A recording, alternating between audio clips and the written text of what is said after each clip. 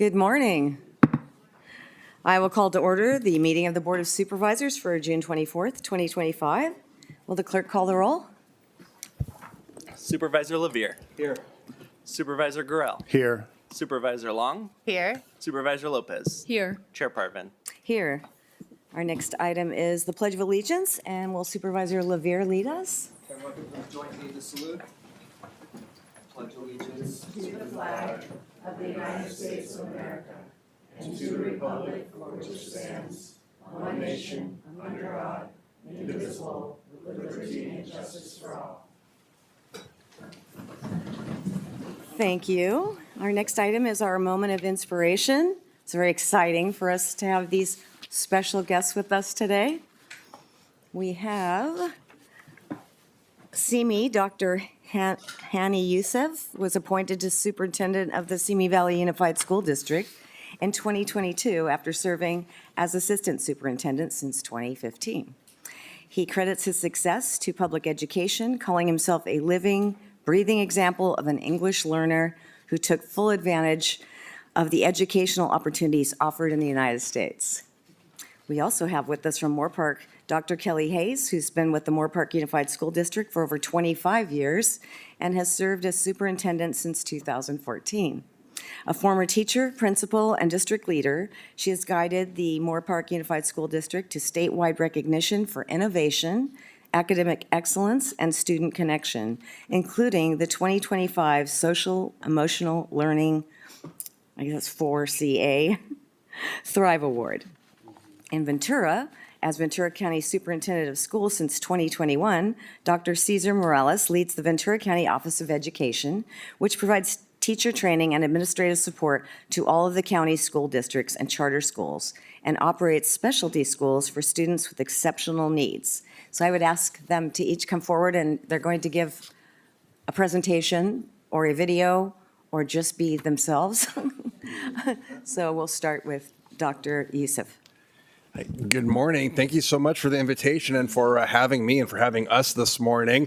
Before I begin, I want to introduce one of our school board members, Trustee Kareem Gibran, came to join us this morning as well. Came all the way from Simi Valley, the other end of Ventura County. And what's that?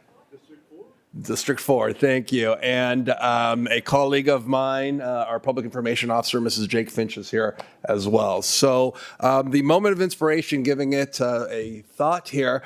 For us in the K-12 school system, I know that we often find inspiration in our students. People think that it's the other way around. We're here to inspire, motivate, and of course, grow and support all students, which is what we do. And oftentimes, our students are the ones who inspire, motivate, and push us forward as well. I'll give you an example. We just recently had graduations and promotions, right? Elementary schools promoting, middle school students promoting, and high school students graduating. And Marcus, one of our high school speakers, said the following: I choose to remember. I choose to remember all the great things that have happened during my time in school. I choose to remember all the inspirational teachers. I choose to remember all the great times with my friends. I choose to remember. And those words stuck out to me because what I choose to remember this year about Simi Valley Schools are all the great things that have happened. And I'd like to share one program that we are very proud of. And it's our first year that we were able to offer a dual language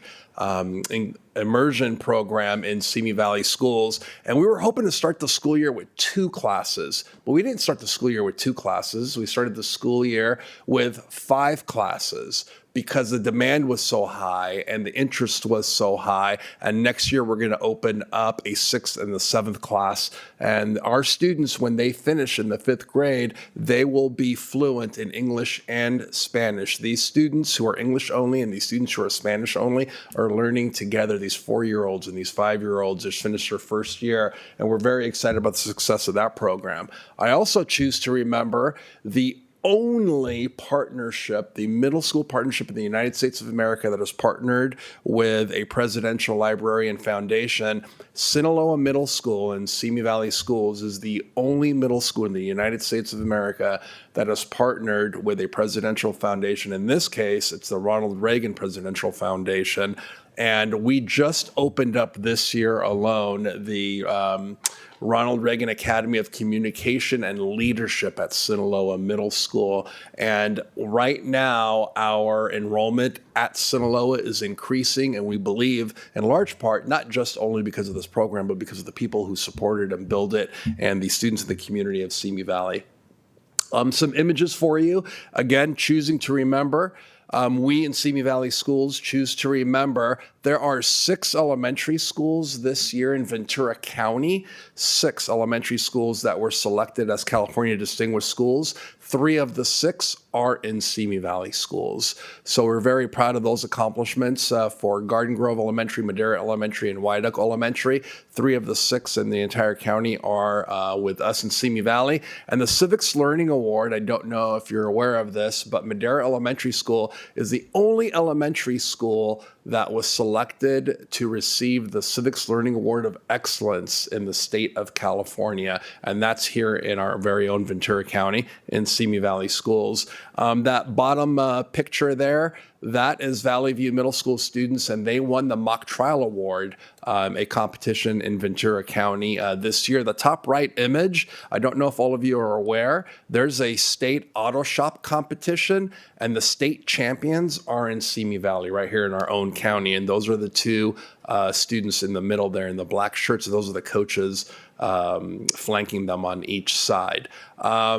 So Rory Dennert is the student that you see behind that large desk in the Oval Office. That Oval Office is in the Ronald Reagan Library. Rory Dennert won a scholarship, and what she did essentially is she portrayed Sandra Day O'Connor and entered a competition, recorded a video, and took on the persona of Sandra Day O'Connor, and she was selected as one of 5 recipients of the United States of America to receive that award. And then that one picture of the science teachers there, that's also a dual language immersion image where that presentation was conducted completely in Spanish.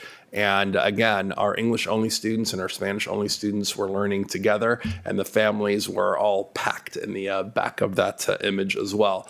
A couple of more things to highlight here is we have a continuation high school, Apollo High School. It's a continuation high school. A continuation high school is where students who are deficient credit or having attendance issues, they go to Apollo High School, a continuation high school, for a first opportunity at a second chance, then a third chance, and a fourth chance. And we don't give up on students. They need all the support that they can get. And Apollo High School in Simi Valley was named a model continuation school for the 5th time. That means other continuation schools in the state of California go to Apollo and learn and model and borrow some of the successful things that are happening there so that they can take it over to their schools and mirror it. And finally, in keeping with the time limit here, I mentioned at the very beginning that, our 8th grade speakers and our, valedictorians, salutatorians, when they have an opportunity to speak, they're very inspirational and they're very motivational, and we learn a lot. And there's one more student speaker that I want to quote as well, and this is Arjun, an 8th grader. Arjun reminded everybody at Hillside Middle School's 8th grade promotion that it's great to have dreams, it's great to have hopes, it's great to wish for things, but your dreams only come true if you do the work. So thank you for the work that all of you do, and thank you for the opportunity to share a little bit about Simi Valley Schools, and enjoy the rest of the meeting. Dr. Hayes. Thank you.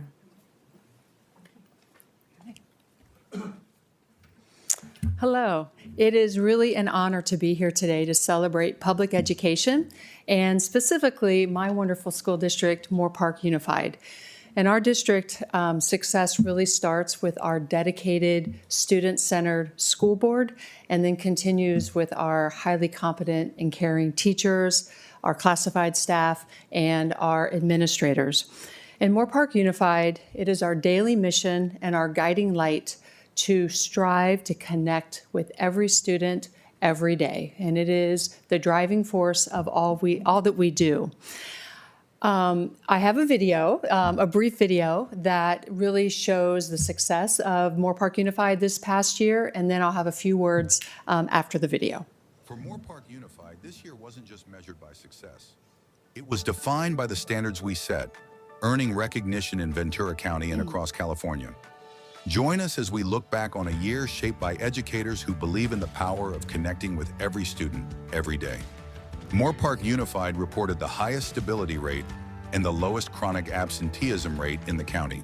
This year, Moorpark preschools earned a 5-star quality rating from the Ventura County Office of Education, as well as recognition as one of only 4 demonstration sites in the state for the Supporting Innovative Practices program. Moorpark Unified was named a silver level honoree in the 2025 California Green Ribbon Awards, one of just 7 districts recognized statewide and the only one in Ventura County to receive silver status. Walnut Canyon Arts and Technology Magnet Schools focus on social-emotional learning, earned it recognition as the first school in the state to receive the Thriving School Award from the Social Emotional Learning Alliance for California. This year also marked the first for our dual language immersion program at Flory Academy of Sciences and Technology. Moorpark High earned a 6-year accreditation, a clear endorsement of our academic strength and commitment to improvement. Our students upheld a tradition of advanced placement excellence with nearly 800 AP exams taken and an 88% pass rate. That's 16 points above state and global averages. Seniors were accepted to over 60 colleges and universities across the United States and abroad. We've broadened our career technical education offerings, and our performing arts programs continue to shine. 10 staff members earned advanced degrees from California Lutheran University, 5 with doctorates and 5 with master's degrees. And while we take pride in the year behind us, we've already started looking ahead, because the next great year starts now.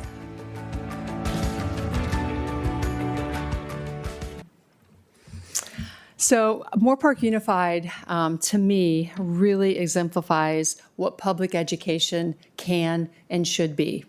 We celebrate our diverse student body that reflects our amazing community that we serve.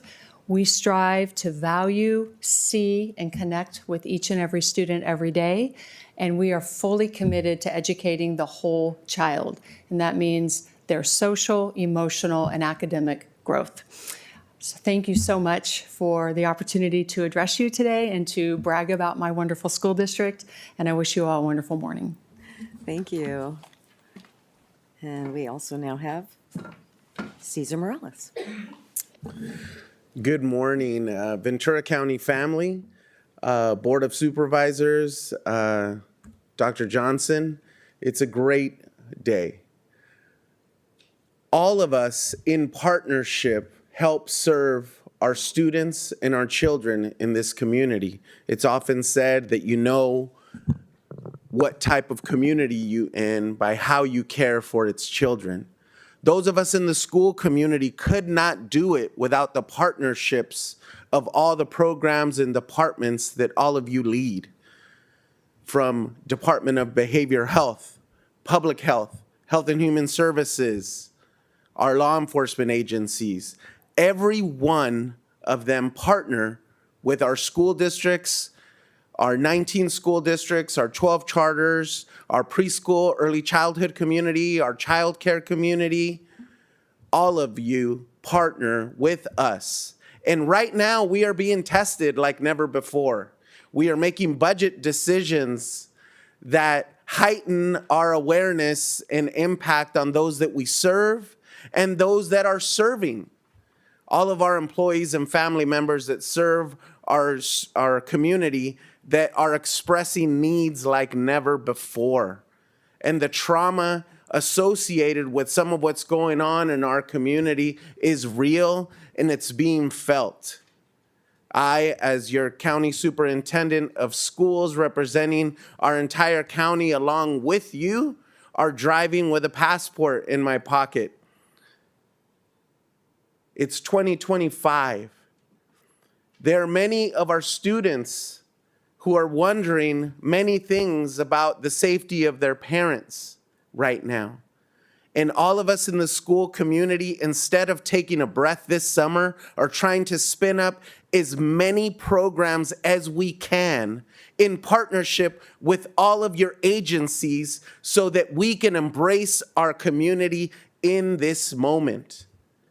Ventura County as a unit of education and county agencies responded to the bell of the last crisis exceptionally well. In the pandemic, without you, we would have not been able to be the first county to open schools in the state of California. We would not have been able to continue to thrive with our small business community and be able to survive and thrive in that moment. In the coming months, in the fall, as the federal budget is decided, there's many implications for your budget and for all of ours. The threat of Medicaid being cut is gargantuan and will be felt across this nation. And we will need to use all of our skills and talent, because in times of ambiguity, lack of clarity, and crisis, it is leadership that gets us out of it. So this is the team we have right now in this room. And all of you are highly skilled and talented, some on your last term, some on your second term, some on your first term. But this is our team, and the bell has rung. And as we will prepare for the first day of school, know that we're going to work harder than ever, because our community and our students deserve it.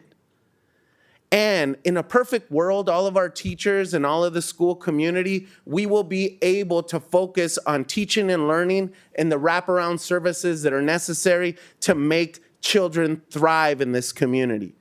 And all of us in this room will be partnering with calls 24 hours a day as September, October, November, and December come around the corner, when we're trying to deal with whatever implications the federal budget brings us.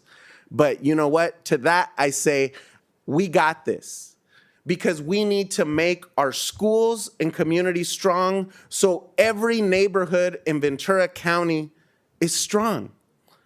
And let's not forget, as leaders, that sometimes people forget, like Maya Angelou, the late Maya Angelou tells us, people forget what you say, people forget what you do, but they will always remember how you make them feel. So as leaders, let's challenge ourselves to be vulnerable in these moments, to be open with the community that we serve, our constituency, and explain the difficulties that we are going to encounter, that we're already dealing with now. We talk about transparency, but let's just talk about the impact of the moment and our purpose and focus on getting us through these tough times. I honestly believe, yes, we will feel like there's fissures and cracks this coming 25-26 year.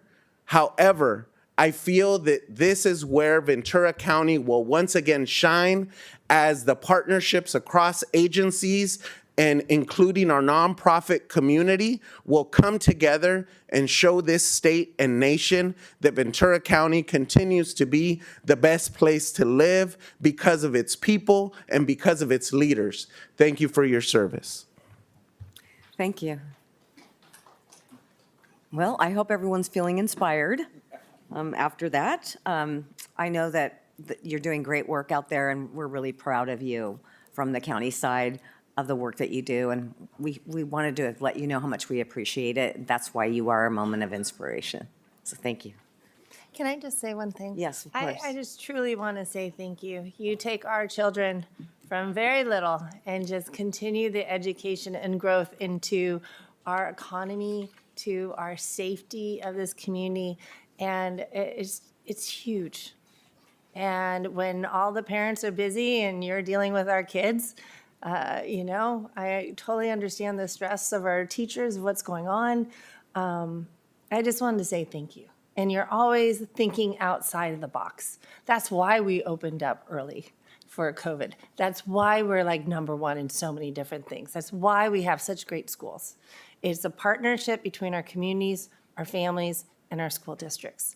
And I want to say thank you so much, because we truly value it. Even though you're not really part of our budget, we work hand in hand together, and we have to work together with the state and the federal. And I just want to say thank you, because the trust we create here goes miles and miles away.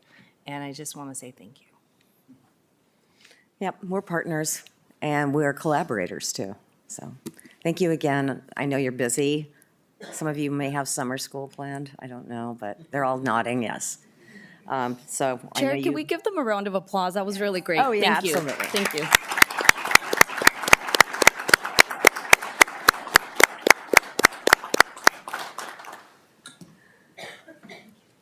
Okay, and they're going back to summer school now. And we'll move on to item 5, which is agenda review.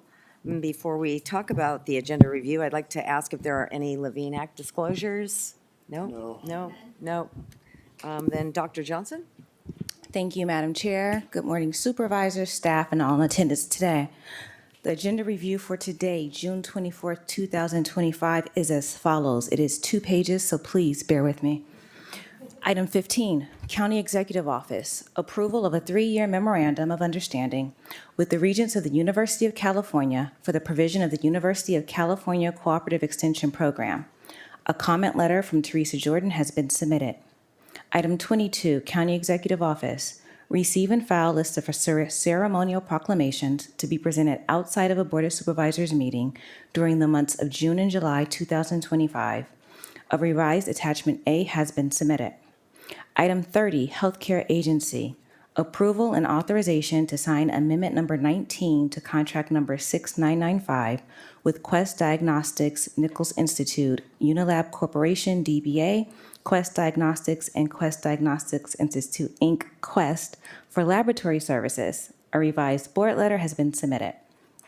Item 31, Healthcare Agency, approval of Amendment Number 19 to Contract Number 7381 with Cervicon Systems, Inc. for custodial services. A revised board letter has been submitted. Item 43, Healthcare Agency Healthcare Plan, approval of and authorization for the Healthcare Agency Director to authorize expenditures with Cedars-Sinai Medical Center, Children's Hospital of Los Angeles, Dignity Health, UCLA Medical Center, and UCLA Medical Group, providers of medical services for Ventura County Healthcare Plan. 2 comment letters have been submitted by Teresa Jordan. Item 45, Healthcare Agency Ventura County Medical Center, approval and authorization to sign amendments to 3 physician pediatric service contracts with Children's Hospital Los Angeles Medical Group, Inc. 2 comment letters have been submitted by Teresa Jordan. Item 72, Sheriff's Office, approval of and authorization for the sheriff to sign a contract with the State of California, Department of State Hospitals, and related documents required by the State of California to continue a jail-based competency treatment program. A revised board letter and Exhibits 1 and 2 have been submitted. Item 80, Supervisor Parvin, presentation proclaiming the month of July 2025 as Parks and Recreation Month in Ventura County. A PowerPoint presentation has been submitted. Item 82, Supervisor Parvin, receive and file a presentation regarding the disposal of fire debris from the Palisades and Eden fires in the Simi Valley landfill. 4 PowerPoint presentations have been submitted. Item 85, Agriculture Weights and Measures, receive and file the Ventura County Annual Crop and Livestock Report for 2024. A comment letter from Teresa Jordan has been submitted. Item 86, Harbor Department, approval of and authorization for the Harbor Director to sign a contract with RRM Design Group for landscape design consulting services to prepare construction documents for the Harbor View Park Playground. Comment letters from Renee Ayu and Debbie Mitchell have been submitted. Item 87, County Executive Office, approve a change in the administrative reporting structure of the Workforce Development Board. A resolution and Exhibits 1 through 4 have been submitted. Item 88, County Executive Office, approval of and authorization for the County Executive Officer to sign the agreement with Disability Access Consultants, LLC, to update the County of Ventura's 1994 Americans with Disabilities Act Self-Evaluation and Transition Plan. A public comment letter from Jasmine Duran has been submitted. Item 89, County Executive Office, approval of year-end budget adjustments and carryover of loans for fiscal year 2024-25. A revised Exhibit 1 has been submitted. Item 90, County Executive Office, adoption of a resolution accepting an allocation of funding and approving the execution of a grant agreement from the State of California Department of Housing and Community Development's Community Development Block Grant Disaster Recovery Multifamily Housing Program. A PowerPoint presentation has been submitted. Item 93, County Executive Office, Public hearing regarding the completion of Kasa Aliento and affordable housing development. A PowerPoint presentation has been submitted. Item 99, Public Works Agency. Public hearing regarding a proposed resolution to increase monthly sewer and reclaimed water rates and reclaimed water monthly service charges. A revised board letter has been submitted. And finally, item 100, Public Works Agency. Public hearing regarding proposed increases to monthly sewer service charges and sewer standby charges. A revised board letter has been submitted. Madam Chair, this concludes agenda review. Thank you. Are you sure? I think so. Okay, well, I believe we need a motion to approve. Item number 5, motion to approve the agenda as modified. Moved by Supervisor Gurel, second by Supervisor Levere. Please vote. That passes unanimously. Thank you. Great, thank you. She probably needs to have a big glass of water right now. Item 6 is the consent calendar. Staff's recommending we approve items 9 through 79. Can I just say, there is a lot in this consent, and I really appreciated the in-depth information. There's so much great work, and I just wanted to say thank you to all of our staff to really get it done, from trying to get the Balcom Canyon open, our sheriffs, the healthcare, just so much. There was. But really good work, and so I wanted to not gloss over that part. Thank you.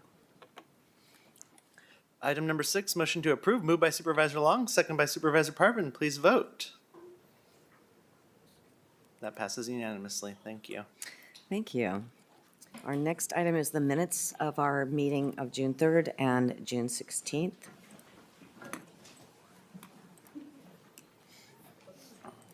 Motion to approve item number 7, moved by Supervisor Levere, second by Supervisor Long. Please vote.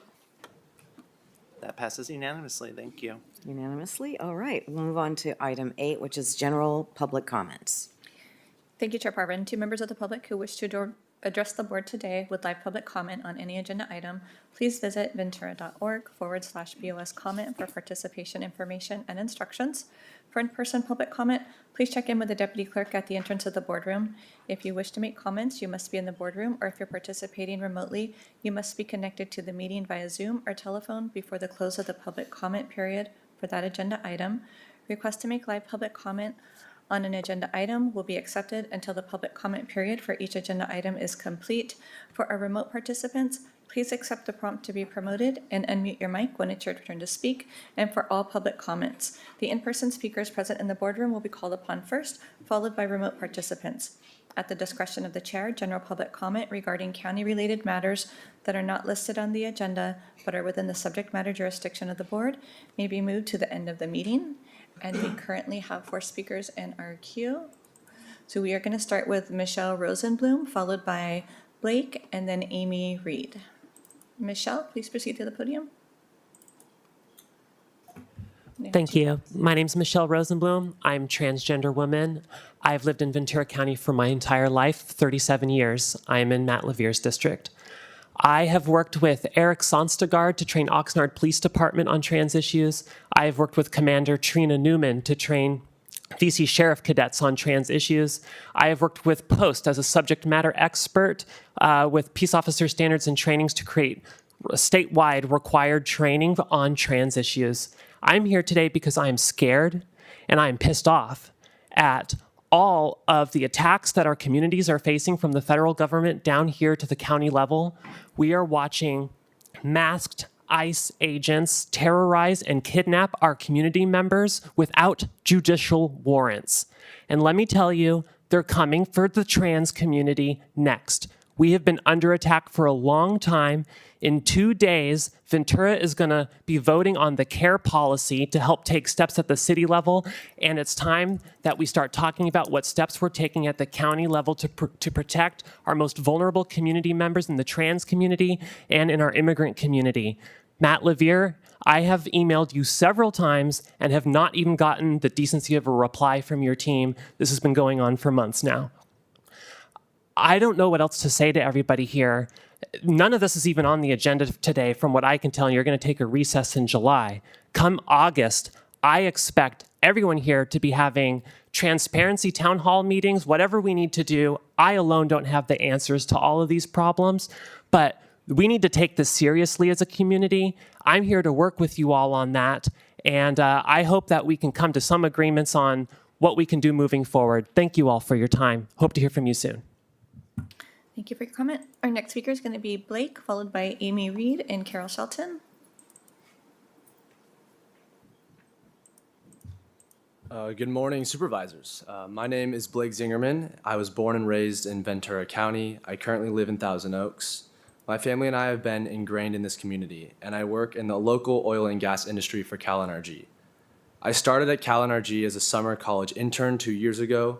I walked into the office on my first day knowing very little about local energy resource production, but feeling excited to support a company that was as passionate as I am about the community. Now I am a full-time employee, and I assist our management in a variety of operations roles. Supporting locally owned and operated companies like CalNRG is essential to growth and prosperity of our community. CalNRG has over 100 direct employees. Our average non-executive compensation is $135,000 a year, and over 50% of the employees are women, veterans, or people of color. These high-paying local jobs do not require a college degree. In a county where, according to CLU's economic forecasting, job growth is in low-paying sectors. The ripple effect of the economic output is meaningful and felt throughout the community. Local individuals and families can not just survive, but thrive because of CalNRG. Every day, I am motivated to contribute my skills and knowledge to drive positive change and make a meaningful impact on our operations and broader community. I urge you to recognize and support the vital role that we play in driving economic growth, fostering innovation, and building a sustainable future for generations to come here in Ventura County. Thank you for your time and consideration. Thank you, Blake. Our next speaker is going to be Amy Reed, followed by Carol Shelton. Amy's joining us on Zoom today. I see that you've been promoted and you have your mic unmuted. You'll have 2 minutes to give your comment. Thank you. Good morning, Board of Supervisors. My name is Amy Elias Reed. I'm a resident of Newbury Park and a founding member of Buen Vecino. I have been a registered voter in the state of California since before many of you were born, and have voted in Ventura County for 52 years. I am positive that elections in this state and this county, and indeed in this country, are fair and legitimate. To spend more money, time, and resources on an election advisory committee is unnecessary and diverts funds from other legitimate county services where they are truly needed. Please do not allow conspiracy theories to interfere with our democracy. Thank you for your time. Thank you for your comment. Our next speaker is going to be Carol Shelton.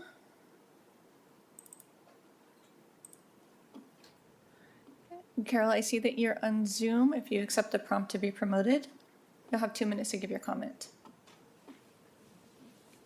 Good morning. My name is Carol Shelton. I'm here as a parent and an advocate and someone deeply worried about what I'm seeing happen to families like mine. Protective supervision, a vital part of California's in-home supportive services program, was expanded to help keep people with cognitive and developmental disabilities safe at home and out of institutions. It provides paid caregivers to supervise individuals who, due to their disabilities, may wander, put themselves in danger, or require constant redirection. Lately, families across Ventura County have been getting letters, cold, unexpected letters, telling them that their protective supervision hours are being cut or taken away with little warning. No change in their child or adult loved one's needs, just gone. For so many, those hours are what stand between safety and crisis. We're talking about people who wander, who don't recognize danger, and who need someone there at all times to prevent serious harm. Protective supervision is intended for this precise purpose. And it's being taken away quietly. Right now, those hours are being slashed or eliminated entirely, with no legal directive, no policy change, and no real explanations. These aren't families who suddenly have fewer needs. These are the same children and adults who still run into traffic, who still can't call for help, who still need constant redirection just to stay safe. Their needs have not changed, nor are they expected to ever improve. And yet somehow, someone has decided they no longer qualify. It makes no sense. And the truth is, families don't even know how to fight back. There's no real explanation, no support, no roadmap. Many won't even try to appeal because they're exhausted or don't have legal help. And yet, when families do appeal, they often win. Why? Because these cuts were never justified to begin with. My family hasn't been hit yet, but we could be next. And that fear sits with me every day. This is not how the system is supposed to work. Protective supervision is what allows families to survive, stay together, and avoid institutionalization. Thank We you, need Carol, for your comment. Your 2 lifeline. minutes for your public comment is up. Chair Parvin, that concludes the public comment for this item. Thank you. Thank you, and thank you to all the speakers. We'll move on to item, that's a 9 a.m. time certain, item 80, which is a special recognition of our Parks and Recreation Month. Yay! Parks and Recreation is at the heart of what makes Ventura County a vibrant, healthy place to live. We have with us Coulter Chisholm, who's in charge of Parks and Recreation here in Ventura County, with a remarkable 38% increase. Am I doing your presentation right now? Because I know you have a presentation. Okay. A 38% increase in use over the past decade. That's impressive. Have you been here that long? I've been here 5 years. Okay, 5 years. So you get half the credit. Our decade of parks are more vital than ever, connecting our residents to nature, to each other, and to a better quality of life. I'll vouch for that. I happen to visit one of the parks almost every week. It's one of my favorite parks. I won't say, it's kind of solitude for me. And so somebody might show up and ruin it for me. So I won't be sharing that, but it's a great park. Office hours. As long as you have your notebook with you. These spaces are not only providing safe opportunities for recreation and wellness, but they also support local economies, preserve our environment, and enrich our communities. So I know you have a presentation, and we look forward to hearing from you, and we can't wait to give you your proclamation. Well, thank you so much, Chair Parvin, members of the board, CEO Dr. Johnson. It's a true honor to be here to help proclaim July as Parks Month in Ventura County. This is the 40th anniversary of this tradition started by National Rec and Parks Association, where park professionals celebrate their parks nationwide. So with that, today I would love to share some of the great accomplishments and things going on in your Ventura County parks. So as park professionals, we seek to build and maintain sustainable parks and open space, to assist partners in offering great programs, to contribute to building thriving communities with spaces to improve health and well-being. Some highlights for your Ventura County parks this year were we're on track to exceed 95,000 camping nights. Tees are up 15% over the last 2 years. We completed Linda Parks Park. We completed the Ojai Valley Trail repaving project. We completed a complex partnership project with City of Ojai to expand pickleball. We successfully delivered on mechanical no herbicide weed treatment in all of our parks. We have 2 new outdoor murals at Soul Park and Waring Park. For our workforce, we have in our budget this year to add a Ranger 3 series and an assistant parks manager. We continue to lean into our very robust park host program. We continue to offer our contracted call center, very reliable hours and guest service delivery. We added an environmental programs internship as well. Upcoming projects in 2025, you'll see us launch a new website. It looks fantastic. Likely next year, we'll be expanding RV camping into the Punta Gorda lot. Some really good expansion at Kinney Grove, very highly used. You'll see us finally leaning into the golf course clubhouse improvement project, and also completing the Foster storm damage full reconstruction. In 2027, you'll see us delivering on Oak Park RV camping expansion, Stucco Park camping, and very importantly, Satakoy Park and Teen Center Park improvements, and the Nyland Acres Community Center. With this slide, in previous years, I'd spent time thanking all of our internal partners. This year, I thought it was due to recognize all of our external partners. And it was a true pleasure putting this slide together, really thinking through how much we leverage through partnerships. It's really core to everything we're doing. And with that recognition, I want to take time to thank all of our staff this year. The team you see behind me, it's with their dedication that we offer so many things with such a small team. So my true thank you to them and celebration of this Ventura County July's Parks Month. Thank you. Any comments about parks in your district, perhaps? Madam Chair, thank you. And I think all of us recognize that parks are something that our constituents genuinely cherish. And you have a small team, but you accomplish so much. And you really are, you put forward such a good face for the county, because it's rare that I hear complaints about parks. Usually it's notes of gratitude about what's going on at a new park or improvements made to a new park, how personable the rangers are, how helpful they are. It's you guys really do incredible work. So I love bringing you here and want to face to face be able to say thank you for everything. Thank you, Madam Chair. Thank you. Okay, well, we can come down and give you your proclamation. Awesome.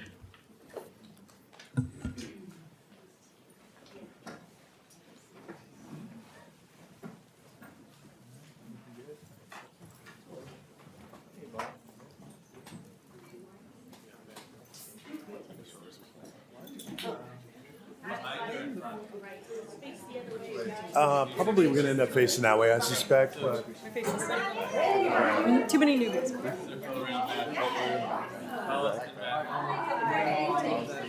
Parks people in front. Some people in front. Some people. Diana would like some people in front. So. Come on, Jerry, help us out. There you go. I got you guys. Come up here. Yeah.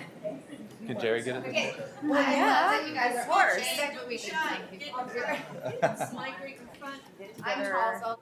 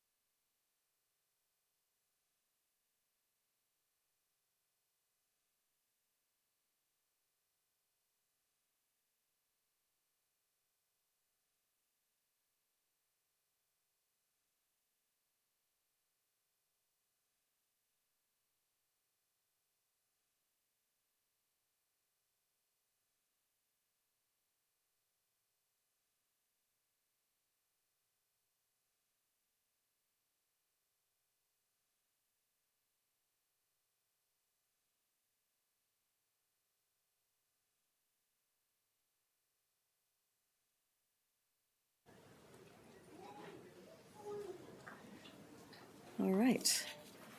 Our next item is item 81, which is Supervisor Levier. Thank you, Madam Chair. And if I could ask Larry Haynes, who is the Mercy House CEO, and Nina Castellano, who is the Regional Director for Mercy House, to come down. It's my pleasure this morning to recognize the Mercy House Arts Shelter in Ventura for 5 years of service. I'll say that when I was on the City Council in Ventura, I believe it was in about 2018, the County Board of Supervisors, at the time I was Supervisor Long, you were on the board then, put up funding and basically challenged every city and said, if you want to build emergency homeless sheltering in your town, we want to be your partner, and we'll go into it 50-50 with you. And at the time, at the city, we took the county up on that offer, and we developed, at the time, the county's first 24-hour emergency homeless shelter. And we went through an extensive background on, who do we want to partner with to operate this shelter for us? And we looked at a lot of different entities, and we landed on Mercy House. We saw an operation they had in Anaheim, which was incredibly successful. We saw that one of our priorities was we want to be a good neighbor. And we saw the neighbor they were in Anaheim. And we actually went down there and talked to a lot of the neighbors in Anaheim, and they all said, we didn't even know there was a homeless shelter here. and that we said, that's the kind of entity that we want to partner with at the city. And so we chose Mercy House to operate the shelter for us. It was, I believe, January 2020 we opened. And that was an incredible ribbon cutting being there, kicking that shelter off. At the city, we were so thankful for the partnership with the county. And it's amazing. It's been 5 years. You know, COVID came real quick after we opened that shelter up, and you navigated through those challenges. I think what's most exciting is through this time, you've transitioned 125 people from sheltering to more permanent supportive housing. And that's been the goal of this all along. So I wanted to bring the Mercy House team here this morning to thank them for 5 incredible years of service to the residents of the county and give you a chance to say a few words. And then we would love to present you a proclamation recognizing the 5 years. Thank you very much. Would you like to take this mic? No? You sure? Okay. Well, I just want to thank you all this morning. Thank you for having us. I just want to underline that date, January of 2020. Nothing was going on shortly after that to complicate all of this, right? We are celebrating. My name is Larry Haynes, and I am with Mercy House, and we are celebrating our 5-year anniversary. And we just wanted to take a couple of minutes to say thank you. Thank you for being such an incredible partner. And we just wanted to share some of our very, very brief notable accomplishments. The first and most important thing is we have exceeded our housing goals. And of course, it goes without saying, this is not a shelter measurement. This is a systems measurement. So all of us in the entire continuum of care and the county and the cities can take credit for that great achievement. We have served now over 359, since this was created, 359 individuals during those 5 years. And what is important is, you'll note by the PowerPoint slide, the overwhelming majority are the most vulnerable people out on the streets. 82% with disabling conditions, more than half with multiple disabilities, and over almost 2/3 have been out on the streets for multiple years, several years at a time. Now, why is that important? It's important not only for socioeconomic reasons, but also for humanitarian reasons. One of the reasons that we want to serve the most vulnerable out there is that left unchecked, left unhoused, those are the folks that are going to cost society, local businesses, the most amount of money to address. So the reason that you want to reach down for those that are highly vulnerable, if not for humanitarian reasons, is for economic reasons. It's also worth noting that as we look across the different regions across the country, at the end of the year, we celebrate the longest at night, right? December 21st. Across the country, if you look at region after region, close to 90% of those who have died are those that were left unhoused. So not only are what we're doing is it ending people's homelessness, it is a wise economic investment, but we're literally saving people's lives. And then, Supervisor Lavier, to your point, in the 5 years that we have been operating there, we have not had one complaint, not one neighborhood complaint in 5 years. Obviously, we can't, it didn't work. Where am I pointing? There we go. Obviously, we can't do this by ourselves. It takes incredible partnerships. And I just want to publicly compliment and thank you for your wonderful county staff. You can see the wide variety of programs with which we operate. We're proud of our partnership with county staff. We would not have the success if not for them. And also, we can't just rely on public investment. There has to be private investment as well. And so again, we want to make a public thank you to our private investors. It has been a great 5 years. It has been our honor to be your partner, and we hope to serve you for many more years to come. Thank you all very much. Okay, yeah, I would love to if we all go down and present the proclamation, and then we can take a picture. Thank you, Madam Chair.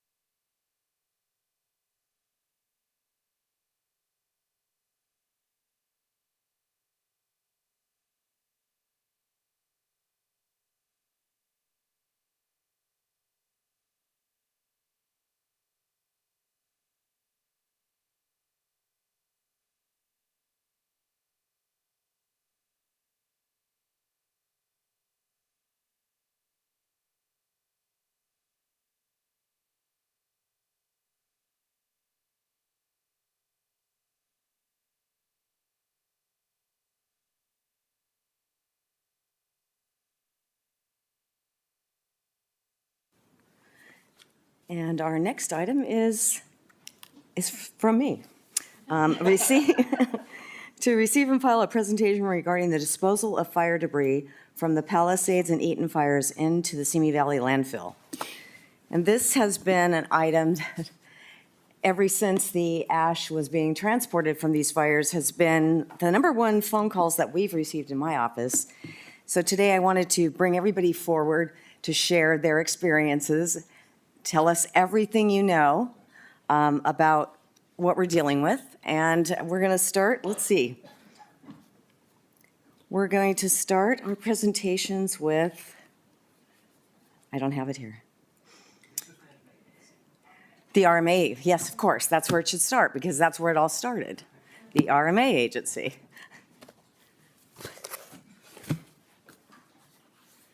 Well, thank you, Madam Chair. Good morning, Board of Supervisors, CEO Dr. Johnson. I'm Rob Mullane with the Resource Management Agency. And I understand there's 4 PowerPoint presentations, one of which is going to be from our Environmental Health Division, talking about their authority in regulating the Simi Valley landfill as the local enforcement agency. That's an authority delegated to them by the California EPA.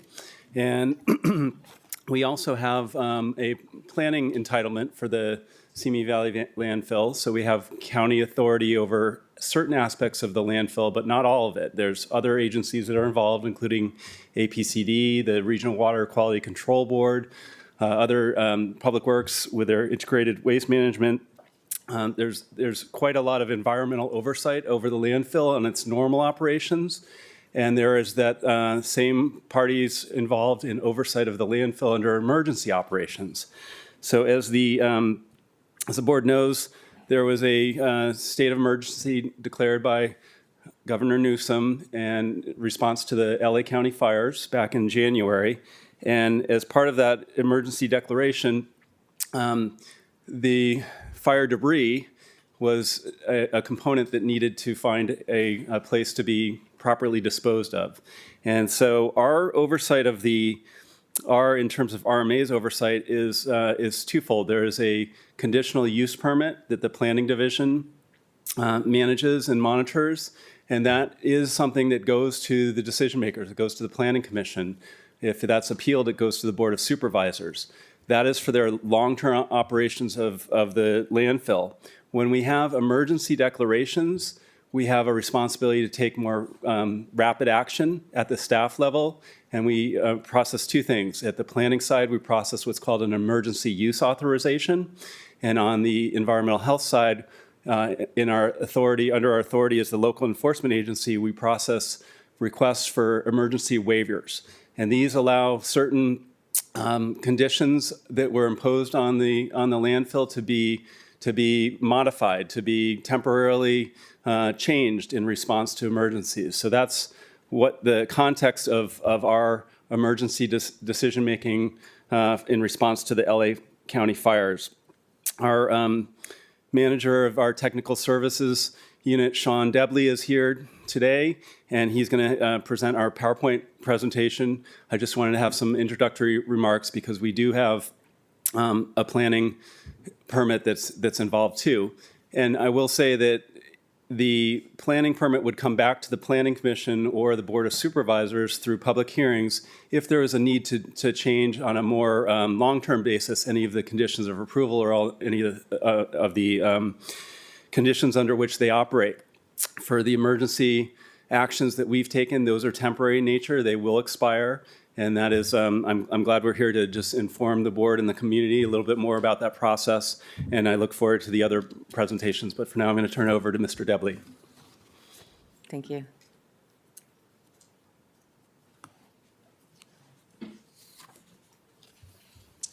Good morning, Chair Parvin, Dr. Johnson, members of the board. My name is Sean Debley. I'm with the Ventura County Environmental Health Division, and I am currently the manager of the local enforcement agency.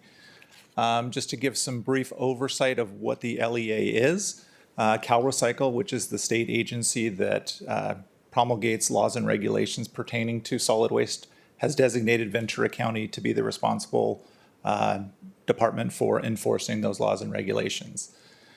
Types of facilities that we regulate in the county include our transfer processing facilities, solid waste hauling facilities, our landfills, composting operations, recycling centers.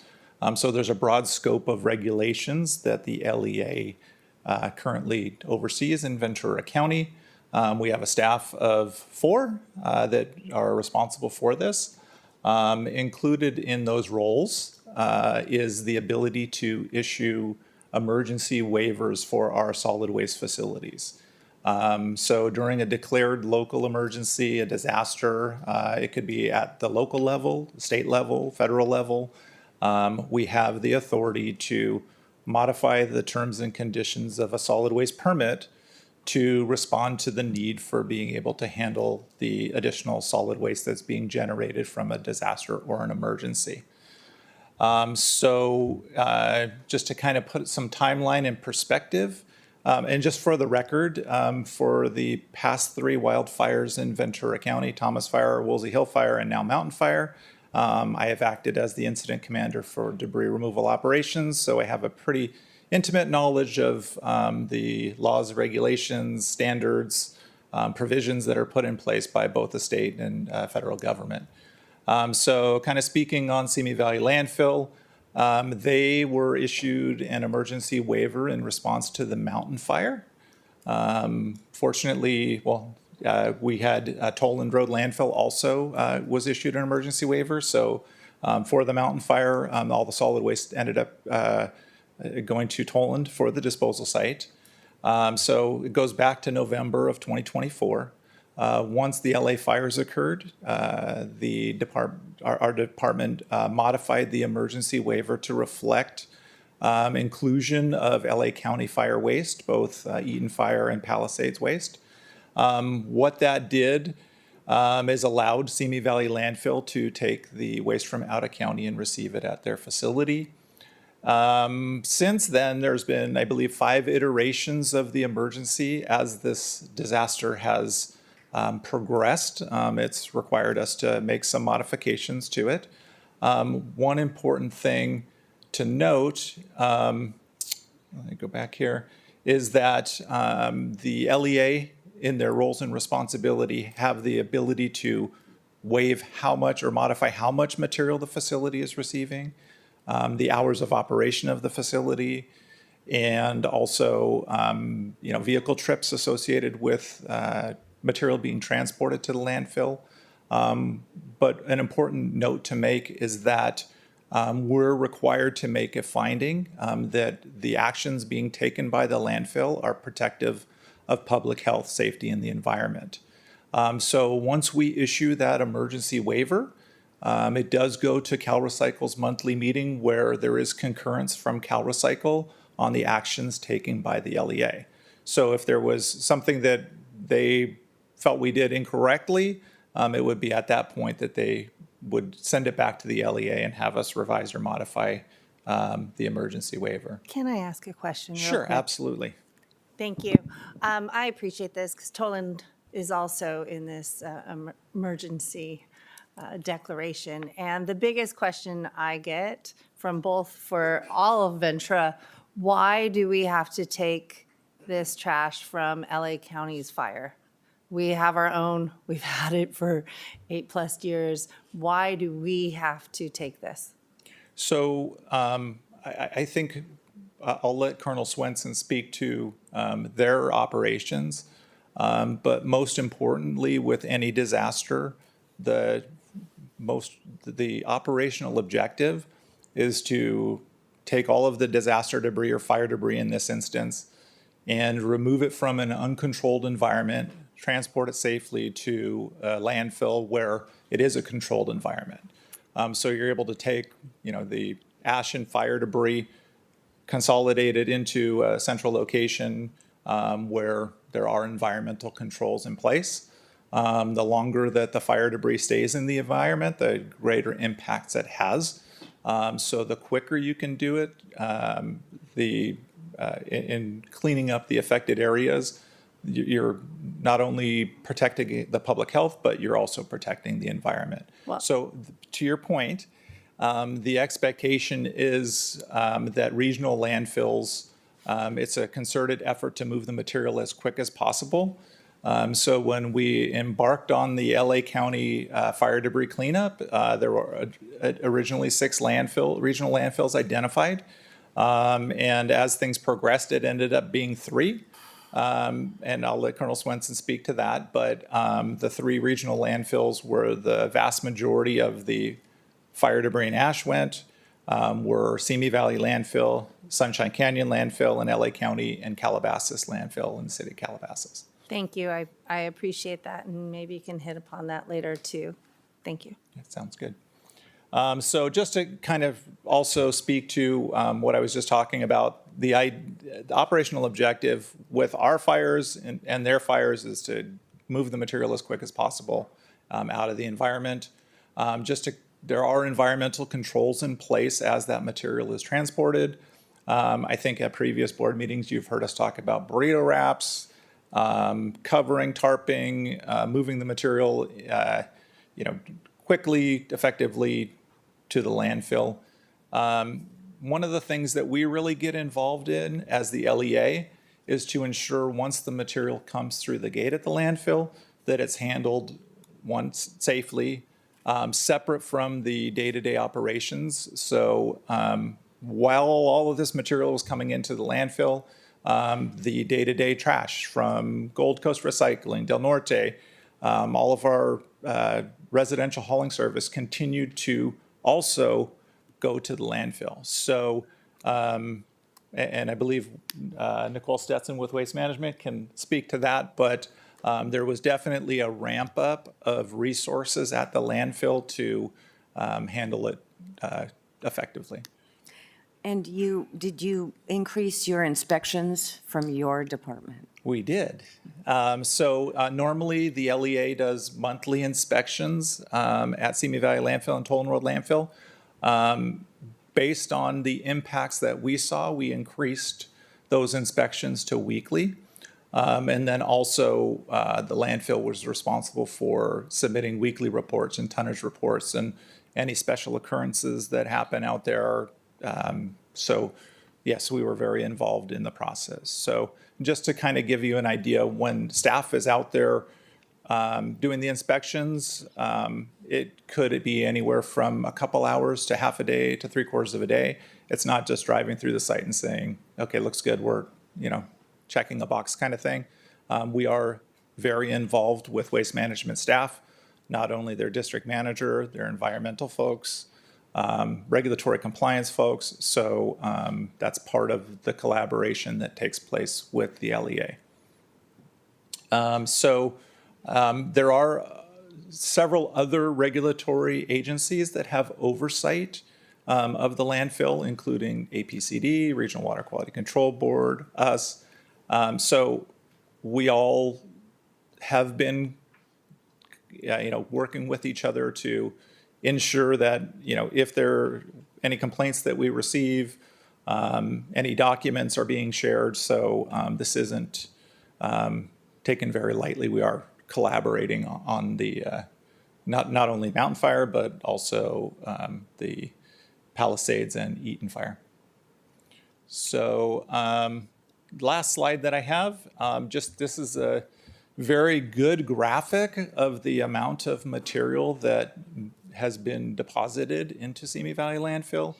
At the peak, which was at the end of April into May, we were close to 25. I think they hit 25,000 tons one day, but it was very common that they were receiving roughly 20 to 23,000 tons per day of fire debris from LA County.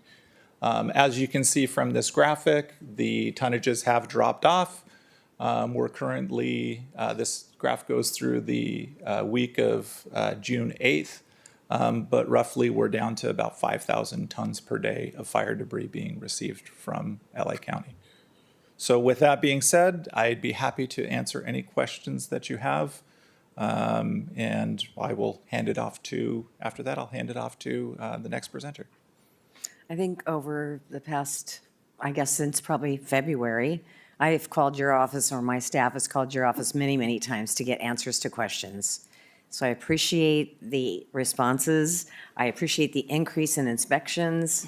All of those things are really important to the residents because sometimes people don't trust government. So it's important that we are transparent. We're bringing all this information out. If somebody has questions, they have the opportunity to speak today, ask the question that may not have been answered yet. Looking forward to that. So thank you. Thank you very much. Our next speaker is Mark Grady, Waste Management.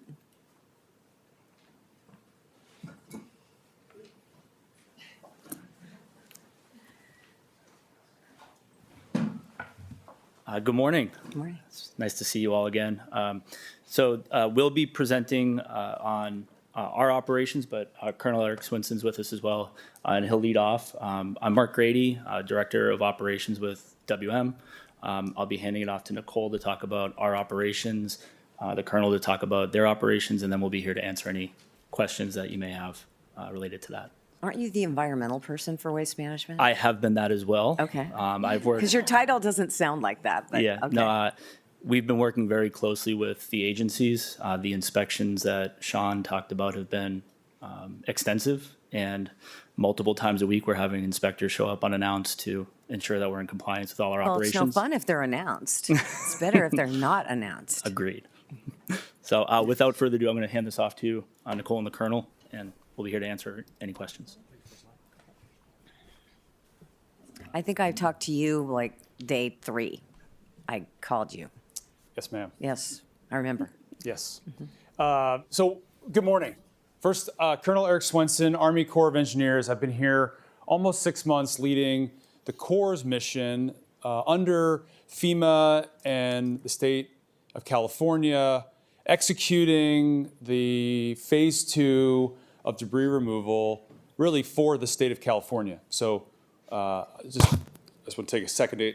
So, normally the state can take the opportunity to do debris removal, or if the state feels that the resources required would maybe outstrip their available capacity, they can do a request for direct federal assistance where they ask FEMA for other federal agencies to come in to do debris removal. So in this case, the state asked FEMA, FEMA asked the Corps and the EPA. The EPA came in here early on and did all of the household hazardous material collection.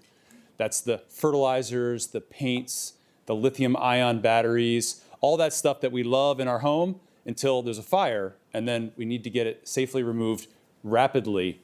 Once they were done and homeowners had signed up for a right of entry, then the Corps came in with our contractors to remove the fire ash and debris, which in the state of California, after a declared disaster, considers that municipal waste.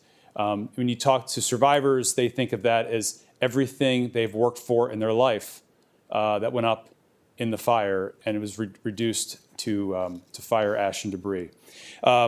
We take our work very seriously. We came in here, we were actually chatting this morning, probably the fastest fire debris recovery mission in the state of California and in the nation in modern history.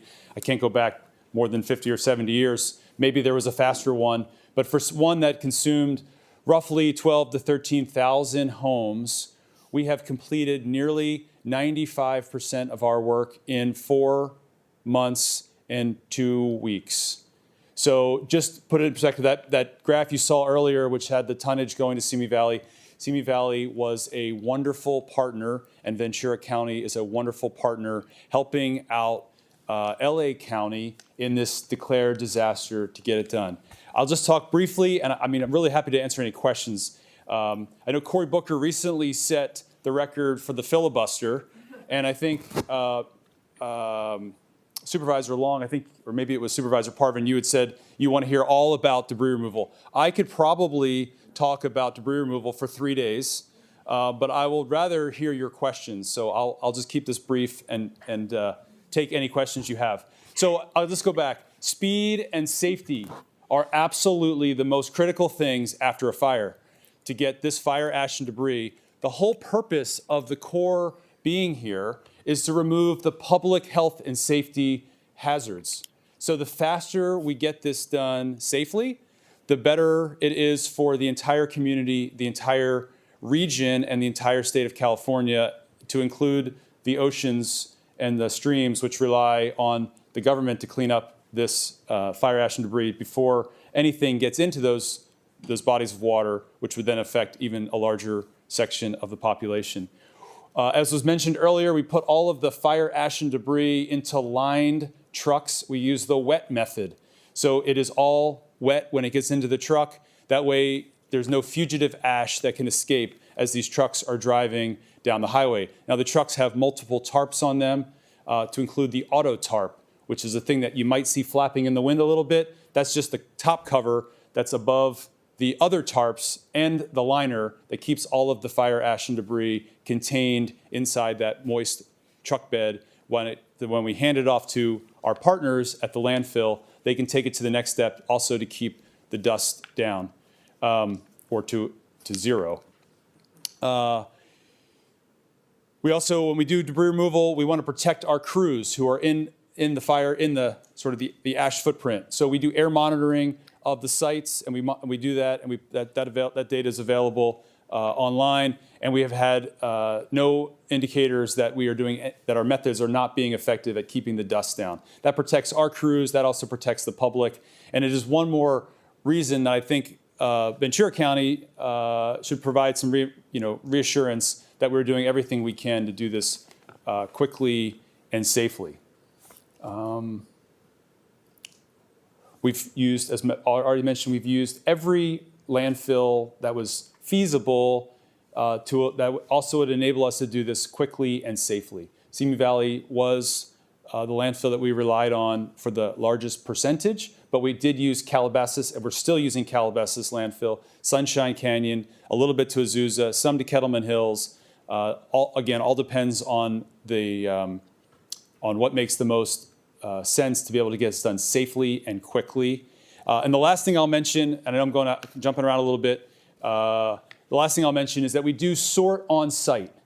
So recycling is really important. We know how hard it is to manage landfills and to get landfill capacity. We want to make sure that everything that goes into the landfill is only what is needed to go in the landfill. So clean metals and clean concrete that's been tested for asbestos and found to be negative, those items get recycled off of the parcel, put in separate trucks, and taken to appropriate facilities where those recyclables can re-enter the supply chain and be reused. That helps the state of California, this county, and others maximize the amount of available airspace in landfills for municipal waste. So who handles that? Is that Azusa? So we take it to a variety of different places. Sun Valley took some of it. We have some SA Recycling out on the east side of town. Some of it gets direct hauled to the port. It all depends on the recyclable, Madam Chair, what the recyclable is and who wants it. These recyclables do have some monetary value. So there's a little bit of trying to find the right place to market it so that we can safely and efficiently get it removed, but then also we can get it back into the supply chain for it to re-enter as a new product. Okay. And with that, Can I'll I- pass it off. Yes? I have a question for you. So for Ventura County, what was the percentage that we had to take as a good neighbor? I don't have the exact percentage for what Simi Valley took versus Calabasas versus Sunshine Canyon. It's all based on the size of the landfills, their ability to receive the material, our ability to get it to these landfills safely. We put somewhere on the order of 3,000 truckloads on the road every day on the highways to get the fire ash and debris to places that could safely receive it. And just the location of Simi Valley between the two impacted areas, its access to routes, and their ability to receive that much material based on their daily permitted amounts. Every landfill has different permitted amounts. Simi Valley had the highest daily permitted amounts before the fire, based on its sort of area, it's as a regional asset in Southern California. Right, and I agree. It is a regional asset. And I really appreciate Supervisor Parvin bringing this up because our whole community is really worried about truck routes about the safety of what you're actually delivering. It's very helpful for us because we're conscious. We have other things going in that region that we're very sensitive on and that the city is. And so that's a great concern. Just because we look good doesn't mean we have to take it. And so as an elected, we all have to voice our opinions on that. And the question I had, so I drove around the area on Saturday, at least at the Palisades, and there's still cars left in driveways. There's still things that are out there that need to be cleaned up. Where does that still all go? I saw your graph, which is great to say you're almost done, because I applaud you for the fabulous effort. We're worried about our environment, our communities and so forth, but guide us into where we're going with this. Great question. So we've, as of last night at 3 o'clock, I do my numbers every 24 hours. So last night at 3 o'clock, we had removed fire ash and debris and recyclables from 9,111 properties across both impacted areas. Again, we're like 4.5 months in. First school was done on the 2nd of February. First residential property was done on the 11th of February, 2025. So 9,111 properties have been cleared as of 1,500 yesterday. We have the rights of entry to clear 9,499 properties as of today. That number continues to fluctuate slightly. There are about 1,967 opt-out properties, many of which have been completed. These are people who said, thank you, federal government. We understand you have a program. We're not interested. We want to do it on our own. Some of those people are still in the process. So the cars you may have seen in people's driveways, that they could be because they have decided to opt out, and they have till the end of this month to have that fire ash and debris removed, unless they can seek some kind of waiver from LA County or LA City to extend that timeline. But as of right now, the fire ash and debris is supposed to be collected by the end of this month, and both the county and the city, LA City, Malibu, Sierra Madre, and Pacific Palace, or in Pasadena, have also started an abatement process. So if you fail to remove your fire ash and debris, either you don't opt into my program and don't opt in to do it on your own, or you opt out or don't opt out, or you fail to, if you opted out, you failed to fulfill your end of the bargain, i.e. you hired a contractor but they haven't done the work, then the county or the city, the local government is going to take legal action, is taking legal action against you. Any of that legal action that is wrapped up by the 15th of July, those properties will come to us, to the Corps, to be removed. We anticipate there being somewhere on the order of 1 to 400 properties that could come through an abatement process. So we just don't know yet because the deadline hasn't arrived yet. But we are prepared to do those rapidly. So you could see the number, that 5,000 tons a day, you could see that sort of maintain that tail for another couple of weeks, but then it's going to, from us, it will drop rapidly towards zero, with the only debris that could be taken would be if there's a commercial property under that's where the ash is considered municipal waste that could come as part of a county or city abatement action after we finish our work. But we are really close. We are really close to being done. Thank you. I have a question about, you mentioned speed. Yes. That you it sounded like you may have broken a record for getting the ash to the waste management site. Mm-hmm. Okay, good for you. But my question is, were you overseeing both Eaton and Palisades as far as all the trucks? Yes. Okay, so it must have been a little bit challenging bringing them from Eaton coming through the 118 this way, and then the Palisades, I'm assuming, came through the 23, and then they all met up. But did anyone communicate to you that there were a high volume of trucks at the same time? Yes, Okay. Madam Chair. As your phone rang frequently.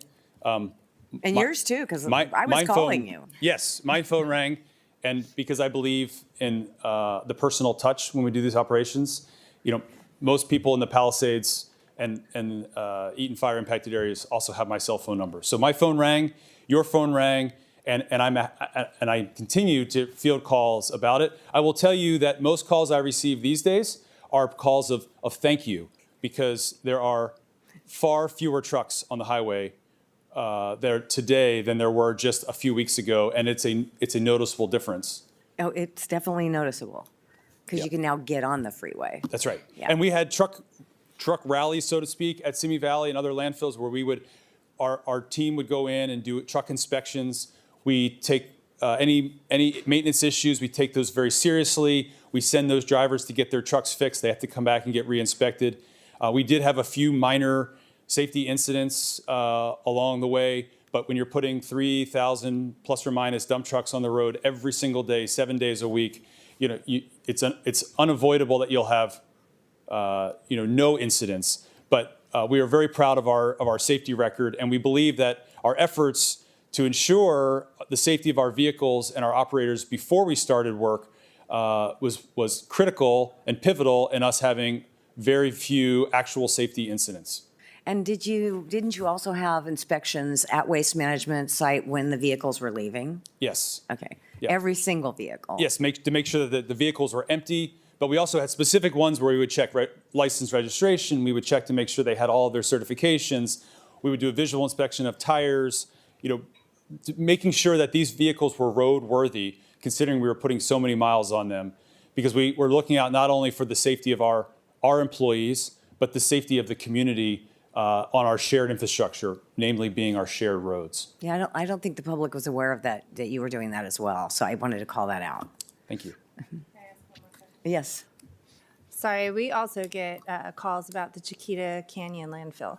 And everyone looks foresight and thinks, okay, how is this debris going to this site years later? What are we going to see? Is there extra funding that's going for off-gassing? Is there things that we're needing to do? There's a great concern we are all groundwater, and we have air quality issues. And those are huge sensitive issues for us as a county. And so taking on such large volumes, even though we could handle it, doesn't mean we want to because of those kind of issues.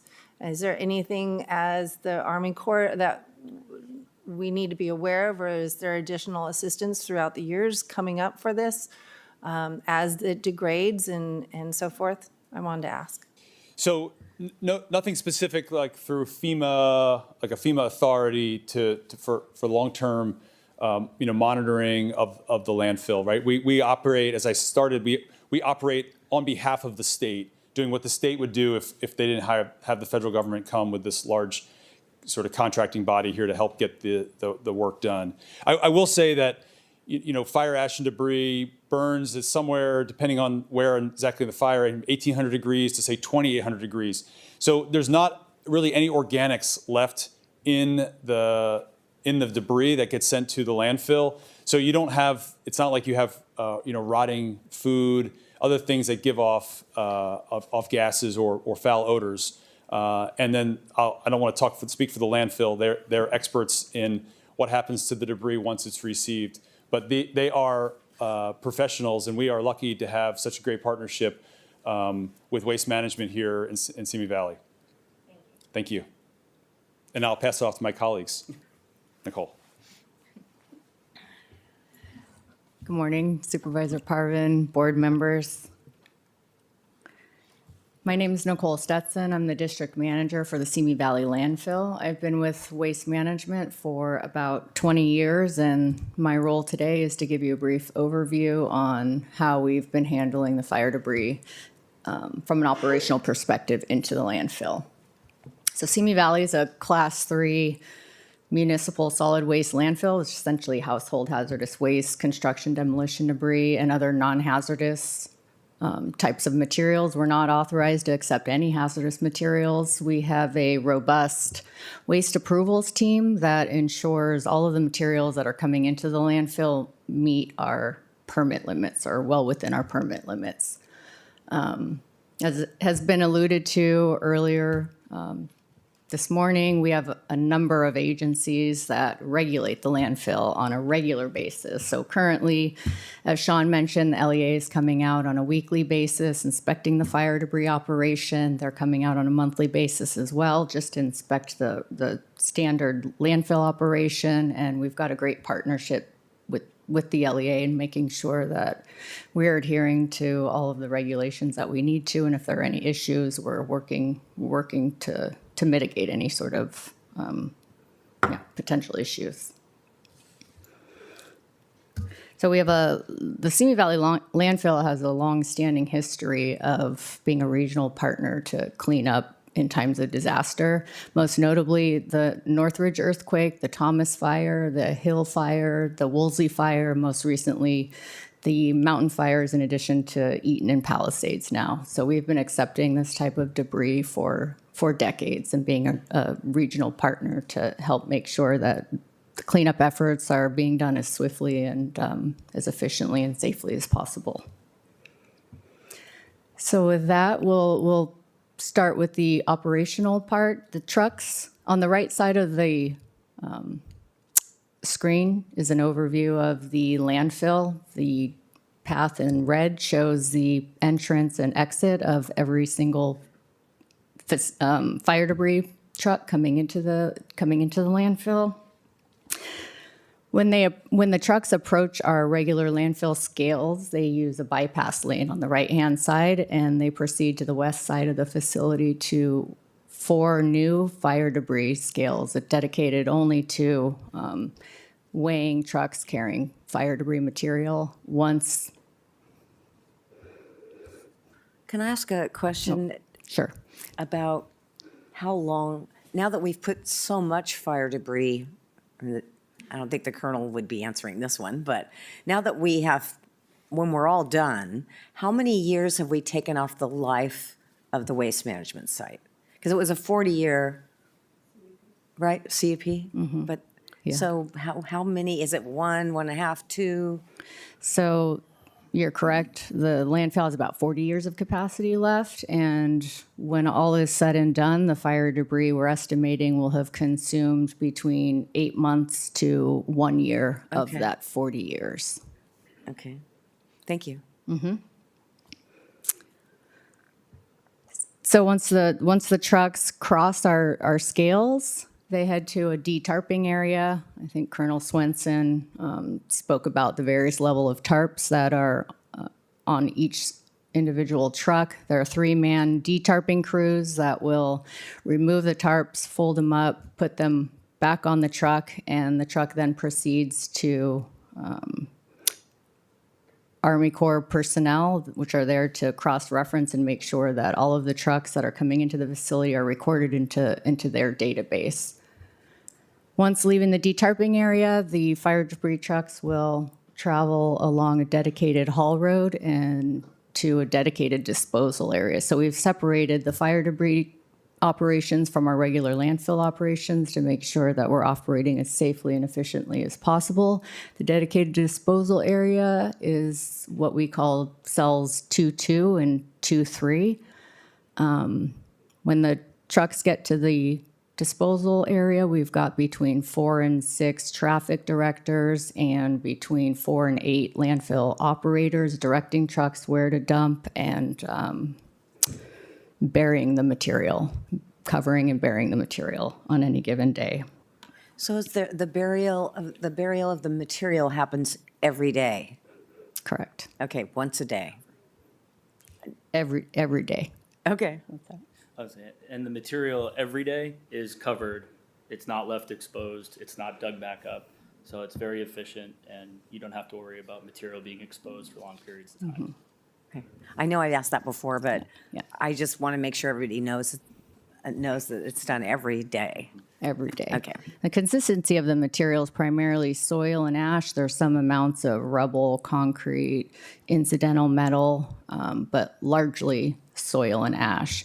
And because of all of the procedures that are taking place at the actual loading location with the material being wet, when the material comes out of the bed of the truck, there's essentially no dust once it hits the ground.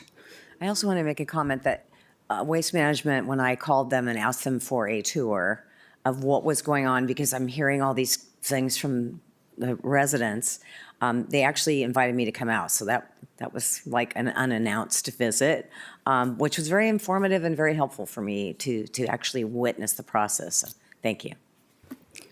More than happy to host anyone at any point in time. So if there is anybody from supervisor to community groups that would like a tour of the landfill, I can definitely set something up. More than happy to. I failed to skip through a couple of these slides, but this is the entrance road. Our regular scales, the trucks, like I said, will use a bypass lane to the right and head up to the four dedicated fire debris scales, which in this slide is to the left. The detarping station is to the right. And again, there are Army Corps personnel that will inspect each load after the detarping process. This is a dedicated disposal area. You can see that we have large truck tires to delineate the lanes that the trucks will back up into for safety purposes. We make sure that we maintain safe distances. You can see our heavy equipment there that's pushing and bearing the material.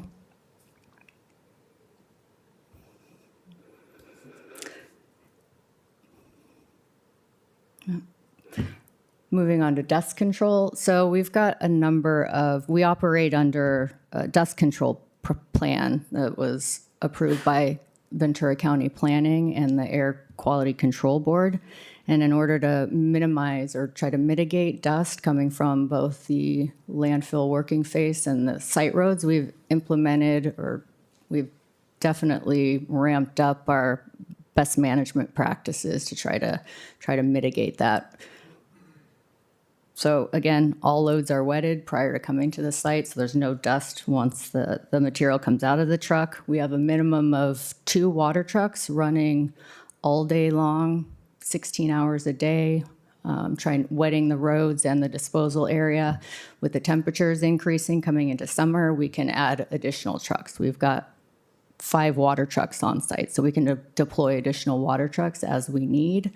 We've also added about 300 linear feet of rumble strips. You can see that in the picture to the left. The purpose of those rumble strips is to knock off any dust and mud that might have accumulated on the truck tires before exiting the facility.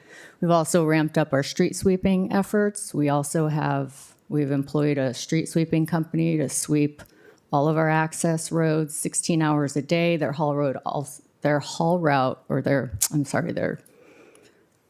cleanup route includes Viewline Drive and then Madera right before the freeway on-ramp. So we've got a street sweeper that's just making circles around the entire facility and those public roads on a daily basis, 7 days a week. And then after the trucks pass the rumble strips on the left, they go under a manned camera station. So this is where Army Corps and Tetra Tech personnel verify that there's no material left in the trucks, and then they exit the facility the way they came in. And I think, at this point in time, our volumes this week are between 3,000 and 3,400 tons a day. And so like Colonel Swinson said, the cleanup efforts are winding down and those volumes will continue to decrease.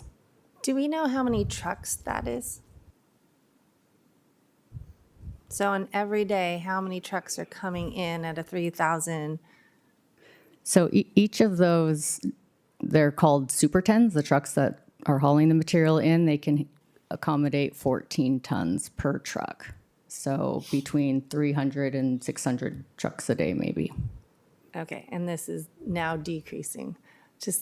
I have empathy for our community that had to deal with all the trucks. If it's only 14 tons per truck, doing the math for all of you out there, that's a lot of damn trucks. So it was. I will confirm this. So that concludes my presentation, and unless there are any other questions. Supervisor Lopez. Thank you. Yeah, you mentioned there's daily testing or monitoring. Is there a time period where that decreases over time, specifically for this type of material that is disposed by the LEA, I think was mentioned. Yeah, so the LEA are coming out on a weekly basis inspecting the operation. Is that what you're referring to? Yes. Is there a change in the number of inspections or testing that happens over time? So the inspections have definitely increased. They were previously once a month, and now we've got regulatory agencies, including the LEA, coming out on a weekly basis. That's my fault. I And mean, nope. I asked for increased inspections. Perfectly happy because to. I just wanted to make sure we were really letting our community know that we're really watching closely. And that continues indefinitely? It's a weekly? At this point in time, my assumption is it will continue to be weekly. Okay. The LEA knows the answer better than I do. Yeah, they probably do. Here we go. Yes, so the LEA inspections will continue as we receive updates from the LA fire cleanup. And obviously, when they get to 95, 98% done, then we'll probably go back to our original inspection frequency. But as for right now, there's no intention to decrease the inspections at this time. Thank you. Good question. All right, do we have any other questions for this group? It's two different groups, actually. I would like to say thank you for that overall, just of what you're doing and trying to keep the dust and the dirt and everything down for the mass amount of trucks and so forth that's coming. I really do appreciate all those efforts. It's important for our community to understand it, even if they might not agree with it, but to know what levels you've taken. And thank you, Supervisor Parvin, for really calling in and getting those weekly checks and so forth. I think it does help. I do too. Public safety is a big priority for us, and we need to make sure we're keeping everybody as safe as possible, so. And I know we're in a hurry to get it all done, because you probably want to move back to wherever you really live. Somewhere. Somewhere. We won't say, undisclosed. But appreciate your work, except for that particular period where all the trucks were coming at the same time. Because I thought, how could anyone coordinate this? That many trucks. But I guess you had to be sitting where I was. It's magic. Yeah.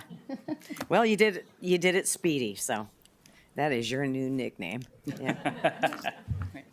And it's good to see your face because we only talked on the phone. I've never, yeah, so it's good to put a face with the name. Thank you, Colonel. It's been an honor to be here helping this community and the survivors here. There's probably 40,000 people left their homes on the 7th of January, came home on the 8th, 9th, or 10th to nothing left. And it's an honor to be here to help those families, walk with them as they make this journey to rebuilding their lives and livelihoods here. So I do appreciate the County of Ventura for really being a great partner in this. I acknowledge that it may not have been as willing as everyone had wanted it to be, but fires in this state are not going to stop. Fires in states that are, hot, dry climates are not going to stop. And it's incumbent upon, federal, state, and local governments to work together in a time of crisis to remove public health and safety threats so that communities can rebuild hopefully better than they were before to reduce that risk going forward. But I just wanted to extend my appreciation for this partnership. Thank you. Thank you. You really have a lot of heart. You really do. I do. You really care about the people that lost their homes. I mean, I'm sure they really appreciated that. They don't expect that from a colonel, I don't think. I've spent 12 out of Sorry, the no last offense. 12 out of the last 15 months doing wildfire recovery for two traumatized communities, being Lahaina and LA. And so you're now the expert, I would say. don't say that too loud. Okay. Don't say that too loud. All right, I won't. So I don't want that. The next one that happens, I want to not get a call. No, just kidding. Okay. I'm happy to come and help. Thank you. Thank you very much. All right, let me see. Next is Ali Gasami from the Air Pollution Control District. We're just covering everything I can imagine on this project. I don't want to miss anything, and I'm actually going to be delivering your regional water quality report myself. So Ali. Good morning, Madam Chair, Parveen, Dr. Johnson, and members of the board.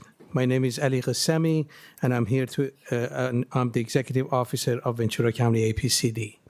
As you all know, APCD's mission is to protect public health and agriculture by working with you, businesses, public agencies, and residents to clean the air. Today, I'm here to address the air quality concerns surrounding the Simi Valley landfill and disposal of wildfire debris disposal. I also want to talk about the temporary air monitoring near the landfill that we installed, and also to go over the air quality data trends and analysis associated with these activities. Well, per direction from Madam Chair and collaboration with Dr. Johnson's office, we were able to install 2 temporary monitoring devices around the truck road to the landfill to monitor the air quality from the activities associated with these wildfires debris disposal. The first monitor was installed at Simi Valley Unified School District, located at 101 West Cochran Street. The second monitor was installed at Ventura County Human Services Agency's building at 2900 Madera Road. They are, if you look at the map, they are about 5 miles away from the permanent monitoring station that we have located as Cochran Street, the same street. So we put 2 temporary monitors on each side of Highway 18 freeway. They're close to the entrance of the landfill truck road. These 2 temporary monitors were measuring the PM 2.5 particulate matter with the size of 2.5 microns or micrometers or less. The purpose of putting these temporary monitors was to see if we can find any significant differences between the data that we're going to collect through these temporary monitors versus the data that currently being collected through the permanent monitor that we have. And at the same time, while the permanent monitor is giving you like a background concentration feeling, like regional feeling in Simi Valley, we wanted to make sure that we are not missing any localized data associated with the activities surrounding the Simi Valley.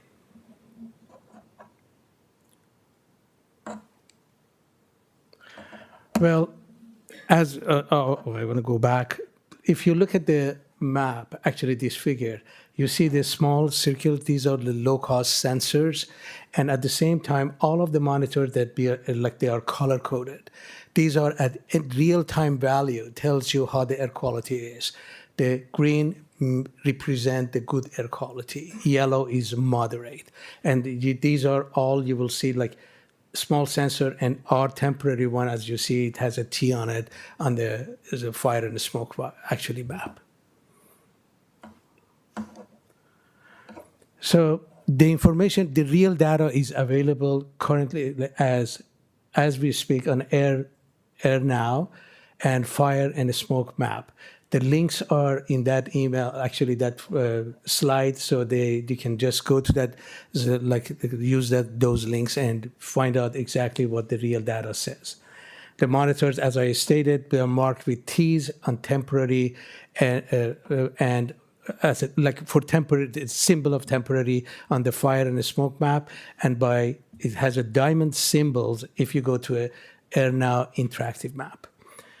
They are on both sides of Highway 118, as I said, and Madera Road. It's color-coded, as I explained, and it represents the air quality index. Air quality index is like you can assume you have a yardstick, and in the yardstick it says if you are between this and this number and this number, it's a good air quality. If you go above this, for example, it's moderate, or it is actually is dangerous air quality. Ali, can I ask a question? It's Yeah. me. Just a quick question about, because this is a question that keeps coming up over and over, and we were in a meeting together when there was some Of residents course. asking about it, but is the equipment we're using the best equipment available? Yes. I think they just felt like it wasn't the state of the art, or maybe it wasn't a good monitor, or. No. These are Generation 2 monitors. They are beta attenuation monitors. These are like the monitors that EPA uses, Okay. state agency uses. And as a matter of fact, these are the 2 monitors that we have it as, like we borrowed it from the state. It's not like a cheap monitor or low-cost sensors. Okay. And at the same time, I'll go through the figures with you. We have a state-of-art permanent monitoring station that on an hourly basis, it gives you real data that up to now, we haven't seen anything different. The number that we are getting, it is within the numbers that we expected. Okay, thank you. No problem. And it continuously measured level 2 PM 2.5, and I said the PM 2.5 is particulate matter with diameter of 2.5 micrometers or less, or micron.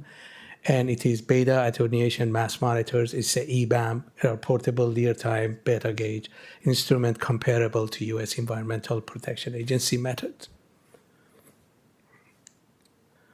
Now, these are the data that we collected. We put it in the figure. So you see, this is a graphical representation of the data that we have collected for PM10. They are color-coded, like if you see the green and orange colors are from the temporary and the green is from our permanent. As you see, everything is within the background concentration. The next slide is the PM 2.5 measurements. As you see, again, they are color-coded and they are within, this picture shows these are within the background concentration as our permanent monitor shows. The green is the data that we are collecting at the same time from the permanent monitors.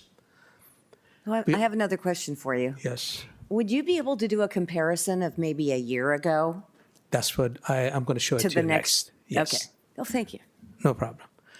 The next 2 slides, I'm comparing the data from the permanent monitoring station for the last 2 years. And it's still color-coded.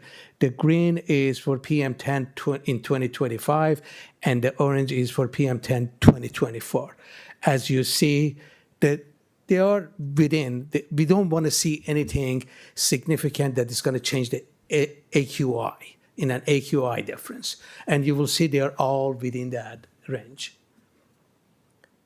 And the next slide also comparison of PM 2.5 within this, like for 2024 and 2025.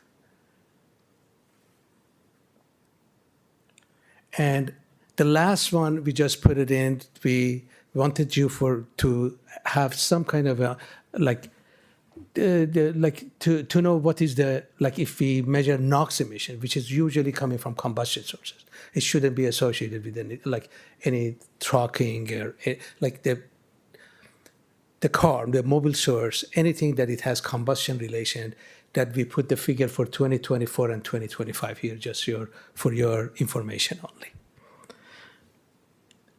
That's all I have, and I'm ready to take any question you may have. Thank you very much. No problem. I didn't know I would become an air quality control geek when I started this job, but I've spent a lot of time with you trying to answer all the questions that the public's been asking about air quality and truck trips and what's in the trucks and how are they wrapped. And so I really feel very knowledgeable on this topic now, not that I set out to be. But I appreciate all the time, and because it's very technical what you do, and trying to interpret it into something I can understand is very much appreciated. So thank you. You're more than welcome. Thank you very much. Can I ask a question? Yes. So if I understand your charts and to give an overview, there was not a large difference No. in 2024 versus 2025 for air quality based on the time frame of this emergency Exactly. declaration. Exactly. We put it during this time frame for all of the figures, so you have, you can compare it, make a comparison to see if you see anything is significant. And if we do, at any point, we're going to inform the public and also your board at the same time. And also we have, I like to add that what we have been doing during this time as well, we do annual inspection, just for your information, we do annual inspection of the facility. The recent annual inspection was conducted on March 27, 2025. We do address any potential dust generation and air quality complaints from the wildfire debris removal and landfilling at Simi Valley Landfill. At the same time, we are actively conducting drive-by inspections, keeping an eye on the ongoing activities at the landfill and following up on the air quality concerns and complaints. And also, being us all on the air quality board Yes. with you, I think it's important because we look at this area as air quality, even without all these truck routes, Right. just because of the geography and how wind goes through and That's clears correct. the pollutants out. So we're very sensitive to that, and I appreciate those charts to show that there was not a significant difference. That's So I right. appreciate that. Thank you. No problem. Thank you. Any other Thank you. questions? All right, Thank you very much. thank you. The next one is actually the Regional Water Quality Board. And I had a really lengthy meeting with them yesterday because there were a number of questions regarding actually the liner. And did you know that they actually have an engineer that's an expert in the liner at your waste management site? Not only the bottom liner, but there's a different liner for the sides. He spent a great deal of time talking about the clay mixture that you use, which I didn't even know you used clay. And so I have a presentation here. It's basically, I'm not going to read line by line, but there's some really great highlights in here, which are, this is a municipal solid waste landfill, which is, I'm repeating pretty much what Waste Management said. They're only allowed to take general household, commercial, and non-hazardous industrial waste. The State Water Board order, I'm going to put it, that's on there, but it's 2020-004-DWQ, authorizes the disposal of disaster-related debris and fire ash in Class 3 landfills. So they went through the whole process of all the approvals, all the restrictions, and all the regulations that Waste Management goes through. They also talked about the landfill being regulated by the Regional Water Quality Board number RA-2013-44 for normal operations that contains prohibitions, conditions, and monitoring and reporting requirements. So they spent a lot of time reporting a lot, and they're also being monitored. I'm not going to go through all these orders, but they acknowledge that during emergencies, the scale experienced by the LA County wildfires, where over 16,000 structures were destroyed, it's not only practicable to implement a program that systematically characterizes all landfill-bound wastes for full suite of everybody wanted it to be analyzed, every single ash to be analyzed, and it's not possible to protect the environment and also do that. So, we want to make sure that the water quality, should something really strange happen, not that that ever happens, but one of the concerns was if there's an earthquake, will it tear? Will it leak into our groundwater? And, you know, you're also inspected by the Regional Water Quality Board. You test it yourself, you send it to them, they test it. So there's a consistent testing going on at least every, 5 years, is it? 3? Oh, here we come. Here comes Mr. Grady. Yeah, it's quite often though, yes? Yeah, multiple times a year. And I would say, you know, for everyone's maybe knowledge, to make it real simple, everyone thinks it's just a little sheet of plastic that's underneath the landfill and along the sides. That is as far from the truth as it could be. It's feet thick. There's geomembranes, geotextiles, plastics. And when it's installed, there's significant testing done, overseen by the water board and a professional engineer before we can even use that area of the facility. Moreover, I would say that we've been accepting fire debris in the past, right? Woolsey, Thomas fire. We've done monitoring before that, during that, after that. We continue to do this monitoring and submit it to the state agencies without any concerns. So I personally still feel very confident that we're going to be just fine. There have been earthquakes since the landfill's been built and we've continued to do monitoring and seen no impacts. So how often are the inspections? Oh, For gee. like water, So, at a minimum, we're going to be submitting data. The data is collected by a third party, so it's not even a WM person out there. That is submitted to the water board at least twice a year. They review that. They do multiple inspections. When we're constructing a landfill cell, they are out there sometimes weekly, sometimes more, but they are heavily involved in the construction of our facilities, making sure that we're in compliance with all of the regulations. You mentioned we have an engineer that works for us. Our inspector has a PhD. I mean, he's an incredibly brilliant man, but he makes sure that it's done right every single time. Is there anything we haven't asked you? Probably I shouldn't have stood up. Stay where you are. Can I ask a question? Is there any monitoring of water off the site? Yes. So is there before and after? Just So Simi Valley is a uniquely designed facility where the water is actually stored on site, so storm water, and it is tested, and it regularly meets the requirements to reuse on site. So we're able to keep it all within our footprint. There is a location that does discharge, but we built a 500-foot filter, and we sample the water that comes out of that. We've had no issues. We did a project with a school once and sampled their parking lot, and the school's parking lot was had more suspended solids in it than our water leaving the landfill. I think that's a very important aspect for our community to know. Absolutely. Because really, does it go into our groundwater? Is Yeah. it leaving the site? And that's an important factor is for communication out to the community for us. So Yeah. thank you. No problem. Can we skip to the last slide? Because I think there we go. So this one's really key because it talks about groundwater monitoring at the landfill, and it's conducted on a routine semi-annual basis. You just confirmed that. I can't say that word, leachate. Is that how you pronounce it? You did well. Okay, so it's sampled annually and analyzed for a comprehensive suite of constituents of concern. Okay, the results are used to inform and refine the selection of parameters monitored during the routine groundwater sampling. So there's a lot of sampling going on. Yes. How are we going to be, it'll be sampled until there's a closure to waste management? I mean, I'm thinking about my great-grandkids' So future. As we mentioned, there's about 40 years of life left. We have a 30-year post-closure obligation as well, and we are already setting dollars aside to safely and compliantly manage the obligation we have for that site forevermore. The testing will continue to be done, continue to be submitted. All those board orders you read govern all that, but at a very high level, we're testing things that are in the landfill, we're testing around the landfill, and we're seeing no signs of any concern with the lining system. Okay. Any other questions?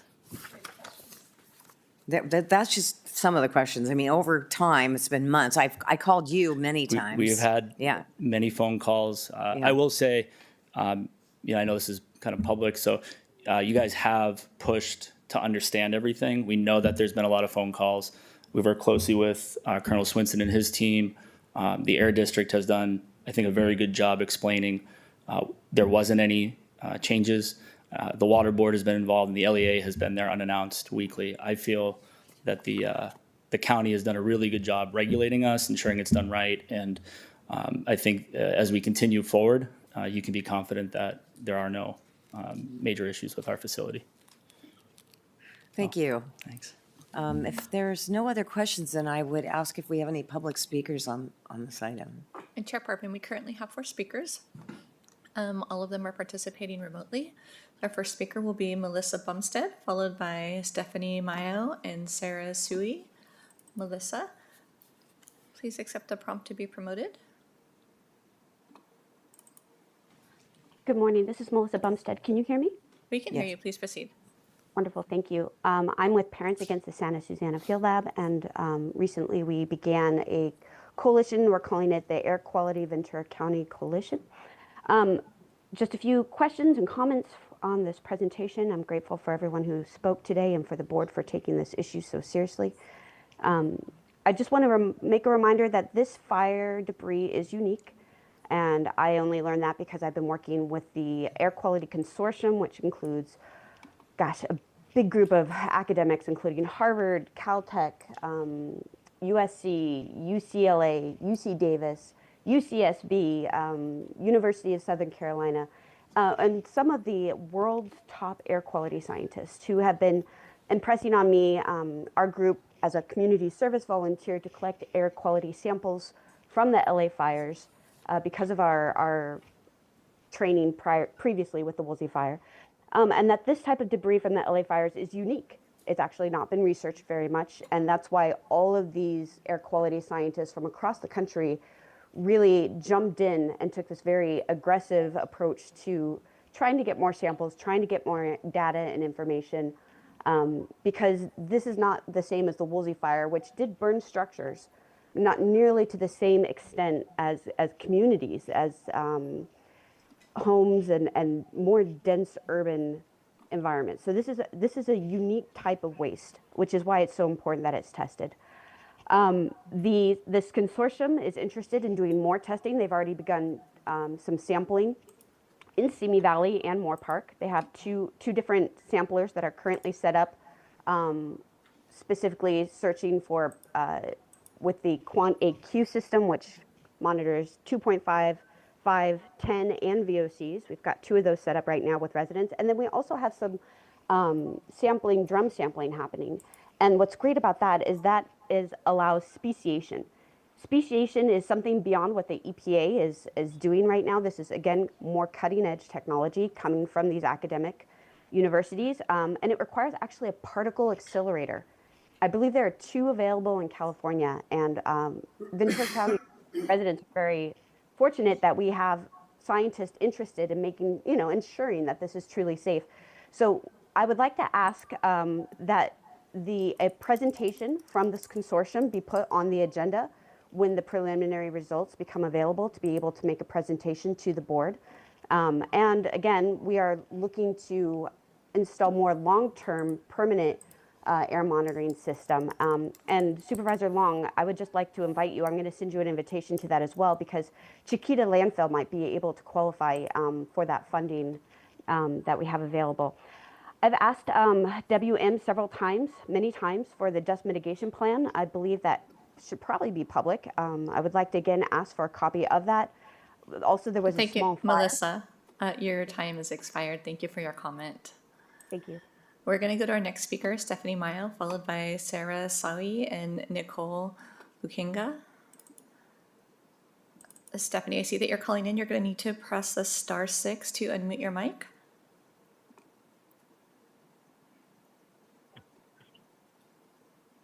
Hi, can you hear me? We can hear you. Please proceed. Hi, good morning, supervisors. I'd like to thank Mayor Parvin and the county employees that met with us last May regarding this topic. I'm a resident of Moorpark and a mom, and I'm here to ask you to take a basic but essential step. Test the fire debris that has been dumped in the Simi Valley landfill from Palisades, and especially the Eaton fire, which is an urban fire, like Melissa said. Monitoring should include testing. Fast does not mean safe, and inspections do not mean testing. Just last week, on June 13th, the city of Calabasas won its lawsuit against the state of California, securing the right to independently test fire debris before it was dumped near their community. The court made it clear, testing is essential. Maui right now is moving their 400,000 tons of debris to the other side of the island into a secure site that they purchased the land and built a special liner for to protect residents and their ecosystem. Ventura County accepted a massive 80% of fire debris in ash from LA County, much of it from the Eaton fire, which was not included in Governor Newsom's official state of emergency. Despite that, our county issued an emergency use authorization that allowed unlimited dumping, unlimited truckloads, and 24/7 operations, with no public hearing, no notice to residents, and no requirements for testing. We're told this was necessary, but there was no emergency threatening Ventura County residents that justified bypassing public process and environmental safeguards. This debris likely includes lead, arsenic, and other toxic materials like the Maui fire, especially considering the urban and industrial sites it came from. These types of toxic materials can cause neurological disorders, organ damage, and increased cancer risk. And yet, no testing has been required. Why are we taking in untested disaster debris from another county and doing so without full transparency?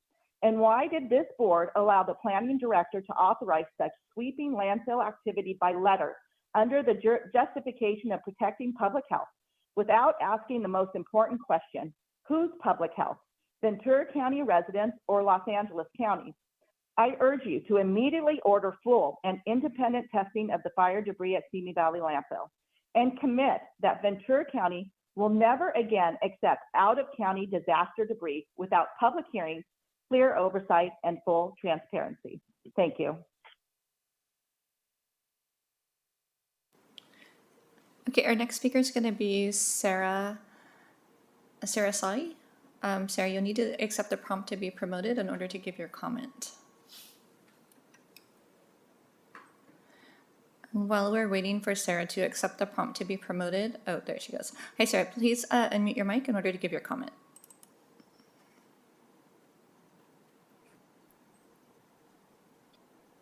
Good morning, everyone. My name is Sarah Sauer. I am a longtime community member of Ventura County. My family moved out from Los Angeles County in 1984. I am the daughter of a proud, hardworking homeowner who has paid off his home in Ventura County. My parents are 77 years old and 72, and I am the offspring of hardworking citizens who have left LA County to live in beautiful Ventura County and have worked so hard to raise our family in this community. And as a tax-paying citizen and somebody that is native to this beautiful community, I'm also a business owner who does housing and property management in both Ventura County and LA County. And I have been called to get off the bench and speak on behalf of community members that are very upset. I live in the beautiful neighborhood that is affected by where the spill was many years ago, and I currently know 8 people with leukemia. And I am very upset that the Board of Supervisors in our county have not had these conversations prior to the landfill receiving these. It specifically says that our landfill does not accept toxic debris. We don't know. We have not tested the debris that has come to our landfill. Many people are getting sick. Many people are having issues. I have black film on my countertops. I'm constantly changing our filters. Why are we not protecting our citizens? We have these temporary Band-Aids, if you would, that are for a long-term problem. Why have we not stopped this and said, we do not want to become LA County? LA County is a disaster. Why are we looking at these people and saying, oh, we're trusting what they're doing in their process? They're not doing their due diligence. They've only tested, and the Army Corps said they had only tested around the fireplace. We don't know what kind of arsenic and lead and other chemicals that we have now taken into our community. I am a survivor of a mass shooting. I completely understand that we together come as a community to help our neighbors, but we need to be smart and we need to be protecting our citizens. And I really feel strongly that we need, just like Hawaii did, they tested the materials, and guess what? They spent $100 million, and right now they're in the process of relocating it because they found out it is completely unhealthy and unsafe. So just to stick on the debris topic, I highly encourage you to please, I am praying and I'm pleading to you for the health and the well-being of our community. Please test the material, and for furthermore, stop bringing this material into Simi Valley. We are a non-toxic level 3. Thank you, Sarah. Your 3 minutes Thank are you. up. Thank you. Okay, our next speaker is going to be Nicole Lukenga. Nicole, you'll have 3 minutes to give your comment. Nicole, you'll need to press the *6 to unmute your mic since you're calling in. Hi, can you hear me? We can hear you. Please proceed. Great, thank you. I'm here before you today, not just as a concerned resident, but as a parent, a neighbor, and someone who wants to keep my family and community safe. When I told my kids about the fire debris being dumped at the Simi landfill, they asked me why would anyone allow us to be exposed to this. We are deeply concerned about the potential health risks from the fire debris being dumped at a residential landfill in our community. It feels as though profit and convenience are being prioritized over public safety, and that is unacceptable. Calabasas recently had to take legal action just to secure the right to conduct environmental testing at their landfill, and they won. That victory underscores the legitimacy of our concerns. It's great that you've increased the inspections at the Simi Valley landfill, but why has the fire debris not been tested for the toxic and hazardous materials like mercury, arsenic, and lead? If you truly believe there's nothing to worry about, then why resist testing? Comprehensive testing of the debris would not only identify any potential hazards, it would also help restore public trust and allow for appropriate safety measures to be put into place to protect our air, soil, and water. On the California EPA website, it says that there should be monitoring systems to detect failures in the liner at the landfill. I haven't heard anything about the monitoring systems, and that's a plural, other than the water testing every 6 months. That would be something that would be helpful also for us to hear about. We're not asking for much, just the basic right to know what we're being exposed to. Please do the responsible thing and test the fire debris that has been dumped at the Simi Valley landfill to ensure the safety of all families in this community. Thank you. Thank you, Chair Parvin. That concludes our public comment for this item. Thank you. Are there any questions, discussion? If not, then I would move that we, first of all, thank you everyone that came. Appreciate the additional insight. And thank you to all the speakers that weren't available personally, but did it over the phone. With that, I would like to move that we receive and file this information. Item 82, motion to receive and file, moved by Supervisor Parvin, second by Supervisor Gorell. Please vote.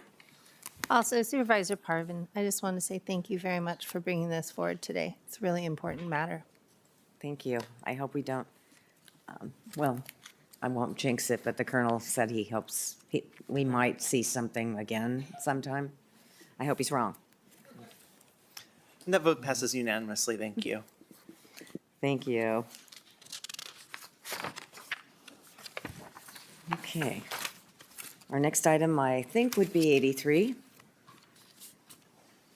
which is a recommendation for me to direct the planning director to study and include updates to the county film program and related non-coastal zoning ordinance amendments in the division work plan. So I don't know where to start, but I've been pretty much working on trying to get this to the board for over 2 years.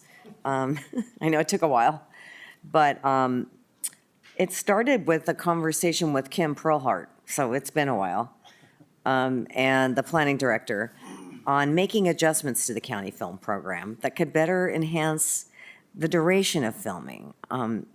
Because right now, filming's leaving California. I don't know, and I've been paying attention to it for a while. It's actually moving out of our county as well. So I'm trying to just kind of maintain that business because it's an economic development engine for our county to keep this industry alive. And it's there's a lot of information I provided in my board letter, but basically a 90-day discretionary conditional use permit, we might want to lengthen that a little bit. And there's a lot of natural resources that we want to protect at the same time. So, I mean, we want to do it, make sure that we're protecting our natural resources, but at the same time, we're able to use the land, such as Little House on the Prairie. I'm not sure that based on our current ordinance, we'd be able to perhaps have a Little House on the Prairie show that runs 9 or 10 years. So it would be great, especially if you're looking out for, the environment at the same time. So I really want to have our planning director set for a study, a consideration of components as a project that I've talked with him about, and let's turn what I call unpredictability of our film ordinance into more predictability for our film ordinance. I see some support back there. Someone's hands are really getting excited.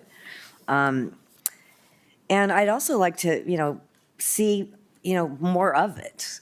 Because I know right now in Simi Valley, I think they're competing. Right now, the county and the city of Simi Valley actually have a very similar number of permits, which I thought was interesting. We're talking county-wide is competing against one city. So it'd be great to be able to open it up. There's so many different, there's a lot of great movies made in your district, and your district, and your district, besides car commercials. So, the Lone Ranger, although no one remembers the Lone Ranger, but I do. The Lone Ranger is a great show, also filmed in our county.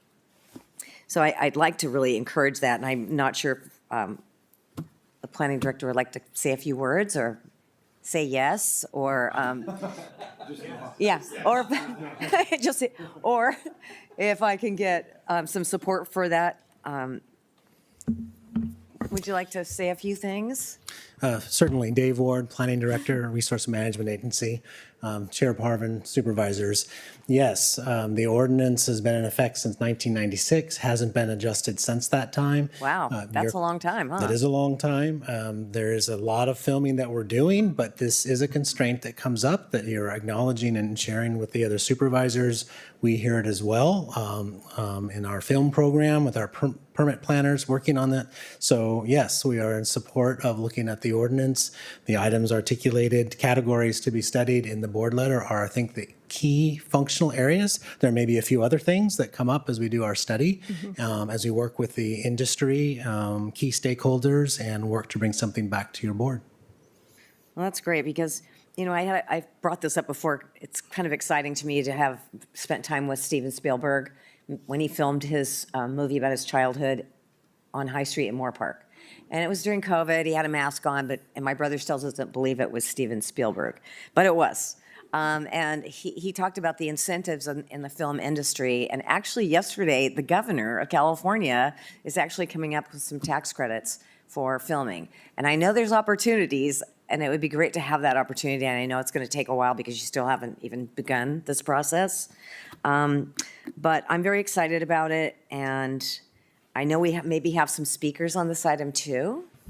And I did call it out in the board letter exactly what we're focusing in on. But there's also some issues with filming in a neighborhood that ended up having some very negative ramifications to the other neighbors. So that's something that wasn't addressed in the original ordinance, but we've managed through the process. And that would be great to also include sort of looking at that as well.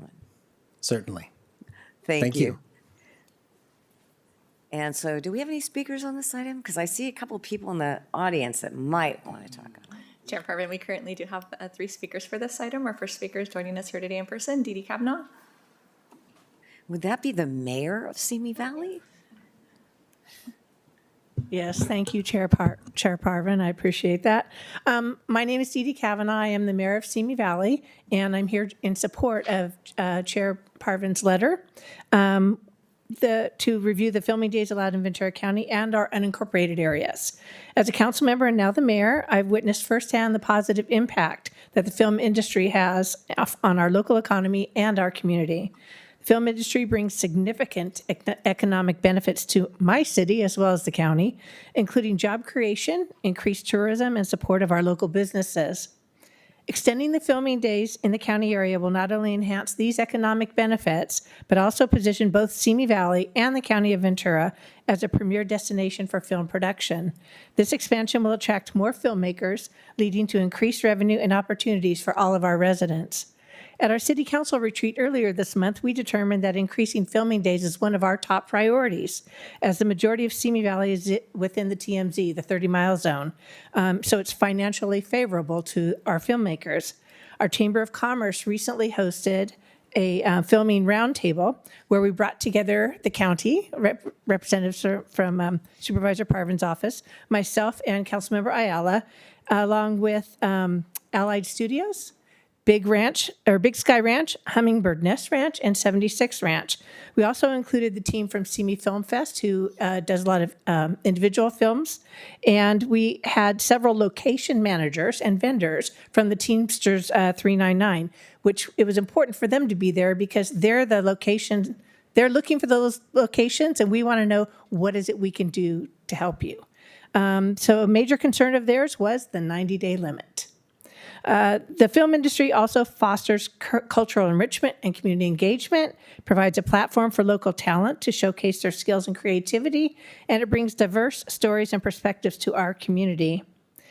I understand there may be concerns regarding the impact of extended filming on residents and businesses. We've seen that happen. However, I believe with proper planning and communication, these concerns can be effectively addressed. Implementing measures such as clear guidelines for filming activities, filming zones, and regular communication with the community will help mitigate any potential disruptions. As long as we don't tell them when a big star's in town, they'll be happy. Allied Studios does a great job with that in the fact that they have large stars pop in to see me, do their filming, pop out without any problems. So that's a very positive action there. So I just want to ask you to consider extending the filming days allowed in the county. It will bring substantial economic, cultural, and social benefits to our county and my community. And I'm confident with the right approach, we can create a thriving environment for the film industry while ensuring the well-being of all of our residents. Thank you.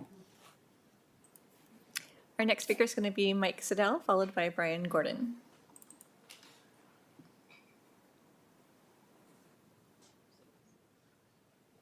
Hi, Mike Siddell, without portfolio, I guess. I'm just here because I've been working on this issue for a long time, since Supervisor Foy was in office. And it's been something that I've seen as the former city manager in Simi Valley, retired in 2012. So I've been dealing this since probably the last 20 years plus.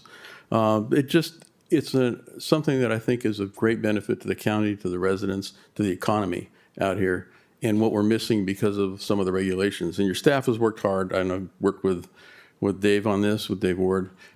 We've had meetings, and with Kim Prillart several times before that, and with Chris Stevens before that, and it goes way back. So the county's tried to do it, but haven't found a way. And I think now the new attempt, and with the pressure on this from the state for more filming availability, with the economics of bringing filming out here, I think there's a real reason it can move ahead. And it's just one more impetus to try and get us over the hump. And the staff's been great. There's never been a problem with county staff in trying to make it happen, but they haven't found the way yet, and everyone's wanted to try. So now, with this push from the board, hopefully we can get over that hump and get the right regulations in place that'll help the county, help the cities, and make things better for this county in general. That's it. Thank you. Thank you. Our next speaker is going to be Brian Gordon, who's joining us today on Zoom. Brian, please accept the prompt to be promoted.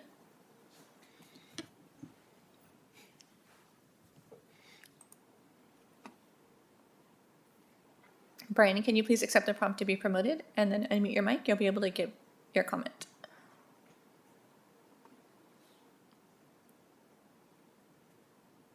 Hi, my name is Brian Gordon. Can you hear me? We can hear you. Please proceed. Yes, I work for Allied Studios. We've tried to bring a number of projects out Ventura way, and kind of the biggest hindrance that we've had has been the 90-day rule.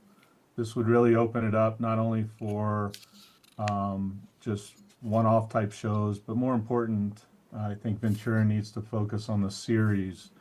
LA and Santa Clarita have all anchored with long-term projects, meaning series. I think that's kind of the goal that Ventura should focus on. It would bring a lot of jobs, a lot of revenue to the county. We've had to turn projects away, Netflix, etc., due to this restraint. The county planners and so forth have tried to work within the scope, but most of them between prep, shoot, and wrap is longer than the 90 days. And they don't have the time anymore to file for a conditional use permit. which would be the other avenue. Most of these shows need to kind of know what they're going to do and how they're going to do it as they start, not wait 30, 60 days to find out if they're able to go beyond the 90 days. So it's something that I think would really benefit not only the county, but a lot of the people that live and would like to work in Ventura County. So thank you very much. Thank you for your comment. Chair Parvin, that concludes the public comment for this item. Thank you. Thank you. So the board letter really gets specific on what we want to analyze and add, and I'm hoping that I will have support of my fellow board members. Yes, I think this is fabulous. Economic vitality and looking at our filming is really important, especially with the changes in Hollywood and how they do it all. I thought Brian Gordon's comments about the other county ordinances and what they look like and what they have, I think is important for us to not just look at the extended time, but what other things. Because as you see, we don't look at ordinances for a while, 1996. So I think that's really valuable, especially with how the changes. Dee Dee, thank you for your comments in regards to the research you've done. I'd also add that Bruce Stensley comes to our board and talks about EDC in our filming. We sit in many of those meetings. That's important to address those. But I would like to also ask about, structures that are not truly structures, they're facades. Those that don't have electricity or plumbing, they might not have 4 walls or even floors, that they're not permanent structures. And how is that considered to, throw something up to do the filming is not, what kind of permitting do they not have to do or do? In that extension. I would just like to look at that as well. Speaking from experience with our filming in Piru and other areas, I think that's really important. And so I definitely support that. And if you were going to make a motion, I would support this definitely. Well, if no one else has questions, Supervisor Levere? No questions, Madam Chair, but I just want to thank you for bringing this forward. I completely support it. I think all of us have talked to Mr. Ward and Mr. Mullane about the need to look at our ordinances, and this is just one good example. And I think Brian mentioned it. We have great staff, and they're trying really hard to work within these ordinances, these onerous ordinances, which prior boards have put in place, sometimes going back 30 years. And they're trying their best, but they have to interpret the rules that we put in place. And I think this is a good example of us looking at one of those and making necessary changes to spur growth. And we could look at housing, economic development, so many areas where we need to start making these changes. And it starts with us. And I think this is a really great start. So thank you. Good, thank you. Supervisor Lopez? Thank you, Chair, and I do support this as well. And I apologize, I missed a portion of Mr. Ward's remarks, but just wondering if there's a role that has been considered for seeing the staff in the back for the arts and culture manager and the economic vitality team to be a part of this process. I'm not sure if I missed if that was discussed, but just a thought that came to mind. No, absolutely. Yeah, thank you. But I had to get it past you first. I mean, you had to support it, and then we could do that. Can I say something funny? Yes. What is TMZ? You have anyone watch the show? There you go, 30 Mile Zone. Yeah. I think that's funny, and It's in that it's board appropriate letter. for this ordinance. We want to keep it within. We want our family working and living locally, and I think this is one of the big issues. A lot of them work in production and filming, and let's see if we can do it in our own backyards better. And I want to thank the speakers. I mean, it's for coming and sharing your expertise, actually. Dee Dee Kavanaugh wrote an incredible letter to the editor about the filming industry in Simi Valley. And when I read it, I was like, she's right on the mark. I mean, it's really an economic development driver. They spend a lot of money in your community. Like Spielberg he practically redid our entire theater on High Street. And if you look at it and say how beautiful it is, it's because of him, I think. He put so much money into it. So very valuable, very important. I'm very excited about this and so many more ahead. The ones that are 29, 30 years old, these ordinances, I look forward to maybe tackling them a little bit as we go forward. But with that, I'm going to move that we approve this.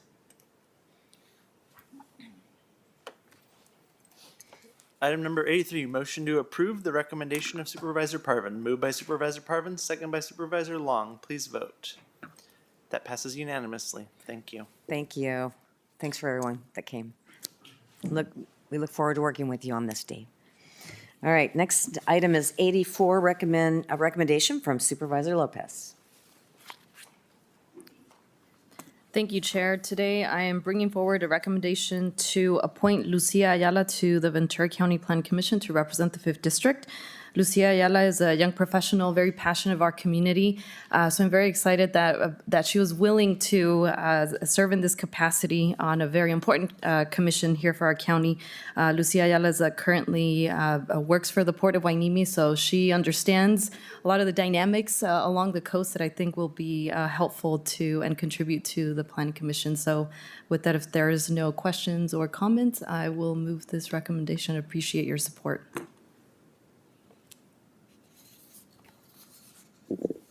Item number 84, motion to approve. Moved by Supervisor Lopez, second by Chair Parvin. Please vote. That passes unanimously. Thank you. And our next item is very exciting. It is the Agriculture Weights and Measures Department.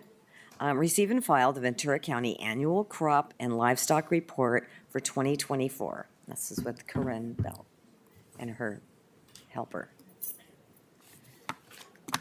This is exciting because no one knows the numbers this year or last year.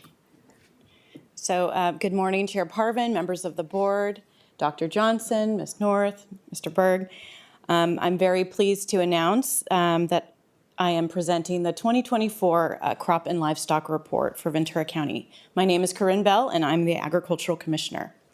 As we look at this beautiful picture of our county, I would just like to take a moment and thank the agricultural community for providing their data, because without their data, we cannot do this report. And I'd also like to thank my amazing and talented team, Melanie Morgan, Sarah Snow, and Brooke Lindsay. Without their help, I could not do this report. I did this report for 12 years, pretty much by myself, so I know how much work goes into it. So I'm very, very grateful I have my little small army of amazing people to help me now. So every year we have a theme, and this year we decided to dig deep into the top 10 commodities in Ventura County. So throughout the report, there are pages that discuss each of the top 10 commodities, and we talk about their history, when they entered into the top 10, also where they rank in the state and nationally, and we talk a little bit about some of the issues that farmers are facing today in growing these crops. So we have some good news. We did have an overall increase in 2024. The estimated gross value for Ventura County was $2.3 billion, which represents a 7% increase over 2023. Bear in mind that these are gross values, so this is before growers have paid their bills, such as land leases, taxes, water, labor, supplies, equipment, et cetera, et cetera. The bad news, or somewhat bad news, is illustrated in this graph here. So this is a 20-year graph of gross values. And as you can see, the first 10 years, we had steady growth. But over the last 10 years, it's really flattened out. And that's bad news because we all know our costs have increased exponentially. For example, our salad at our restaurant that was $16 is now $24. So all of our costs have gone up, so have growers, but they're not receiving that corresponding increase in revenue. So there is, if we had continued on the projections from earlier years, we really should be about $4 billion, not 2.3. So it is, it's good news, but it's also, you know, the reality is we really aren't where we should be. Also in the crop report, we did a graph to illustrate the irrigated cropland in our county. We've been tracking this for several years now, and so this graph is also relatively flat. So that's pretty good. So we are not losing the irrigated cropland like we were concerned about. And we are, when we lose some, we gain a little bit. So if we're losing on the Oxnard Plain, we might be gaining in the foothills where they're planting tree crops. And so this is a 6%, although we did experience a 6% decrease from 2023. So the top 10, strawberries were again number one, not surprising. They've been our number one crop since 1999, actually. They did experience a slight decrease from 2023. This decrease was due to a slight drop in the fresh market, although the processed market did a little bit better. But overall, we did experience a decrease. This is a big story. Avocados had their best year ever in 2024. They had a 170% increase from 2023. Keep in mind, avocados are alternate bearing. So this was a great year for avocados production, but also we've seen an increase in acreage. So we'll talk about lemons in a minute, but lemons, people are pulling out lemons and a lot of times are planting the avocados. So we had an increase in acreage and it was just a bang up year for production as well. Nursery stock is our number 3 commodity, and it decreased by 10% in 2023 from 2023. And this is largely due to some of our larger nurseries that have stopped producing some of our citrus tree crops. They're not growing them, likely due to the HLB quarantine and what that means for nurseries. You can't grow and sell citrus in an HLB quarantine. So whereas citrus growers, by conducting their mitigations, they can still move their fruit. If you're a nursery, you can't sell your nursery stock in a quarantine. So that's likely some decisions that were made, but it did, experience a slight decrease. Celery did fairly well in 2024. We experienced a slight decrease. And celery we are the number 2 producer of celery in the state. Monterey County is number 1. Although it did fairly well in 2024, the predictions are not so great for 2025 and 2026, but that will remain to be seen when all the numbers shake out at the end of the year. Raspberries were number 5. They also experienced a slight decrease, and this was likely due to a heat wave that caused some of the crops to blister and caused a bit of a production dip. And Ventura County is ranked number 1 in raspberry production in the state. Lemons dropped quite a bit. This was not a surprising number. It decreased by 43%. The lemons are hurting. We lost acreage, but we also lost value. So value went down from $595 per ton to $383. So that was a big dip. A lot of this has to do with competition from foreign countries that produce at the same time we do. So the market's flooded, the prices, it's all supply and demand, right? Also, production costs have increased, so a lot of our growers are not even harvesting the lemons. They're letting their lemons just drop. And then there's also concerns from the HLB quarantine and what that will mean for the citrus growers in our county. So sad because, lemons have been produced in Ventura County since the late 1800s, and we're the number 1 spot from 1927 to 1999. So they had a great reign for many, many years. So we hope they don't disappear from our top 10, but there are so many issues right now facing our lemon growers. We'll be anxious to see what happens in the next few years. Peppers had a great year. They had a 91% increase. They're at number 7. Acreage and value remained fairly stable, but the tonnage increased quite a bit. So we had great production. Blackberries are number 8. They increased by a slight, 2%. Blackberries first appeared in the crop report in 2019, and they appear to be here to stay. So we're looking forward to that. Blueberries had a nice year. They increased by 46%. They're standing at number 9. Blueberries were in the top 10, dropped out, and now are back. So we'll wait and see. Tomatoes are an interesting crop for us. The top 10 has normally been held for like crops like cabbage, kale, even cilantro. It's always which is going to be the top 10, right? Or which is going to be number 10. So tomatoes had comfortably been in the top 10 for many, many, many years and then dropped out. They dropped out for 3 years and now they're back. We're not confident that they're going to stay in the top 10 due to production shifts, but they made it back in for 2024. Also, in our crop report, I mentioned that our theme was digging deep. So these are our 10 crops and the 10 pages that explore these commodities in further detail. So I welcome you to look at those pages and learn a little bit about our history and where we're going in the future. Also in our crop report is our page that's devoted to organic production. In 2023, we saw a bit of a decrease. This graph, although it's not in the crop report, I put it up for you guys to see. Overall, it looks like organics is increasing in value. If we did this graph with acreage, we'd see a corresponding increase in acreage. But we did see kind of a dramatic drop in 2023. So it's nice to see that we're back. Not quite as high as 2022, but we did see a nice little bump for organics. We also do a page devoted to our certified farmers markets. And unlike the rest of the crop report, which is 2024 data, this is actually real time. So these are our current markets as of today.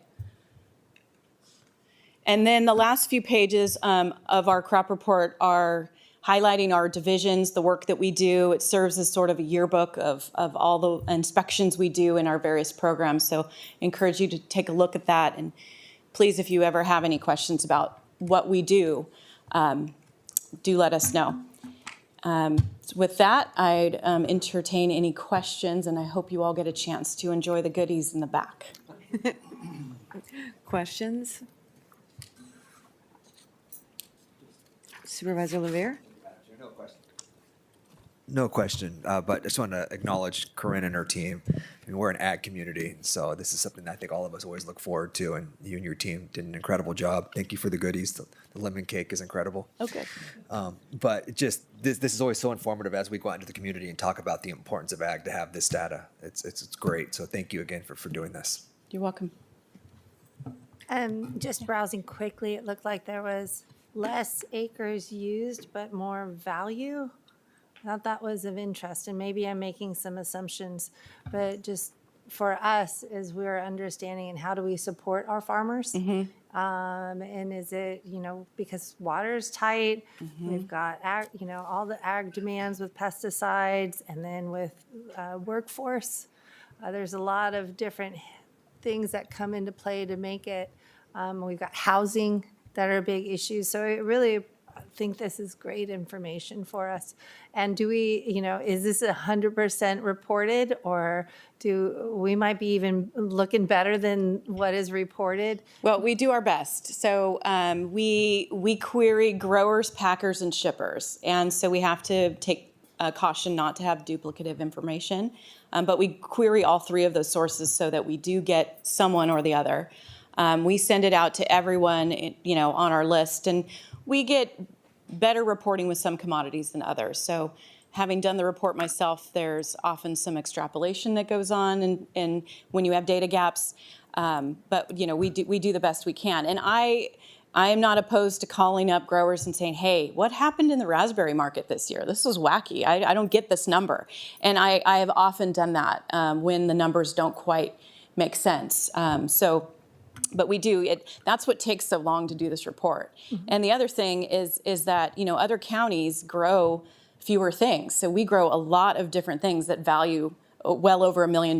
So, other counties, they grow like 5 things. We grow a lot. So it just makes for a more complicated report, but it also makes for our beautiful and amazing county. So. Well, and I also appreciate all the work you are doing in your team for the pests with the lemons. That's a big issue in containment, or it could take over all the crops. My concern was, do we have any information on if those crops are not picked and the product is on the ground, what happens? Is it the health of the whole crop system? Well, that's a great question, and it was definitely a concern when we were dealing with the Queensland fruit fly quarantine in 2023, because fruit that's fallen to the ground can harbor pests. And so cleanup is really critical when you're dealing with pest pressure. Okay. And this top export of countries that we're doing, that's excellent. I Yes. really like that approach. And it just tells me we need to do more work with the Port of Wainimi because we can move the amazing products for us. So thank you. I really do appreciate it. Thank you. I do have you mentioned a percent of growth in the peppers. Right. Well, did they answer your question when you said, why are we so successful with peppers? Yes, so peppers was an unusual year because I don't know if you remember, we had one of our major pepper growers lost their big contract and stopped growing the chilies in our county, and that really hurt the pepper number. So others have come in to kind of replace that gap. Okay. But interestingly enough, the increase was in bell peppers, not chilies. So interesting things with peppers for sure. Definitely warranted a few calls. Like, that's a huge growth. It is huge. Yeah, it is huge. They just had a great year. Good. Rain always helps, right? We didn't get as much rain as we've gotten the last couple of years, but we did get some nice rain, and so it was a great year. That's good. Yeah. I want to thank you for the report. I look forward to reading it. Good. But I want you to know that last year when you gave us a few of these, I put them in my office and they were gone in no time. People were picking them up and they're really, really fun to read, actually. Well, we can bring you, so what we do is we let this marinate for a while and get any errors that we haven't caught, and then we do a large-scale print. And so we'll definitely bring extra copies to your office. Oh, appreciate that, because it is fascinating read, really. Mm-hmm. Wouldn't you agree, Jeff Berg? Yes. Yeah. He looked like he was like, yeah. Well, I appreciate it, and I also appreciate all the snacks that you have brought us from Ventura County. Well, it's a long meeting, so I hope you guys get a chance to enjoy some of them. Thank you. All right, thank you. Oh, yes. Supervisor Lopez? Thank you, Chair. Just wanted to extend also my appreciation to, you're fine. No, no questions, just comments. So, but thank you. Thank you for this report. And it's very nice the images just make it easy to, I think for us as we're interacting with other counties as well, to carry that pride in the agricultural industry here in Ventura County, and especially in this time with farm workers being at the forefront of attention and recognizing the economic contribution that comes from growers and the farm workers who are tending and a part of that system. So just wanted to bring light to that Absolutely. for recognition. Thank you. Thank you. Thank you. I think that's Chair it. Parvin, would you like to go to public comment? I'm sorry? Would you like to take public comment? Yes, would love to. Thank you. We do have Louise Lampara who's joining us today in person.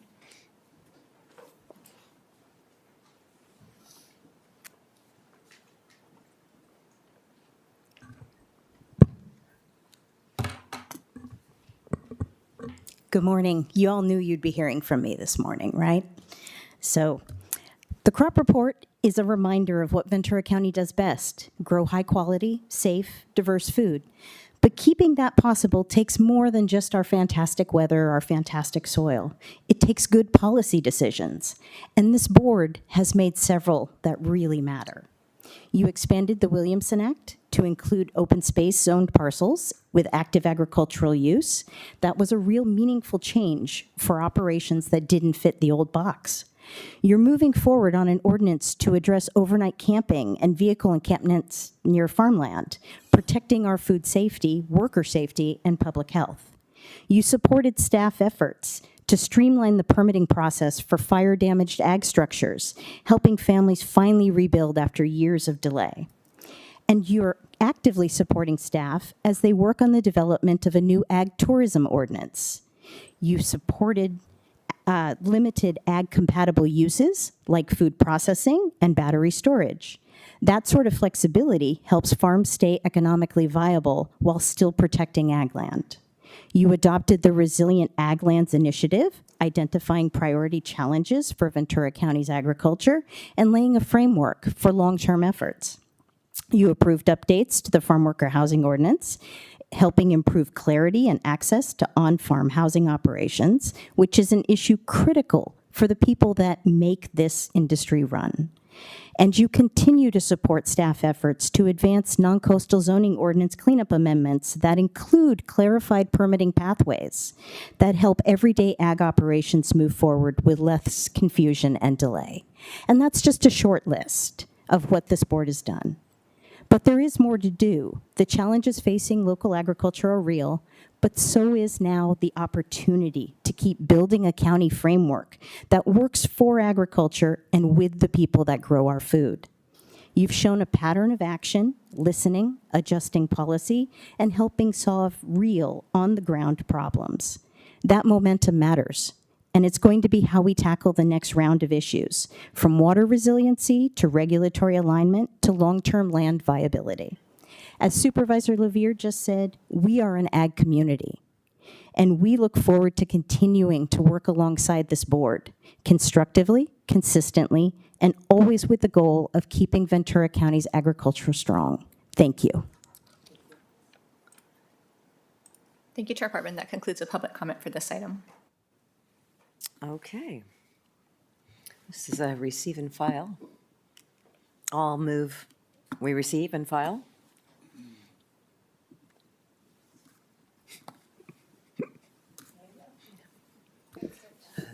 Motion to receive and file item 85, moved by Supervisor Parvin, second by Supervisor Lopez. Please vote. That passes unanimously. Thank you. Moving right along, and thank you again, Corinne. That's very good. We have the Harbor Department. The approval of and authorization for the Harbor Director to sign a contract with RRM Design Group for a landscape design consulting services to repair construction documents for the Harbor View Park Playground in the amount not to exceed $167,000 and $167,708, and authorization for the director to approve minor modifications to the contract. Mr. Tripp. Good morning, Chair Parvin, members of the board, and CEO Johnson. My name is Michael Tripp, and I'm the Harbor Director. The contract that's before you today would allow the Harbor Department to finish up our design drawings for a playground that we have planned in in Channel Islands Harbor. And this has been a long time coming. This project actually was first envisioned with our open space plan, and that was back in 2008. Since then, the original drawings of it were in 2015. We started working on it about 2 years ago, and we went out to the public. We got some input on it. We changed the project a bit. We changed the location of it so it's closer to public amenities, and we're really happy with where it is right now. On May 9th, the project went before the Coastal Commission, was approved with a coastal permit, and so it's ready to go. What we'd like to do now is to get this contract approved so that we can submit it for building permits, the building plans, and also put the project out to bid. And I'm available for any questions that you may have. Questions? I do. I have one. Sure. It has really nothing to do whatsoever with landscape. But I noticed that it doesn't have the county's logo in the park anywhere. Is there a way to put it maybe where I don't know if you have the slide for the park. I'm sorry, I didn't have the slide. Is there a way to put the logo somewhere? Yes. In there? I mean, because I think it's important that it's there. Also, have we contemplated, I'm going to do this before you get everything done, because you're going to finish it before I'm even done thinking about it. But also, there's a lot of skateboarders that like to skate up on top of things like that. It looks really tempting as a skateboarder, having been a skateboarder. So I'm looking at it in terms of, I can see some areas where there might be a skateboarder too that get up on that corner and ride it. So are we contemplating kind of discouraging skateboards at the park? Yes and yes. So for the skateboard thing, yes, we have that wall on the front that says, Channel Islands Harbor. Right. And there will be these metal devices that look like starfish that you place these every 4 feet, and they prevent the skateboarders from using that wall to do grinds on. And regarding the county seal, yes, we are planning that. So in addition to this project, we're working on a project right now to build a picnic pavilion right next to it. There's 2 pieces of grass. We'll have this project here, and we'll have the picnic pavilion next to it. And so there's going to be an area right in the front of it where there's going to be a big seal, probably about 8 feet in diameter, and we're going to put the county seal there. The seal won't be 8 feet in diameter. I'm thinking that's probably about right. It'll be That's huge. it'll be in the concrete. It'll be in the okay. concrete, and so it'll be in the concrete. You'll walk up to it. It'll be beautiful. We haven't finished the design yet, but I will send you some pictures of it when we get them. But yeah, it's going to look spectacular. Director Tripp. There's also the opportunity of putting a seal on the ship. If I may, I just want to clarify, it should be the logo, the county logo, not the Logo. seal. Thank you. I have to follow the logo police here. Okay. I always violated that in putting something corporate on the America. ship? Yeah, I always we put could the look wrong at doing logo that too. or seal. I'm sorry? Yeah, sure. We could look at putting something on the ship too. I mean, the ship does have a mast there. We have a possibility of doing something like, we could put the county flag up there. It's kind of playful. Oh, yeah, thank you.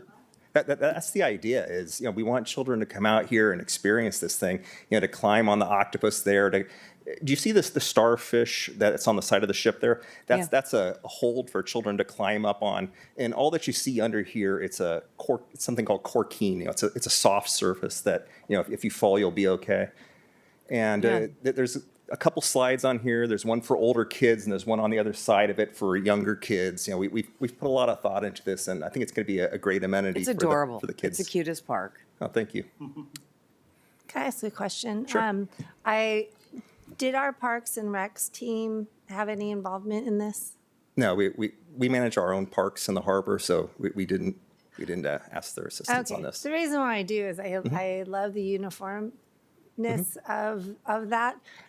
We just got a great park, the equipment built in Piru, and it was very thoughtful in the weather and how people treat the equipment and so forth. And I thought it was good if we run it by them, just for the standpoint of like the skateboards and how certain materials run. I appreciate the hill and all that kind of stuff, but the branding of our parks, I think that's important that we're in connection. I know, so that we're not running in silos, but as overall, just as a thought, I think it would be important to at least include them. But I think it's a great Kraken. It will be a lot of fun, but just to double check with the materials and stuff, as we know so much about Parks and Recs ourselves besides the designers. It's always just good to get a little background, but just a thought. Sure, Thank you. we can show it to them. If I may, I will work with Director Tripp. It's different because they're on the coast, and so we have Coastal Commission, and GSA is a different agency, and then they would have to bill them for that. So I think that They have to bill them. Director Tripp, if you work with me, let's navigate that because that's a bit more complicated, and there's some regulations in there that we can't overstep. Okay. And I don't want to go back to the drawing board on this design when we've gotten so far. Thank you. All right. Any other comments? Supervisor Lopez? Thank you, Chair. Thank you, Mr. Tripp, for just seeing this process through, and especially for getting it through the Coastal Commission on consent, so that you could move forward, and just very timely. And last month we celebrated the 60th anniversary of the harbor, and so it's just really great to continue to see a lot of these projects that will continue to enhance the harbor and inviting more people in the public to come there. So I really look forward to seeing this unfold and the design. I think it's very inviting, and I appreciate the accommodations in meeting different needs of the community to participate and Thank you. use it. So thank you. And I can move the item if there's no other comments or questions. Are there any speakers on this item? Chair Parvin, there are no requests to speak for this item. Thank you. Okay. Then we have a motion, second. Item number 86, motion to approve. Moved by Supervisor Lopez, second by Supervisor Guerrero. Please vote. That passes unanimously. Thank you. Thank you. All right, thank you. I can't wait till that's built. It'll make it look really nice. Yeah. Next item is the CEO's office. 87, approve a change in the administrative reporting structure of the Workforce Development Board of Ventura County from the Human Services Agency to the County Executive Office. Adoption of a resolution approving the transfer of 14 position allocations from the Human Services Agency to the County Executive Office. Approval of a MOU, Memorandum of Understanding, with member partners at the America's Job Center of California site, and approval of an MOU with the Workforce Development Board, approval of amended bylaws for the Workforce Development Board, and authorization for the County Executive Officer to administer all current Workforce Development Board contracts. Ms. Busa. Thank you. Thank you, Chair Parvin, members of the board, Dr. Johnson. That introduction may take longer than my words today, but it is an honor to be here. I'm before you with deep gratitude and excitement to mark a powerful moment of alignment and opportunity with the County of Ventura. My name is Estelle Busa, for those who don't know me, and I serve as the Deputy Executive Officer of Economic Vitality and Service Excellence at the County Executive Office. And today is more than just an administrative transfer of all of these items before us. It is really a strategic milestone in how we think about economic growth, opportunity, and impact. Workforce is not just a component of economic vitality, it is an anchor and vital enabler of our success. By bringing workforce and economic development closer together, we are reinforcing this board's strategic priorities of fostering a thriving business ecosystem to create jobs, increase wages, and strengthen the local economy. This moment is made possible by extraordinary leadership, and first I want to express my heartfelt thanks to recently retired Director of HSA, Melissa Livingston, whose stewardship of the Workforce Development Board over the last several years from the Human Services Agency has been both steady and visionary. I also want to recognize Rebecca Evans, Director of our Workforce Development Board, standing behind me today, who has led with purpose and clarity. Under her direction, the work of the team has become more transparent, more visible, and more impactful. She has built a truly exceptional team, one that I am incredibly fortunate to welcome into our unit. Their dedication and deep community connections are going to be essential as we move into this next chapter of economic vitality for the county. Finally, I do want to acknowledge the many people behind the scenes who have worked so hard to make this transition possible, from both CEO's office and the HSA, from HR to fiscal, IT, administrative support. So many have been involved over the last several months, and none of this would be possible without them, some of in this audience as well.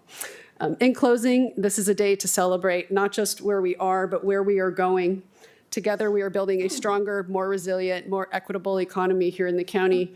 And I could not be more honored to help lead that work alongside your continued support. I am here for any questions, as well as Rebecca, if there are any. Thank you so much. Thank you. Any questions? No questions? Any speakers? Chair Parvin, there are no requests to speak for this item. Thank you. No speakers. All right. Well, then I'll move approval. Item number 87, motion to approve, moved by Supervisor Parvin, second by Supervisor Levier. Please vote. That passes unanimously. Thank you. You're going to really be busy, aren't you? I mean, like really busy, more busy. Yes. Yeah. Enjoy the break. Good. We have more to come.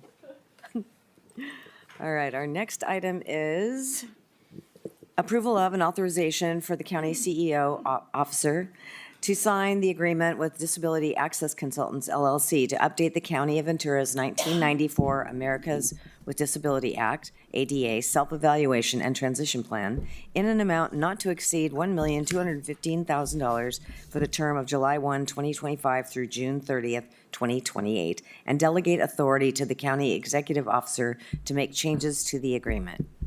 Ms. Anderson, good to see you. Good afternoon. Chair Parvin, Supervisors, Dr. Johnson. For the record, I'm Danny Anderson. I serve as Disability Access Manager for with the County Executive Office. I'm here to respectfully request the board approval to enter into a contract with the Disability Access Consultants, DAC, to update the county's Americans with Disabilities Act Self-Evaluation and Transition Plan, as outlined in your board packet in partnership with the County Counsel's Office. The Office of Disability Access initiated its relationship with DAC last year through Phase 1, which included an assessment of a small subset of facilities and rights of way. Based on the results of this first phase, we are confident in the quality of DAC's work and recommend moving forward utilizing their services for Phase 2. This phase will include the remaining county facilities, particularly those accessed by the public and by county employees, as well as the rest of the county rights of way. This has been a meaningful long-term effort in my office, and I'm pleased to be at this point in the process. I'm happy to answer any questions that you may have. Thank you. Questions? No, I just say I really do appreciate your thought process on this. Just understanding what we need to do as a county and what our facilities are and so forth. So I look forward to seeing the report, or I won't be here when the report comes maybe, but I do appreciate all the support you're doing on this. Thank you. You could always come back. Thank you. This looks like it'll keep you busy for a while. Yes. Yes. Yes, it will. Good job. Thank you. All right. I'll motion to approve if there's no speakers. No speakers? We have a motion. We have a second. Item number 89, motion to approve, moved by Supervisor Long, second by Supervisor Grill. Please vote. That passes unanimously. Thank you. All right. Thank you, Dr. Anderson. That's right, Dr. Anderson. Our next item is item 89, approval of year-end budget adjustments and carryover of loans for fiscal year 2024-25, adoption of resolution decreasing fees for and closing the Ventura County Courthouse Temporary Construction Fund, and receive and file semi-annual grant activity report. Hello. Mr. Sewell. Correct. Hello. Hello. Chair Parvin, members of the board, Dr. Johnson. My name is Mark Sewell. I'm the Assistant Chief Financial Officer in the CEO's office. And so we are 6 days away from the end of the fiscal year, and this is an item that we bring to you about this time every year, as there are some activities that have happened that require your approval for some budgetary adjustments. In the board letter, there are 15 items listed, and if it suits you, I won't go through each of them, but I can just draw a couple of them out there as highlights to kind of give you a flavour of what we're asking for. So the first recommendation is for what we call 3C REN, which is the Tri-County Regional Energy Network. This is revenue and appropriations of $4.5 million that are in line with a contract that your board approved on December the 17th. We require these revenues and appropriations to actually receive the money and then obviously pay for the services that are going to be helpful for energy efficient activities throughout the county. This has no net county costs and will be budgeted and is included in the fiscal year 26 budget going forward. Recommendation number 2. This is related to the mountain fire cleanup. There were some additional costs over what was originally budgeted, as some of these homes had more asbestos or other reasons, or we needed to spend a little more time, energy, and effort. And so we're requesting an additional $2.5 million, and we anticipate that the majority of that will be reimbursed from the state.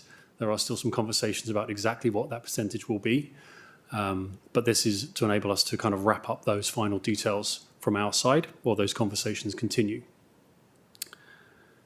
Recommendation number 4. This is requesting that you approve ceasing the billing of a surcharge for non-parking criminal fees. Many years ago, the court system was receiving additional funding through the county operations, and we were transferring this to them to be able to fund their capital and operating needs. There's no longer that requirement. All of that is no longer under the purview of the county, and so we just need to wrap up that fund and transfer the final money over to the state, and of course stop charging people for that extra $2 per $10 of fines. So again, that has no net impact to the county. Recommendation 5, this is a $5 million transfer from the general fund to the internal service funds for the health retirement account. Following the Alameda decision, last year your board approved a $6.8 million transfer. This is a $5 million transfer. And again, going forward for fiscal year 26, we've included the contributions from each of the funds to then actually pay for this on a pay-go-forward basis. So this should be the last time you hear this at year end. And then finally, the one I'm pulling out here is recommendation number 13. This is the VCMS and General Fund loan. We spent a lot of time talking about this recently in the budget hearings. The headroom that we're requesting that you approve is $300 million. This is significantly higher than what it was last year when we requested $235 million. The latest information that we have is, again, we are 6 days now away from year end, is we think it's probably going to end up being around $280 million. But the 300 just gives us a little bit of wiggle room just in case there's anything else. It's obviously a very fluid and dynamic issue. And a lot of care and attention is being put into how can we manage this going forward. And then finally, the final action on here is to receive and file the list of grants that were entered into administratively. And that is an attachment to your packet. And so I'm here to answer any questions on any of those that I've mentioned or any that I didn't mention.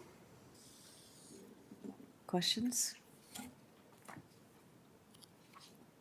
No, he makes it very clear as to what we're doing, and I really appreciate the thoughtfulness and the information. So we all, as a community, it's very transparent. We know what we're doing. Even the auditor over there is shaking his head yes. So I'll motion to approve when we get there. I just have a question again. This comes up all the time, so it won't be a surprise to you. We're just the loan balance of the 300 million. The question is, the federal government owes us 256 million, right? That's or correct. something in that range. Yes. Do we actually expect to get reimbursed that amount? Yes, Chair Parvin, we do. We do. The challenge is how long it takes. Mm-hmm. And we talk about it every year, although you weren't with us last year. But oh, that's right. I'm glad you're with us now. But the question is, we really will get that? So we'll get that, and then we'll also get from the state the 17 million. Absolutely. We are aware of nothing at this point in time that's going to put those specific receivables at threat. I mean, clearly there's many things which will impact the medical funding that's being discussed at this point in time. But the amounts that we have outstanding at this point in time, and obviously which drives a big need to then borrow that money from the general fund, there's a very, very small, if not tiny, insignificant risk that money will not be paid to us. It just takes a number Forever. of months Mm-hmm. or years to come to us. And don't we have somebody working on that? Okay, and we got a nod here. We have a new hire. Yeah. Okay, it's just fascinating. It could be that much, and when you wait so long.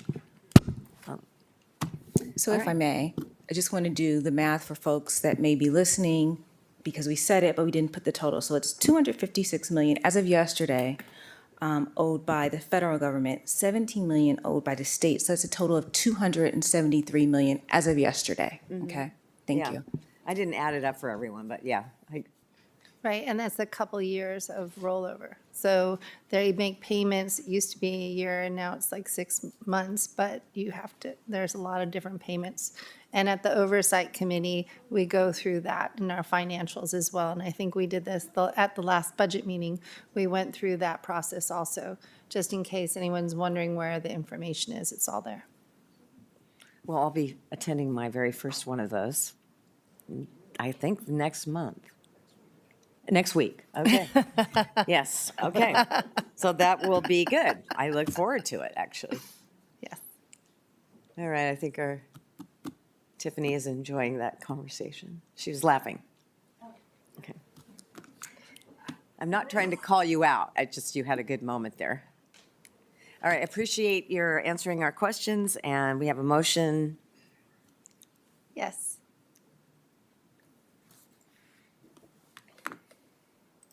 Item number 89, motion to approve. Moved by Supervisor Long, second by Supervisor Grell. Please vote, and that passes unanimously. Thank you. Thank you, Mark. Thank you. Thank you. We'll see you next week. Next item is item 90, adoption of a resolution accepting an allocation of funding and approving the execution of a grant agreement with any amendments thereto from the State of California Department of Housing and Community Development's Community Development Block Grant, Disaster Recovery Multifamily Housing Program in an amount not to exceed $15,151,024 for the Camino de Salud Affordable Housing Project. Wonderful. Thank you so much, and good afternoon, Chair Parvin, members of the board, Dr. Johnson, and county staff. For the record, my name is Tracy McCauley. I'm the Housing Solutions Director working out of the County Executive Office. And joining me today via Zoom is Derek Wada, Director of Real Estate Development with Cabrillo Economic Development Corporation.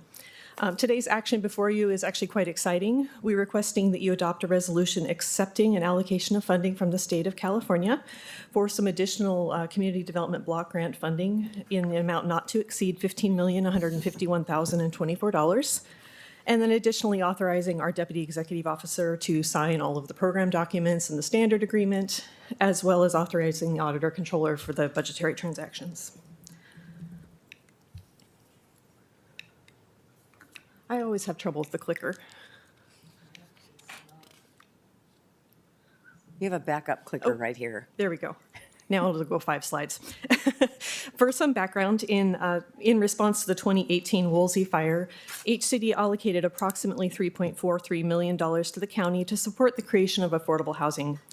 Subsequent to the original allocation, HCD is proposing to allocate an additional $11.7 million to the county through this program for a combined award of just over $15 million to support the development of Camino de Salud. I also wanted just to mention we have an existing allocation of permanent local housing allocation dollars to this project, and with the state funding that they are providing, as well as this additional allocation that we're asking for approval for today, the project will be fully financed and ready to start construction.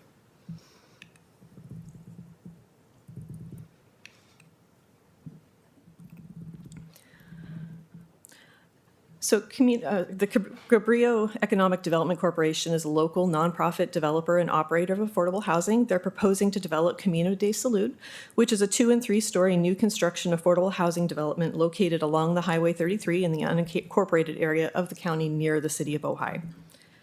There's a rendering of what the project may look like up on the screen. It includes 48 units, including 24 permanent supportive units for people experiencing homelessness, and 24 units for lower income households at or below 60% of the area median income, plus 1 unrestricted manager's unit. The plans include space for on-site services, a community room with a kitchen, on-site laundry, and a community garden. As I mentioned, with all of these additional funding recommendations from the state and before you today, the project is expected to be fully financed and should start construction in early 2026 in Q1 and should be completed sometime in 2027. And with that, I am here for any questions. We also, as I mentioned, have Derek Wada from the Cabrillo Economic Development Corporation, and I thank you for your time. Thank you. Any questions? Supervisor Louvier? Thank you, Madam Chair. No questions. This is incredibly exciting, not only for the 48 units that it's providing, truly affordable, including 24 for those who are experiencing homelessness, providing them that permanent housing, which moves them out of sheltering into this permanent supportive housing. But this lot has been dilapidated and vacant, I think, since I was a kid in Ojai. And so now to transform it into something this community serving is really exciting. And this recent funding from the state makes it happen. So I know Tracy and you and your team have been working on this for a long time, and glad for all of you to see this through too. So thank you. Thank you. All right, any other comments? Do we have any speakers on it? Chair Parvin, there are no requests to speak for this item. Thank you. Then is that a motion?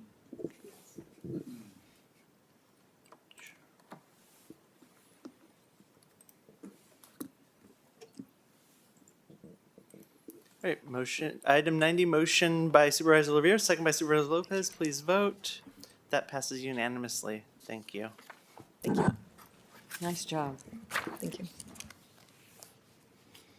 Our next item is item 91, approval of response to 2024-25 Ventura County Grand Jury Report entitled Addressing Refund Delays in the Property Tax Assessment and Collection System for submittal to the presiding judge of the Superior Court. Mr. Pettit. Good morning, Chair Parvin, members of the board, CEO Dr. Johnson. For the record, Mike Pettit, Assistant County Executive Officer.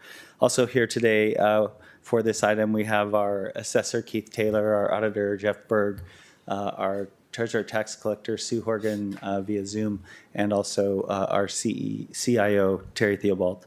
The The item before you has been a draft response for your consideration to the grand jury in response to the noted report that you mentioned, Chair Parvin. And we appreciate the grand jury's research into this project and noting that the property tax replacement system was a bold move by this county, and with the support of the board and our elected officials, the assessor, auditor, and tax collector. These systems are incredibly complex. They're very challenging, and the state of the industry is such that there are not quality solutions on the market. So it was a bold move by this county to embark on the custom development of a property tax system and replacing a system that had been in place in some of its components for more than 40 years. So it's taken a lot of effort to get to this point. And since the time of the grand jury report, even further progress has been made towards getting these refunds issued. Literally thousands of them have been issued since the time of the report. And so we're clipping along at a good pace, and we anticipate the bulk of them to be done very soon here, and hopefully in early fall.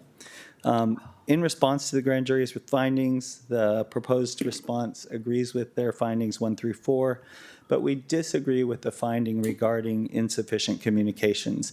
Since the very beginning of this project, all 3 of the property tax related elected officials, our CIO and the county executive office have been heavily engaged in regular communications at certain times of the project, daily, and regularly weekly and monthly at an absolute minimum. So the communication has been very effective and really is a testimony, once again, to how well our county leaders work together. There are many counties where, as you are probably aware, the assessor, auditor, controller, and the treasurer tax collector do not have the relationships and partnerships that we enjoy here at this county. So that is a testimony to the culture that's been established and led and demonstrated by your board and our elected officials. So we do disagree with that finding. On the recommendations, recommendation 1 on internal dashboard has already been implemented. Recommendations 2 and 4, the online portal and the manual refund function, will be implemented by October 31st and December 23rd, respectively. We anticipate that those will likely be done before those dates and times, but we did respond with specific dates in the response prepared for your board. And then recommendation 3, we believe is not warranted. Sufficient resources have been allocated to this project. As I mentioned, the rate of processing is increasing, and we are moving along at a very good pace at this point in time. So with that, I will entertain any questions that your board may have regarding the response. Any questions? No questions. I know we all probably received phone calls on this very topic. So we did work as a team to get the people to the right people to talk to. So with that, I would move if there are no speakers on. Oh, we have a comment. Chair Parvin, there are no requests to speak for this item. Thank you. Thank you, Chair. And I appreciate this information and the grand jury dedicating time to learn more about this issue. I think, as the chair mentioned, I've certainly received calls to my office from constituents having issues with refunds and just bills. And so through that, I do want to express my appreciation to our auditor controller's office, our tax collector, assessor, for engaging and really finding solutions, working to fix the issues so that we can better serve our community. And it has been a very complex process, but I appreciate the grand jury dedicating that time to learn more about what's going on. And I hope they are reassured that everyone is working very diligently, very hard to ensure that we have a better system in place. So thank you. Well, I know Jeff and I are on the ITS, I think they call it, the committee, which is the IT committee. And we spent a lot of time talking about this very topic. So it's not like it's not being addressed at every level.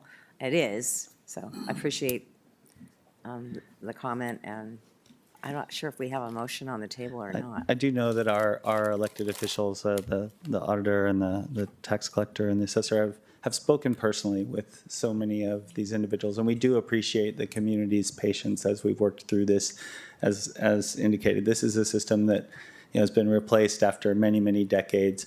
And there are many new capabilities in this system that are going to really enhance future support and current support. You'll find our roll closure is happening faster than ever. We're able to adjust calamity claims. All of the mountain fire calamity claims have been processed. And so it is providing new capabilities to respond in support of the public as we do move forward. So not, albeit with some growing pains through the process, and so we do appreciate that, but things will be positioned much better for the future. Thank you. The grand jury picked a very good item to bring forward, so thank you. Thank you. Item number 1, motion to approve, moved by Supervisor Gorell, second by Chair Parvin. Please vote. That passes unanimously. Thank you. Okay, we could go into closed session, perhaps? We getting a nod on that? Okay. We'll go into closed session. We'll be back around. We'll, Chair, if I may, we'll go into closed Yes. session on items 106 through 111 listed on the agenda. We won't get through everything before you need to return at 1 o'clock. Right. And I do anticipate an announcement at some point today. Okay, Thank you. thank you.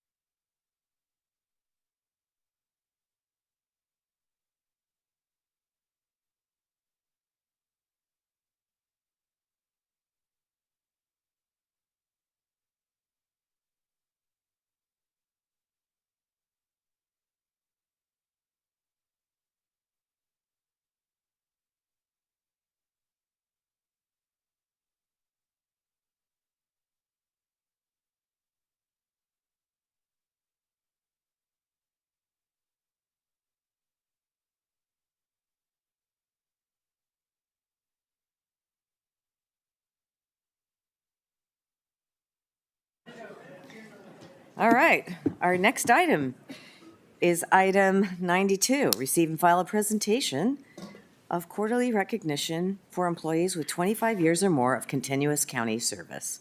Dr. Johnson and Danielle Keys. Good afternoon, Chair Parvin, members of the board, CEO Dr. Johnson. For the record, Danielle Keys, your County Human Resources Director. And on behalf of your board, I'm here to present 12 County of Ventura employees with recognition for continuous service milestones of 25, 30, and 35 years for the first quarter of 2025. We'll display each person's photo and share a few words about each of the honorees. And honorees, when your name is called, please come to the front, receive your certificate, and stay up front for the group photo at the conclusion of the presentation. With that, I will start with recognizing our first honoree, who is David Fishman, for 25 years with General Services Agency. Dave is currently assigned to the pretrial detention facility and has responsibility for repairing kitchen equipment, monitoring central plant systems, supporting the maintenance crew, and ordering repair parts to keep the facility running smoothly. Dave is known for his commitment to exceptional customer service. He approaches every interaction with respect and dignity, reflecting the professionalism and care that defines his work ethic. Dave is also an instructor, pilot, and active member of the Ventura County Comets Radio Control Flying Club. That's a lot. Where he shares his passion for aviation with fellow enthusiasts. Thank you, Dave, for your continued service and dedication. Congratulations.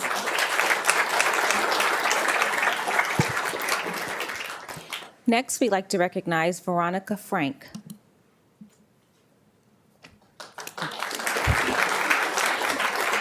It looks like Veronica's not here. She has 25 years with the healthcare agency. She's a courier 2. She started her career as a courier 1 and oversees a team of 5 couriers. Outside of work, she enjoys spending time with her sister and grandchildren. Congratulations for all the work you do to support VCMC.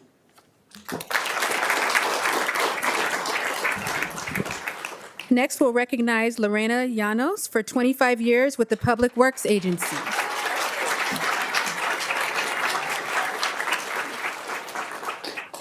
Lorena has dedicated the majority of her career to behavioral health, supporting youth and family mental health services. She recently took on a new role with the Public Works Agency as the management assistant to the Director of Watershed Protection. Lorena is enthusiastic about this new chapter and looks forward to continued growth and learning. Outside of work, Lorena enjoys listening to music, watching sports, and spending quality time with her daughter. Congratulations, Lorena, on 25 years of outstanding service.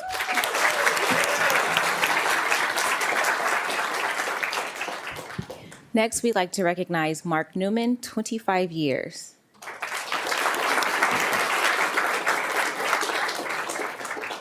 Mark became a family support officer in 2000, then moved to the Child Support Division as a Child Support Services Specialist 2, promoting to Supervising Child Support Specialist in 2023. Mark is proud that his work has touched and helped so many lives, and he looks forward to the opportunities that lie ahead. Mark has been married to his wife, Christina, for 25 years, and together they have 7 beautiful children. Mark enjoys time with his family, reading, traveling, camping, and volunteering with his church and local Trail Life USA troop. Thank you, Mark, for your service to the families and children of Ventura County.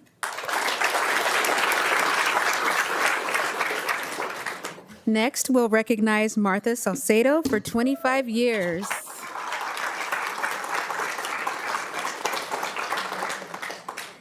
We congratulate Martha for 25 years of outstanding service supporting our children and families with the Human Services Agency. Throughout her career, she has been a dedicated presence on the hotline and across multiple units, offering steady support, deep knowledge, and unwavering compassion. Her impact on both staff and the community is immeasurable, and her commitment to our mission has never wavered. We're grateful for her years of service and the difference she continues to make every day. Congratulations on reaching this milestone.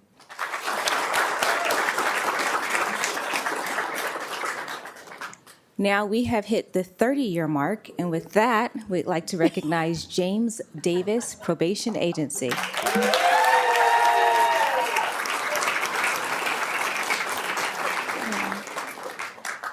Officer James Davis has given 30 years of dedicated service to the Ventura County Probation Agency, beginning as a corrections services officer and rising to a supervising deputy probation officer. Officer Davis has led with integrity, commitment, and compassion. He currently oversees both the high-risk post-release offender unit and a field unit of moderate to low-risk individuals, demonstrating his versatility and leadership. Officer Davis has been more than just a loyal employee. He is a mentor, a role model, and a steadfast supporter of staff development. His legacy is one of service, growth, and unwavering dedication. Congratulations, and thank you for your service to the people of Ventura County.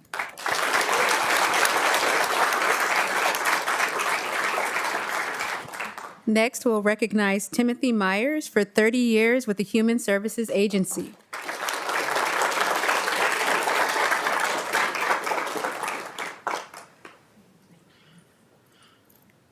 After earning a bachelor's degree in sociology from Miami University in Ohio, Tim started his career with Children and Family Services in 1994. Tim worked as a child welfare social worker, then as a child welfare supervisor, and has been a human services manager for 17 years. Tim has overseen many children and family services programs, including emergency response, ongoing and training units, and has utilized his expertise to manage specialized programs. Tim is passionate about helping children and families thrive, change, and heal. He is proud that this impact is felt on the family level and throughout the agency and the community. Thank you, Tim, for your service to the County of Ventura. Congratulations.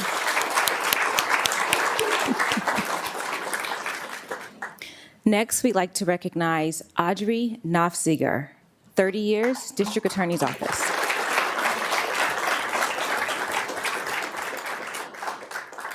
Audrey is a senior deputy district attorney assigned to the Major Crimes Unit, where she prosecutes homicides arising from fentanyl overdose deaths. Audrey's contributions to public safety include testifying numerous times on legislation protecting victims of sexual abuse. In 1998, she was the first elder abuse prosecutor. In 2000, she authored legislation strengthening elder abuse law. In 2016, Audrey led a law enforcement collaboration to implement a countywide strangulation enforcement and reporting protocol. She supervised the Family Protection Division from 2014 to 2018. Ventura County is very proud of Audrey's statewide contributions to safeguarding our communities. Thank you for your service in support of public safety.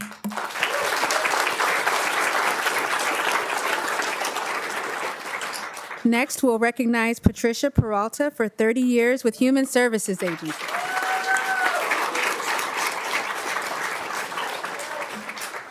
Patty has provided 30 years of exceptional service to Ventura County Children and Family Services. A dedicated leader in child welfare, Patty has mentored countless professionals and contributed to vital programs such as emergency response, placement, and youth services. She's known for handling complex cases with grace and professionalism, advocating for children, families, and colleagues alike. A licensed clinical social worker and mentor, Patty champions ethical practice, self-care, and meaningful relationships. Her unwavering commitment and compassionate leadership have shaped lives and strengthened the community. Thank you, Patty, for your enduring impact and remarkable service to our county. Congratulations.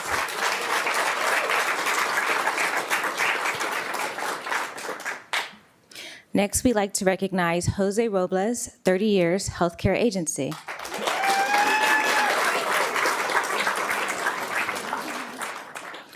Jose started his career at Hillmont Psychiatric Inpatient Hospital and has contributed to the Conejo Adult Outpatient Clinic. Jose also played an important role supporting the Medi-Cal Access Line, which later transitioned into the Crisis Line. Currently at RISE, he continues to assist vulnerable individuals by helping them connect with essential services. Jose's unwavering commitment to improving the lives of those in need within our community is deeply appreciated and celebrated. Beyond his professional contributions, Jose is a valued and supportive colleague. Thank you, Jose, for your work to connect those in need in our community to county services.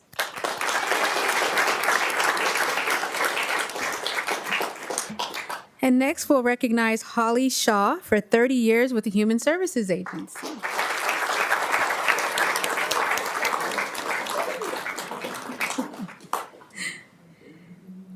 After completing a degree in criminal justice administration at San Diego State University, Holly worked for 11 years with the County of San Diego in Juvenile Hall and the Sheriff's Department, where she was the first female to graduate as a Sheriff Search and Rescue Reserve. She then joined the County of Ventura, where she has excelled in roles from tax collection to social services, including earning commendations for saving $20,000 on a key project. She recently retired as vice president of her automotive repair business. So we want to take a moment to congratulate Holly on reaching this career milestone and thank you for 30 years of public service. Congratulations.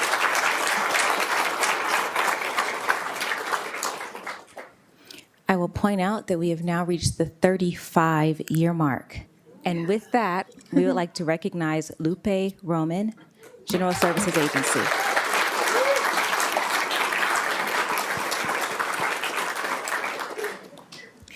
Lupe serves in facilities and materials where she transforms strategic visions into actionable results.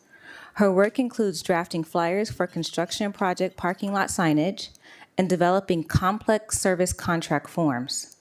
Lupe helps ensure operational compliance by monitoring permits for emergency fuel generators, backflows, and elevators, helping to prevent shutdowns and fines. Before joining GSA, Lupe dedicated 33 years to the probation agency. While working full-time and raising a family, Lupe earned an associate degree, demonstrating her commitment to personal and professional growth.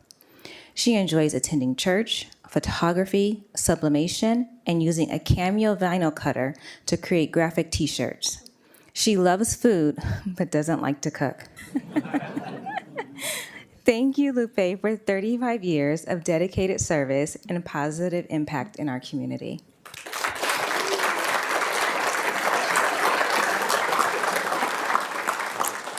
I'm excited to report that to date, the careers of these 12 individuals represents a total of 340 years of county service. Can we get a round of applause?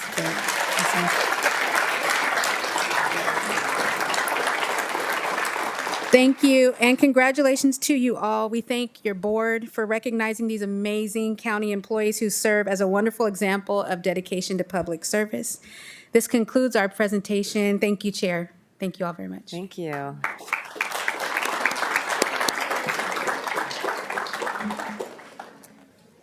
going to come down. Get you folks to come in front of the podium. Let's cover the podium and then hold your certificates in front of you. It's a better picture.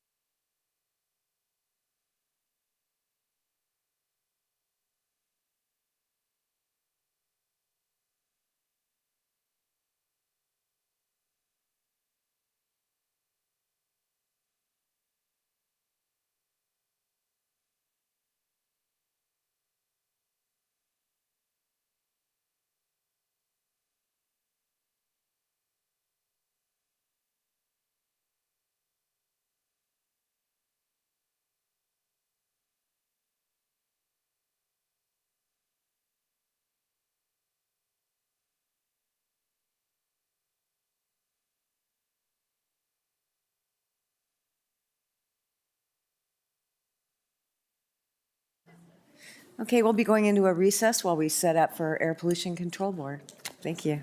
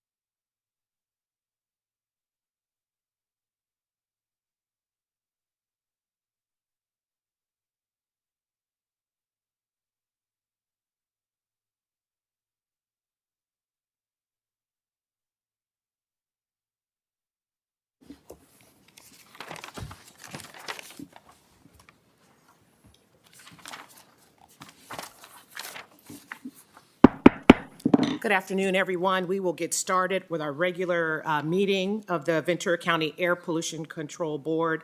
The time is now 1:30. We'll get started with our roll call. Board Member Chavez. Here. Board Member Grell. Here. Board Member Lavier.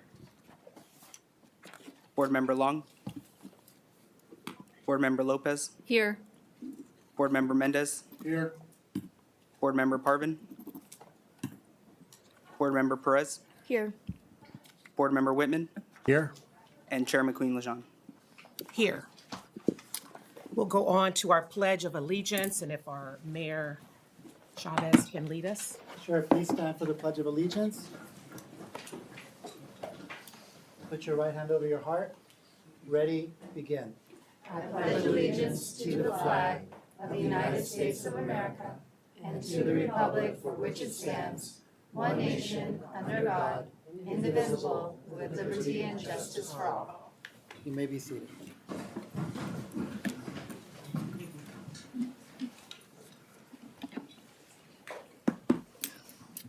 I know we did roll call, but can we let the record reflect the others who have joined us? Thank you. Yeah. Okay, we're going to move on to the agenda review. Has there been any adjustments to the agenda? Chair McQueen-Lejeune, we do have an agenda review for today's meeting. Agenda review, June 24th, 2025. Item number 6, public comment. A public comment letter has been submitted. Item number 11, regular agenda, approval of 6 grant funding requests for new air quality projects under the Community Air Protection Incentives Program. A revised board letter and attachments have been submitted.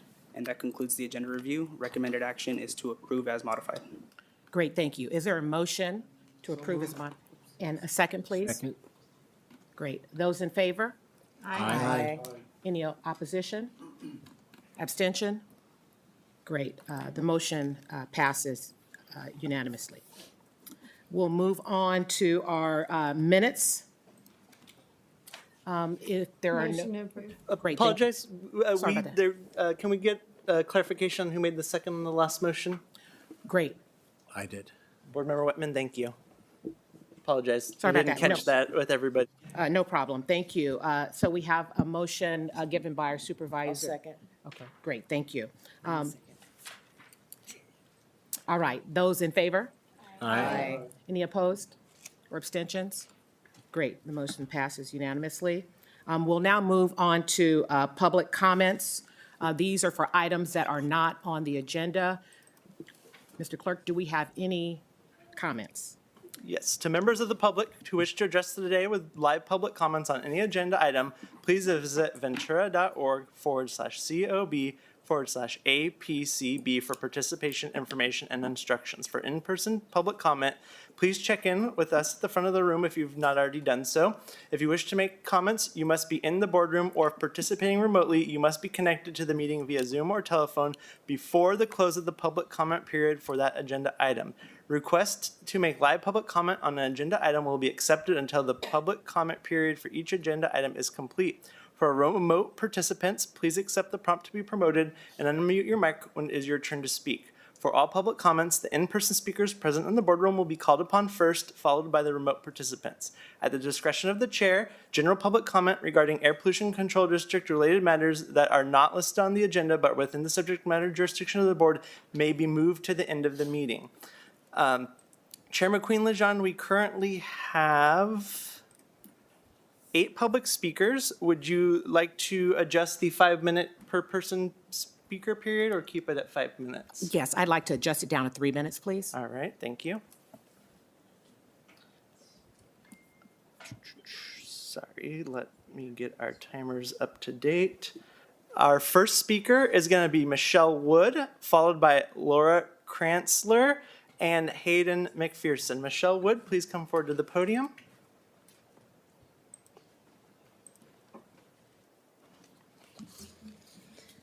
Good afternoon. My name is Alyssa Ellis. I will be speaking on behalf of Michelle Wood. I'm here to read her statement. Good afternoon. My name is Michelle Wood. I reside in District 4 under Supervisor Parvin. I want to bring to your attention a persistent and deeply concerning issue within the agency under your oversight. I would have presented this in person, but due to the serious harm I've experienced while working in the district, I'm unable to attend. In January, I marked 30 years as a public servant, 22 years with the California Air Resources Board, and the last 8 with this district. I've devoted my career to protecting California's air quality with integrity and commitment. It has been my honor to contribute to this critical mission. However, I must address a reality that now threatens this mission. The workplace culture at the district has deteriorated under current leadership. There is a glaring lack of oversight and safeguards against inappropriate and disproportionate disciplinary actions. These are often carried out without clear communication, progressive discipline, or due process. As a result, a climate of fear and uncertainty has taken hold. When I joined the district in 2017, the environment was welcoming and collaborative. I felt proud of the work I was doing, knowing it made a positive impact in my home county.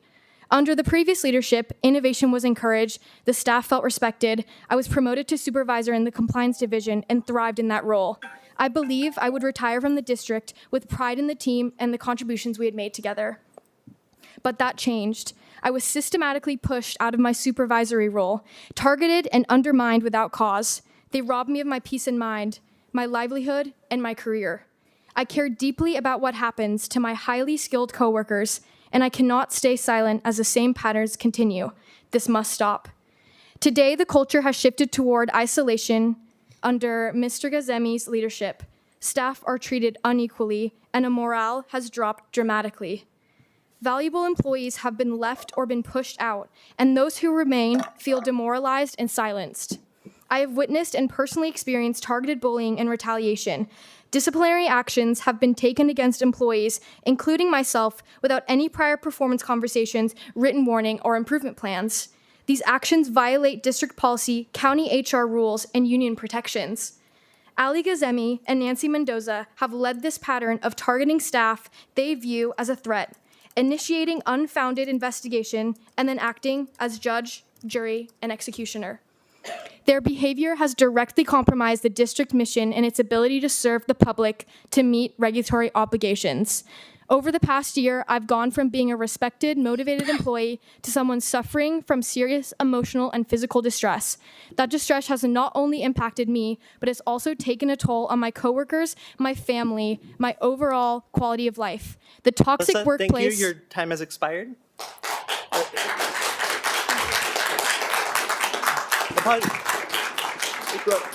Rules of decorum prohibit any clapping or response to comments. Thank you for keeping quiet. Our next speaker is Laura Kranzler, followed by Hayden McPherson.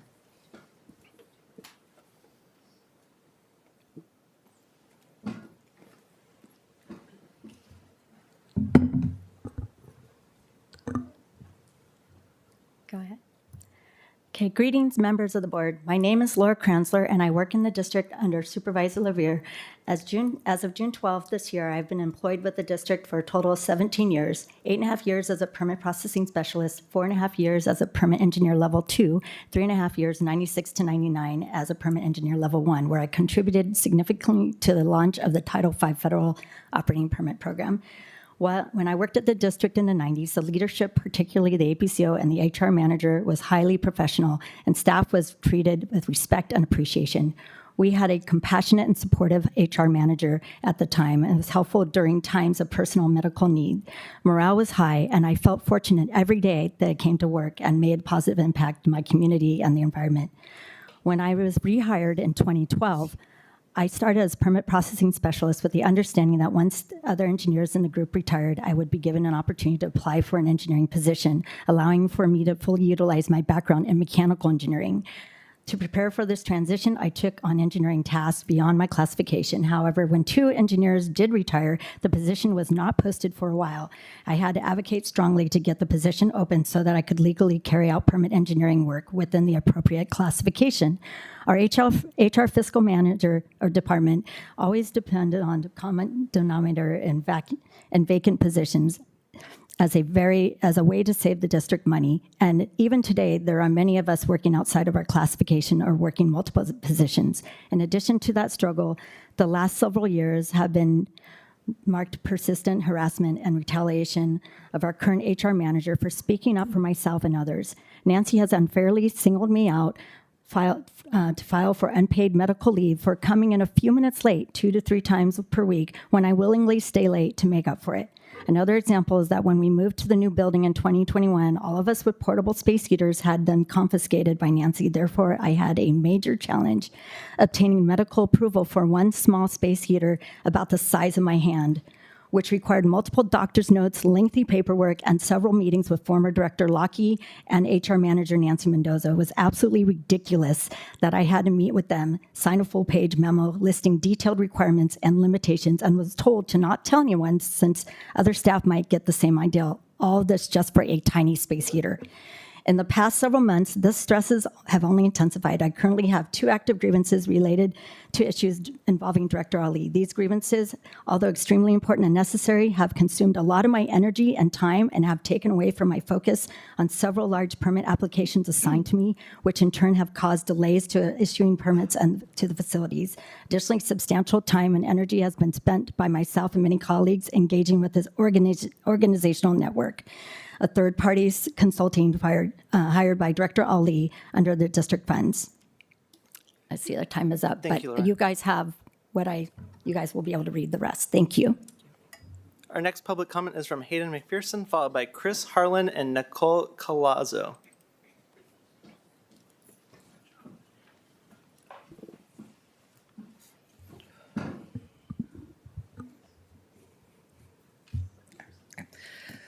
Hello, Chair and members of the Air Pollution Control Board. My name is Hayden McPherson. I reside in District 1, Matt Levier's district in Ventura. I'm an inspector for Air Pollution Control District. I'm a husband of 3.5 years and a father to a 20-month-old. I am here to be an example to stand up to bullies for my son. I have seen the end result of a bully behavior of an HR manager, Nancy Mendoza. She bullied an incredible worker into early retirement after being demoted unfairly. You are only safe if you are among her friends. I have seen Nancy Mendoza and Ali Gassimi bullying one incredible supervisor into medical leave after being demoted from supervisor position. She's been gone this entire time. It's been over a year. I have seen Ali Gassimi bully 2 people that tried to listen in on a car policy. He continuously yelled at them, and Mr. Gassimi has also bullied me personally. I am a 3rd person in line for a certain topic, and this topic, something came up for that topic very recently that is still very visible today. I disagree with what Ali wanted me to do, and I continuously told him that. He continuously stepped closer to me to try and intimidate me to agree with him. I eventually did. Later the next day, I went to California Air Resource Board, CARB, and told them about the situation. They agree with me and not with Ali. I tried to set up a meeting with Ali, other members of our staff, and CARB. Ali did not attend that meeting. Ali has not said a word to me since then. That was October of 2024. I don't know if you can tell, but I am visibly shaking right now. I am afraid of standing up to my bully, but I'm here doing it for my 20-month-old son. I have seen Ali and Nancy continuously bully people into submission. I will not do that. I'm afraid of retaliation after this meeting. I'm afraid of losing my job. I'm afraid of what they will do to me and other members of staff afterwards. This feeling is something I should not be feeling. This feeling is something that many members of staff are feeling. There are many rules against retaliation, and people speaking out against it. Ali and Nancy feel like they are above these rules, even though they are part of county policy. I am here to stand up to my bullies, to be an example for my son.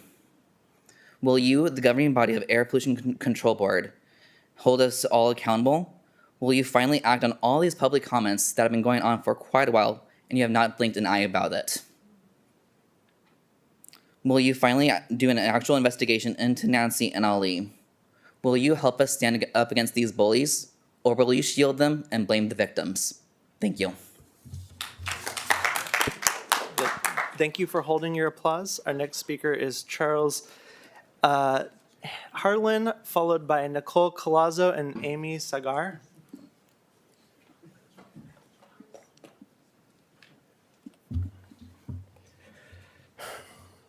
Hello, members of the board. My name is Christopher Harlan. I'm an employee of the Ventura County Air Pollution Control District in the Engineering Division. I've been part of APCD since October 2020. I would really prefer not to stand up here. Public speaking is not my strength, but as a responsible government employee, we must step outside of our comfort zones to highlight the increasing concerns that have taken place at APCD. During the past board meeting, the board has received numerous letters outlining troubling and potentially illegal activities that have occurred. I would like to take this opportunity to share my personal experience regarding potentially illegal conduct at APCD. Shortly after I joined APCD, I was encouraged by Ali Gassemi to take on additional work, with the assurance that I would be promoted to a higher position when the time came. In the meantime, I was expected to handle the responsibility of 2 full-time roles without any pay increase or change in my job title. At the moment, I was unaware that this was a violation of SEIU MOU Section 522, County of Ventura Personnel Rules and Regulations Section 1010, and VCAPCD Administrative Manual Temporary Appointments and Temporary Promotions. Being in my probation period, I felt compelled to comply with my manager's requests. There was always a lingering fear that refusing could lead to my termination after the probation period. For a year and a half, I managed both roles with minimal assistance. Eventually, the promised higher position became available. I followed Ali's instructions and submitted my application. Unfortunately, I was not awarded the promised position. Instead, I was offered a lower role. When I inquired about this, I was subjected to a lengthy reprimand. The core of the conversation was that without Ali, I would lack any necessary skill for promotion. And if I did not accept the job offer, the position would be given to anyone else. I was taken aback. It was difficult to hear that I lacked any valuable skills. Up until now, the Fox Canyon Water Protection District have offered me 2 positions as a water resource specialist 2 and 3 on 2 different occasions. I politely declined, believing I had a promising opportunity at VCAPCD. After I accepted the lower position, Ali asked me if I could assist with evaluating applications for new employees for the position I was promoted from. I was to view incoming applications and assign scores. A coworker and I were connected with County Human Resources. We were given clear instructions to review all applications, use our best judgment, and avoid any outside interaction. Our only communication should be with HR and designated coworkers. I am not sure if management received the same email. I believe they're aware of the rules. However, Ali chose to ignore them. Ali brought me and a coworker into a private meeting and gave us directions. We were handed a piece of paper with answers to supplemental questions. We were told to memorize the information and return the paper. The employee Ali desired either had the same or similar wording to what was on that paper. What was concerning is that one application matched Ali's answers almost exactly. I cannot explain how this happened, but it's clear that Ali interfered with the necessary procedures that allow for a fair review for hiring process for new employees. Thank you, Chris. Your time has expired. Our next speaker is Nicole Collazo, followed by Amy Segar and Michael Collazo.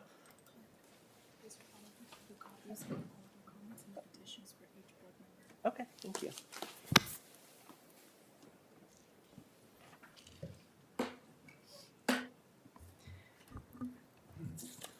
Good afternoon, Chair and members of our Air Pollution Control Board. My name is Nicole Collazo, and I live in Camarillo under District 3 Supervisor Long. I am also the new SEIU steward at APCD and have been a public servant as an air quality specialist for the last 10 years.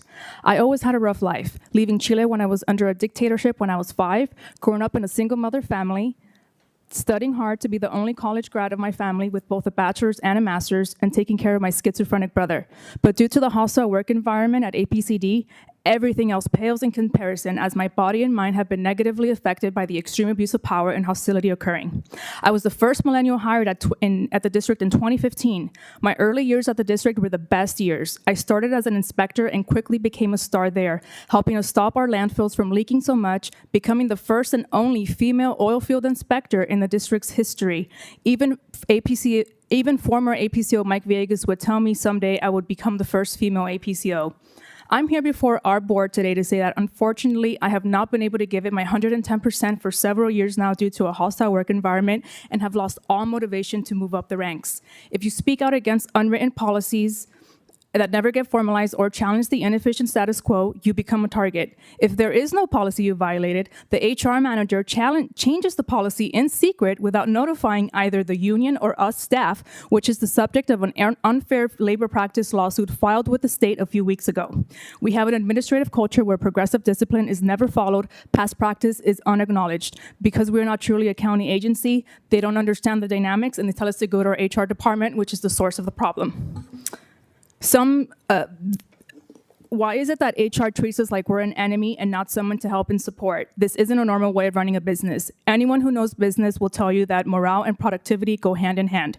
Some staff say they feel scared to be here. Some have said it feels like a master-slave relationship. I want you to wrap your head around that statement. Some, like myself and others, are either on part-time or full-time medical leave. I took a 20% pay cut and I'm on prescribed medication, which I've never done before in my entire life, just to keep my nerves down because the injustices go unchecked as our well-respected and outstanding colleagues become targets for speaking out.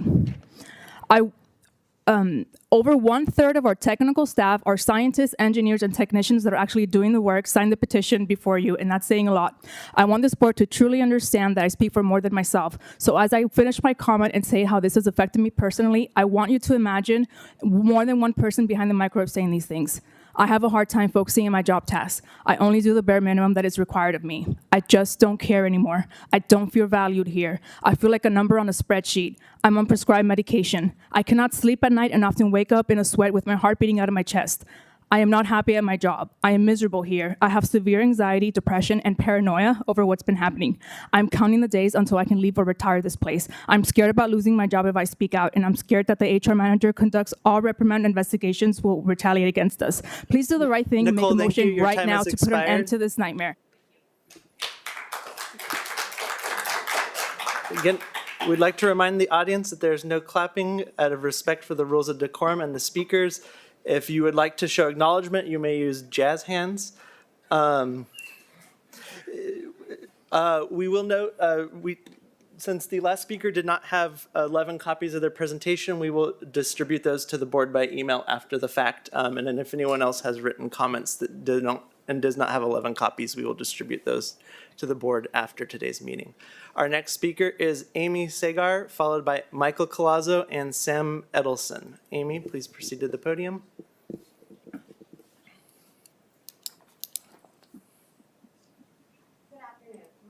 Amy Sager, member organizer and executive board member of SEIU 721. I come before the board not only as an advocate for our SEIU brothers and sisters at the Air Pollution Control District, but also as a lifetime community member of Ventura County, a mother of 3 children currently residing in Ojai. February of 2025, I was informed that the staff morale at the Air Pollution Control District was at an all-time low. In the following months, after many conversations and meetings with nearly 70% of the staff at APCD, the results were unanimous and revolved around one key element. Air Pollution Control Officer Ali Gassimi ignoring multiple staff complaints about a hostile work environment provoked by Manager of Fiscal and Administrative Services, Nancy Mendoza. Let me be clear about the staff at APCD. They love their jobs. They love providing clean air to the residents of Ventura County. They want to continue serving the public with the utmost professionalism, but are unable to provide adequate services to our community, working under continuously bullying and a toxic work environment. Within a small staff of approximately 45 people, 5 are currently out on some sort of stress leave due to Nancy Mendoza. Additionally, other employees have spoken to me about also going on stress leave and or resigning. This has been an ongoing issue brought to the attention of Ali to the point where a third-party company was hired to assess morale. Results were promised to our members and scheduled to be released on April 29th, 2025. However, this meeting was canceled, and the third-party results were sent to County Council for review instead. To this day, the results have not been released as promised. As a result of this, SEIU 721 will be taking further actions to obtain these results. Today marks the 3rd unfair labor practice lawsuit against the County of Ventura Air Pollution Control District filed by SEIU 721 on behalf of our members. Once again, revolving around Nancy Mendoza displaying anti-unionism behaviors. As a member organizer and executive board member, I find the disregard for our members' request to stabilize a productive work environment alarming and extremely disappointing. But as a tax-paying mother, a lifelong resident of Ventura County, I am outraged. I have been informed by multiple APCD employees that the absence of staffing due to multiple stress leaves is causing poor air quality to our community. Permit engineers are unable to meet deadlines. Compliance is unable to settle violation.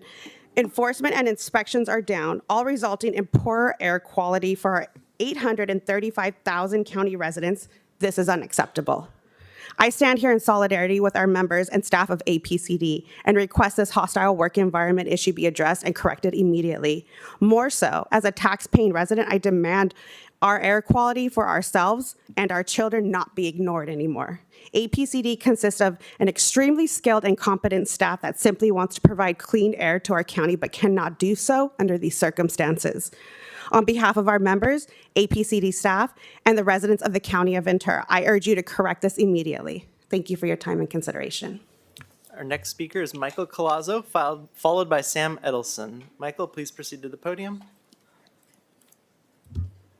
Members of the board, my name is Michael Colazzo. I'm a DoD contracting officer, and I'm here as someone today that just loves my wife. She's on medication, and she's dealing with a hostile work environment that is pervasive, that is affecting her. I'm asking for your help. I'd like you to imagine that you're an employee that's seeking help for workplace hostility. Human Resources is conducting an investigation on you for a policy you've never heard about. It's not written down anywhere, and there's very few people that know about it. The people that have some idea of what it is can't really tell you a lot about it because it was shared verbally and it's not listed anywhere. You've been warned, you've not been warned, and your violation's been escalated to the county for an investigation. Now imagine that the person harassing you has the ability to edit policy at will without notifying the union. Imagine that they've done this in the past and that there's proof. Imagine that the same person is monitoring your calls and emails all day, that there's cameras everywhere in the building because they're also the building manager in addition to being over HR. Imagine that all your promotions come from this person as well, because in addition to being over the building, in addition to being over HR, they've retained their original fiscal officer duties. They have influence about your future, whether you'll get promoted, whether jobs are reclassified, and just how much you'll make. That kind of power is not a problem when you can be trusted. But today there's 4 individuals on medical leave, several individuals who have been demoted, fired unjustly, without progressive discipline. And I've personally witnessed a dozen individuals, not a handful, but a dozen individuals from APCD expressing fear over the unpredictable retaliation and abuse that they can't predict. They live as victims of abuse. They don't know how to please their abusers. They don't know when the next abuse is coming. And I'm asking you today to change that. I appreciate the authority that you have, and I understand that there's been 3 APCOs that have had to deal with this problem. I'm asking you to support the current APCO in dealing with this problem, to give him the authority that he needs. Our next speaker is Sam Edelson. Please proceed to the podium.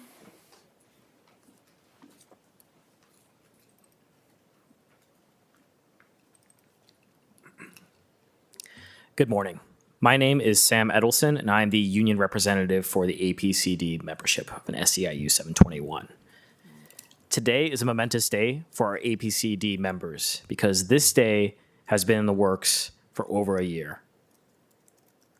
We have been receiving comments from employees of APCD about poor working conditions, about being driven to stress, being driven to medical leave, being driven to suicidal thoughts over their work.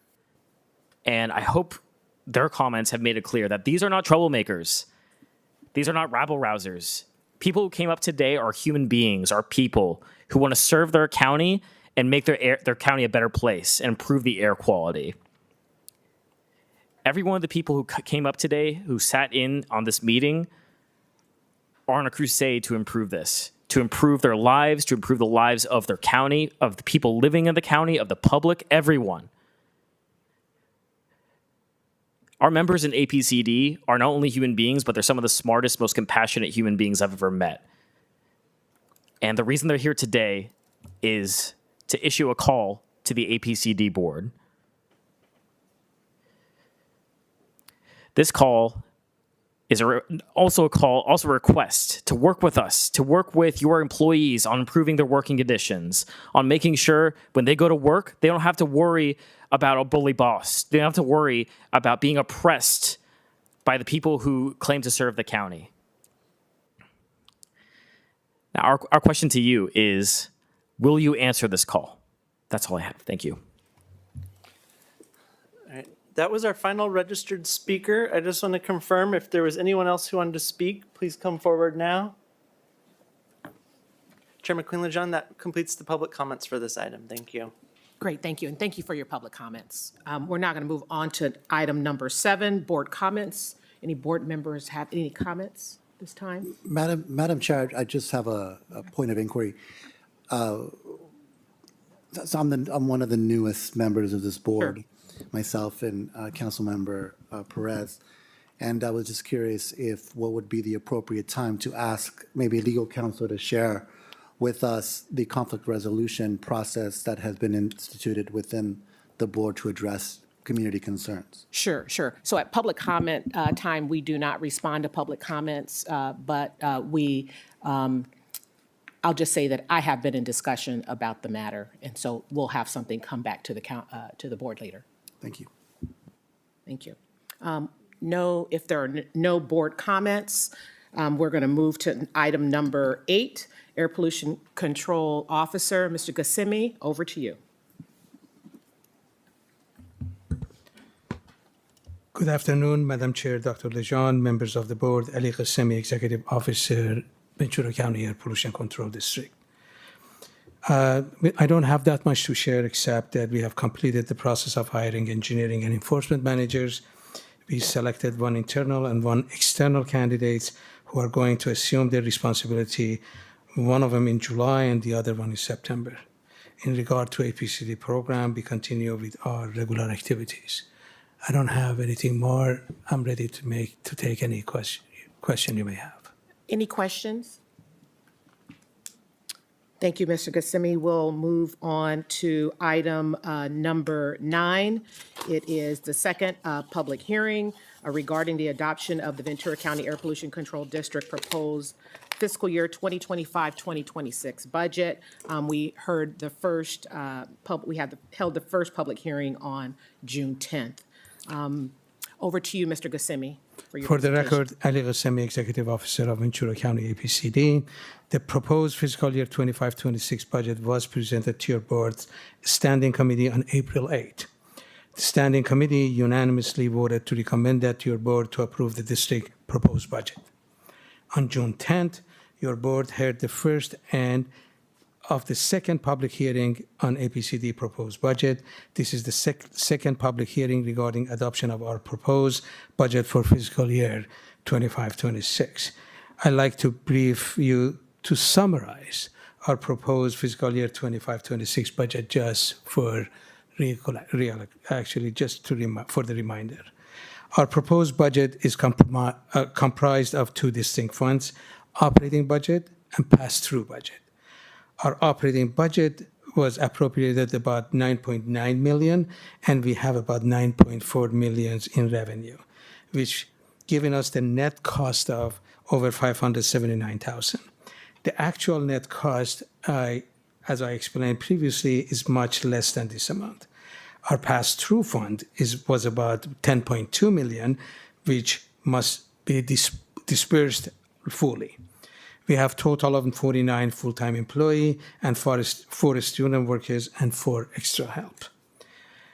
I also have stated that the net operating cost was about $229,580, which was due to several one-time expenditure and capital outlays that are necessary for our operational efficiency. Our fund balance in the beginning of 2026 is about more than 11 million. This is the staff proposed allocation of the fund balance to its fund balance component. We did not assign anything to the fund balance component, except which is for conformity with the Government Accounting Standard Board 54 ruling. This includes putting to the side $200,000 for fixed asset, $300,000 for litigation, and $579,580 to cover operational net costs in fiscal year 25-26. If you sum this up and deduct it from the beginning balance that I mentioned, that leaves us with almost $10 million. Staff would like to request your board to approve this budget. That's all I have, and I'm ready to take any question you may have. Great, thank you. Any questions for Mr. Kissimmee? Go right ahead. Mr. Kissimmee, can you, since our last meeting, Yes. has there been any changes or updates regarding federal appropriations that might impact the projections in this budget? Yes, it is more obvious that, but still not finalized, but it is more obvious that more likely we're going to lose 1.3 million because EPA cuts is by categorical, and among those categorical, those two funds that we are getting, 103 and 105 grants, supposedly are excluded. But still, it hasn't been finalized. It's going to go to the Senate committee, and we will see. So those have been adjusted in here or not yet? No. And No. would there be a budget adjustment if we get confirmation that we will But that not? would be, for 25-26, we should be fine.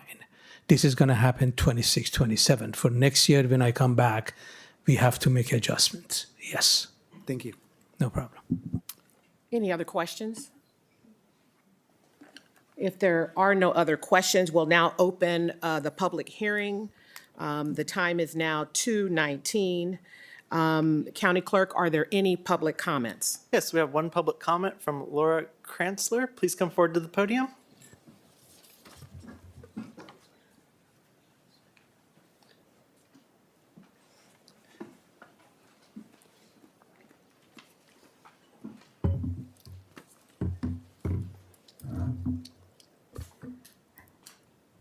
Members of the board, I'm submitting these complaints to bring attention to what appear to be serious violations regarding misuse of public funds within the Fiscal and Administration Division.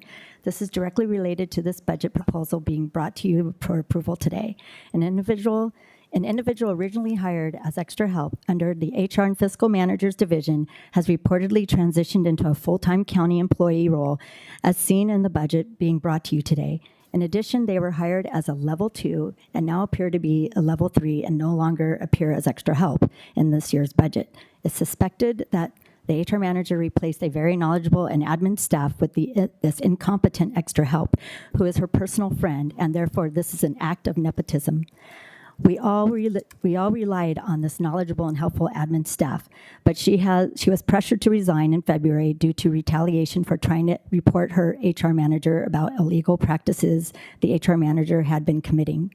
This transition appears to have occurred without any formal job posting, competency examination, interview, or candidate evaluation process. The extra help employee also appears to have received a pay raise to the highest step tied to assumed additional duties, despite lacking necessary qualifications and performance capabilities. This undermines the classification system in multiple sections of the county policies and hiring practice procedures. Somehow, without any internal, external recruitment or detailed justification, the HR fiscal manager, Nancy Mendoza, has reclassified, promoted, and expanded her own division by subtly adding those changes to annual budget approvals as minor line items. This is similar to the process the HR manager took in 2019 when she reclassified her own position to include building manager, PIO overseer, IT overseer, fleet manager, and acting director in their absence. Your board was never shown her new job description as it wasn't attached to the agenda, something you can verify yourselves online. This is an extreme abuse of power for one person to have. Our mission, first and foremost, is to clean the air in Ventura County, not abuse public funds, and only about 30 of us actually are tasked with the precious mission at APCD. In contrast, at least 3 employees within the technical field have not received their level 2 promotions in over 5 years, being told there's no available budget for them. This discrepancy suggests unequal treatment and inconsistent application of compensation policies, given the proposed 8.4% raise to the fiscal officer and at least 2 substantial salary increases for the director. This also suggests false information as the budget every year allocates for these higher level positions, and thus the budget reason staff are told is a lie and a violation of the approved budgets and union contracts. In addition, the process for selecting a new engineering manager was both ineffective and inefficient. Our previous engineering manager retired in 2019, and it took 5 years for the director to reopen the position. Our division was informed that the 2 current engineering supervisors who applied would each serve as acting managers for 6 months, and it was understood that one would be selected for manager at the end. After an entire year of acting managers being trained, the position was suddenly reopened for new applicants, and a second round of interviews was held without any reasonable explanation. The delay in this decision was unnecessary and created more uncertainty and instability. Last week, we were informed by Ali that the new engineering manager was selected from outside the organization. While the individual appears to be somewhat qualified, both acting managers had already proven themselves competent in the role. Reopening the recruitment process and bypassing both internal candidates who had been serving capably felt dismissive by their contributions and caused further confusion. One of them has even been working with us for 30 years, and seniority dictates that he be selected. In the aftermath of this decision, one of the supervisors will continue as supervisor in the engineering division, while the other will be the new compliance manager, despite not having direct enforcement experience. In fact, a very respected and diligent compliance supervisor who has a decade of direct experience in compliance also applied in the compliance manager position and did not get the job. It is suspected this decision is due to retaliation because he was against his supervisor colleague getting demoted undeservingly. Going forward, these new managers will require significant training. As a result, the transition period ahead is likely to be more challenging. This could have been mitigated by a more streamlined and transparent selection process and better use of public funds. This is all extremely affecting morale at APCD amongst the technical staff. Request that you review hiring classification history of the employee who transitioned from extra help to full-time status and approve the budget only if the review clears any illegal hiring practices. I have a few more that you can read. Thank you for your time. That completes public comment for this item. Chair McQueen-Lejeune, thank you. Great, thank you. So the public comment portion has concluded. We will now close the public hearing. We have before us recommendations to conduct the second public hearing regarding the Ventura County Air Pollution Control District proposed fiscal year 2025-2026 budget pursuant to the Health and Safety Code Section 40131 and adopt the attached resolution approving the district's proposed fiscal year budget. Is there a motion and a second? Can I ask questions? We're gonna talk about it once we have a motion to move forward. Oh, you don't want us to ask questions beforehand? Okay. Yeah. Is there a motion? Second. Great. Now we have a motion and a second. Is there any discussion? Can I ask my question now? Absolutely. Anyway, Okay. Yeah. Just different format Yeah. that I'm used to. There were questions raised about staffing. Is that going to be addressed in this budget? Or I'd like to understand from the executive director, how do we answer that? Is the level 2 to level 3 and no extra help? These are,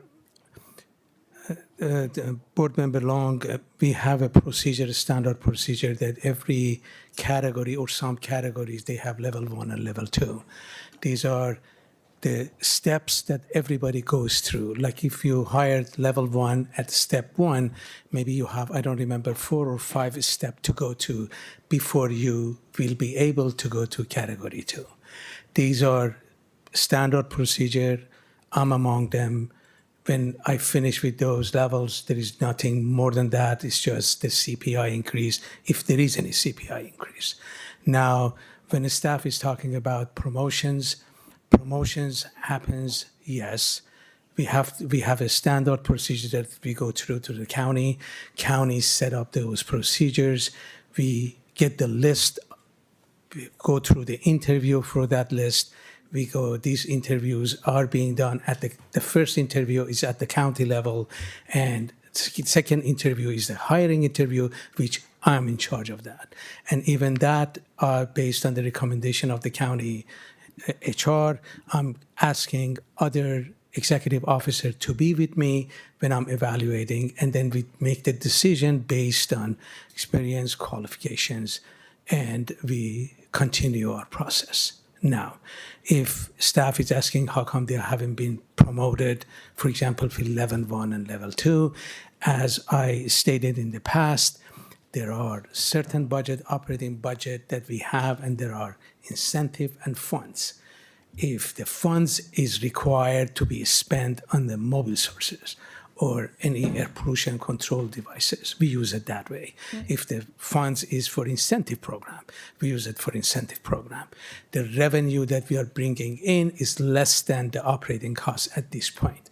However, we have enough, as they said, yes, for the past few years, I have been acting as an engineering manager and we haven't hired anybody. We did some cost saving. Yes, that's true.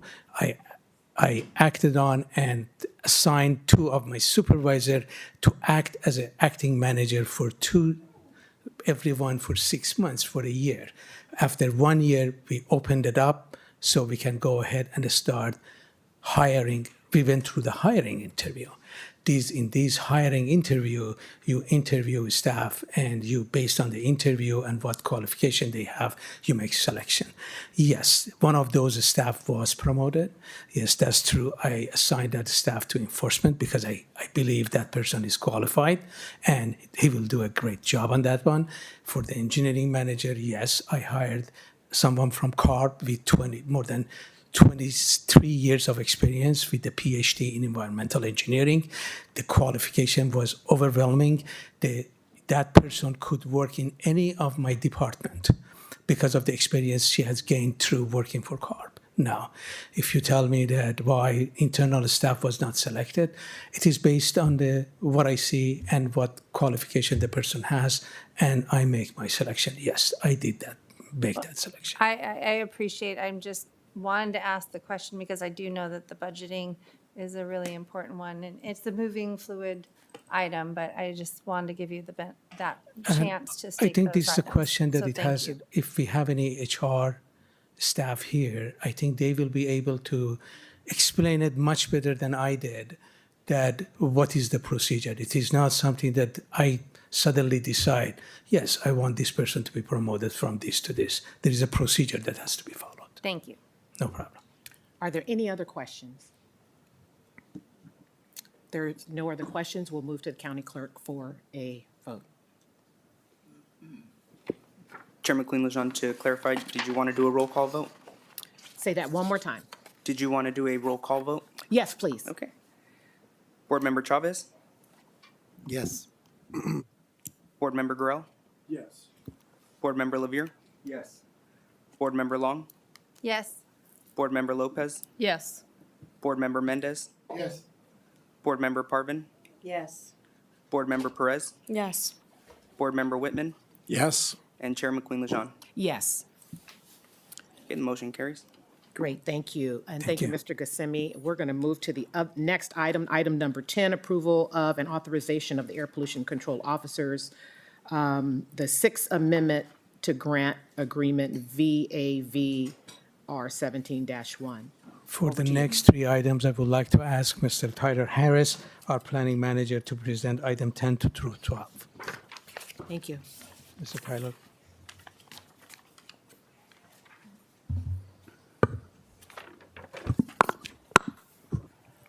Good afternoon, Chair. Hello, good afternoon, Chair McQueen-Lejeune. My name is Tyler Harris. I'm a district division manager with the district. This item requests approval of the Sixth Amendment to the agreement between the district and Environmental Engineering Studies, Incorporated for Voluntary Accelerated Vehicle Retirement Program, otherwise known as the Old Car Buyback Program. Environmental Engineering Studies has been operating the Old Car Buyback Program for the district and a few other California air districts for 8 years. Recently, activity in the program has reduced to just a few vehicles per quarter. California Air Resources Board recognized this and adjusted the maximum incentive amount and eligible vehicle model years for the recent Carl Moyer guidelines update. The proposed amendment increases the incentive amount per vehicle to $2,000 and designates model year 2003 and earlier as eligible vehicles for the program. CARB determined that an incentive of $3,000 per vehicle will meet current cost-effective limits, but the district staff hopes that an incentive of $2,000 will increase participation and maximize the number of vehicles retired. Increasing the incentive amount will reduce the total vehicles retired by the approved funding from the current target of 428 vehicles to 389 vehicles. However, with the current low activity, we are not achieving significant emission reductions through this program, so staff believes the change is warranted. The proposed amendment also extends the contract through December 31, 2026 to allow time to liquidate the approved funding. And that's all I have. I'd be happy to answer any questions. Great, thank you. Go ahead, right there. Thank you, Chair. You mentioned that we're not meeting there's not enough activity. Is that what you're saying? Correct. Can you share with me your community outreach strategy? Well, we have taken advantage of the air public information officer that we have hired in the last, about a year ago, and she kind of handles the outreach of our district. What we do is she uses social media to some extent to, Nextdoor, Facebook. I think she has Instagram and Nextdoor and X to put out information about these programs. She also, we do a lot of kind of community events, where we have a table and we'll go to like Earth Day, the Strawberry Festival, events in the Fillmore EV showcase events, that type of thing. And we always have information about this program at those events to try to encourage participation.